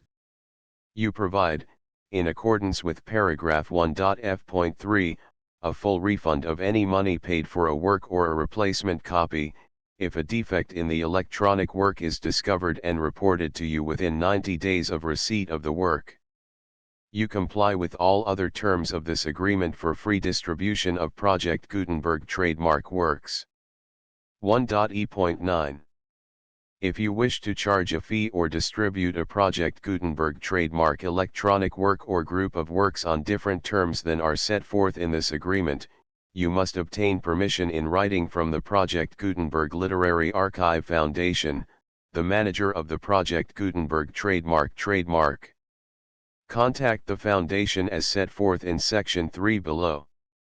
1.f.1.f.1. Project Gutenberg volunteers and employees expend considerable effort to identify, do copyright research on, transcribe and proofread works not protected by U.S. copyright law in creating the Project Gutenberg trademark collection. Despite these efforts, Project Gutenberg trademark electronic works, and the medium on which they may be stored, may contain defects, such as, but not limited to, incomplete, inaccurate or corrupt data, transcription errors, a copyright or other intellectual property infringement, a defective or damaged disk or other medium, a computer virus, or computer codes that damage or cannot be read by your equipment. 1.f.2. Limited warranty, disclaimer of damages, except for the right of replacement or refund described in paragraph 1.f.3, the Project Gutenberg Literary Archive Foundation, the owner of the Project Gutenberg trademark, and any other party distributing a Project Gutenberg trademark electronic work under this agreement, disclaim all liability to you for damages, costs, and expenses, including legal fees. You agree that you have no remedies for negligence, strict liability, breach of warranty or breach of contract except those provided in paragraph 1.f.3. You agree that the Foundation, the trademark owner, and any distributor under this agreement will not be liable to you for actual, direct, indirect, consequential, punitive, or incidental damages even if you give notice of the possibility of such damage. 1.f.3. Limited right of replacement or refund. If you discover a defect in this electronic work within 90 days of receiving it, you can receive a refund of the money, if any, you paid for it by sending a written explanation to the person you received the work from. If you received the work on a physical medium, you must return the medium with your written explanation. The person or entity that provided you with the defective work may elect to provide a replacement copy in lieu of a refund.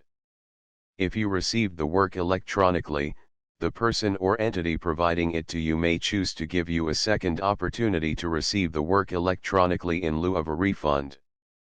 If the second copy is also defective, you may demand a refund in writing without further opportunities to fix the problem. 1.f.4 Except for the limited right of replacement or refund set forth in paragraph 1.f.3, this work is provided to you as is, with no other warranties of any kind, express or implied, including but not limited to warranties of merchantability or fitness for any purpose. 1.f.5 Some states do not allow disclaimers of certain implied warranties or the exclusion or limitation of certain types of damages. If any disclaimer or limitation set forth in this agreement violates the law of the state applicable to this agreement, the agreement shall be interpreted to make the maximum disclaimer or limitation permitted by the applicable state law. The invalidity or unenforceability of any provision of this agreement shall not void the remaining provisions. 1.f.6 Indemnity. You agree to indemnify and hold the foundation, the trademark owner, any agent or employee of the foundation, anyone providing copies of Project Gutenberg trademark electronic works in accordance with this agreement, and any volunteers associated with the production, promotion, and distribution of Project Gutenberg trademark electronic works, harmless from all liability, costs, and expenses, including legal fees, that arise directly or indirectly from any of the following which you do or cause to occur. A. Distribution of this or any Project Gutenberg trademark work. B. Alteration, modification, or additions or deletions to any Project Gutenberg trademark work, and C. Any defect you cause. Section 2. Information about the mission of Project Gutenberg trademark. Project Gutenberg trademark is synonymous with the free distribution of electronic works in formats readable by the widest variety of computers, including obsolete, old, middle-aged, and new computers. It exists because of the efforts of hundreds of volunteers and donations from people in all walks of life. Volunteers and financial support to provide volunteers with the assistance they need are critical to reaching Project Gutenberg trademark's goals and ensuring that the Project Gutenberg trademark collection will remain freely available for generations to come. In 2001, the Project Gutenberg Literary Archive Foundation was created to provide a secure and permanent future for Project Gutenberg trademark and future generations. To learn more about the Project Gutenberg Literary Archive Foundation and how your efforts and donations can help, see sections 3 and 4 and the Foundation information page at www.gutenberg.org. Section 3. Information about the Project Gutenberg Literary Archive Foundation. The Project Gutenberg Literary Archive Foundation is a non-profit 501(c)(3) educational corporation organized under the laws of the state of Mississippi and granted tax-exempt status by the Internal Revenue Service. The foundation's IN or federal tax identification number is 64-6221541. Contributions to the Project Gutenberg Literary Archive Foundation are tax-deductible to the full extent permitted by U.S. federal laws and your state's laws. The Foundation's business office is located at 809 North 1500 West, Salt Lake City, Utah 841-16801-596-1887. Email contact links and up-to-date contact information can be found at the Foundation's website and official page at www.gutenberg.org/contact. Section 4.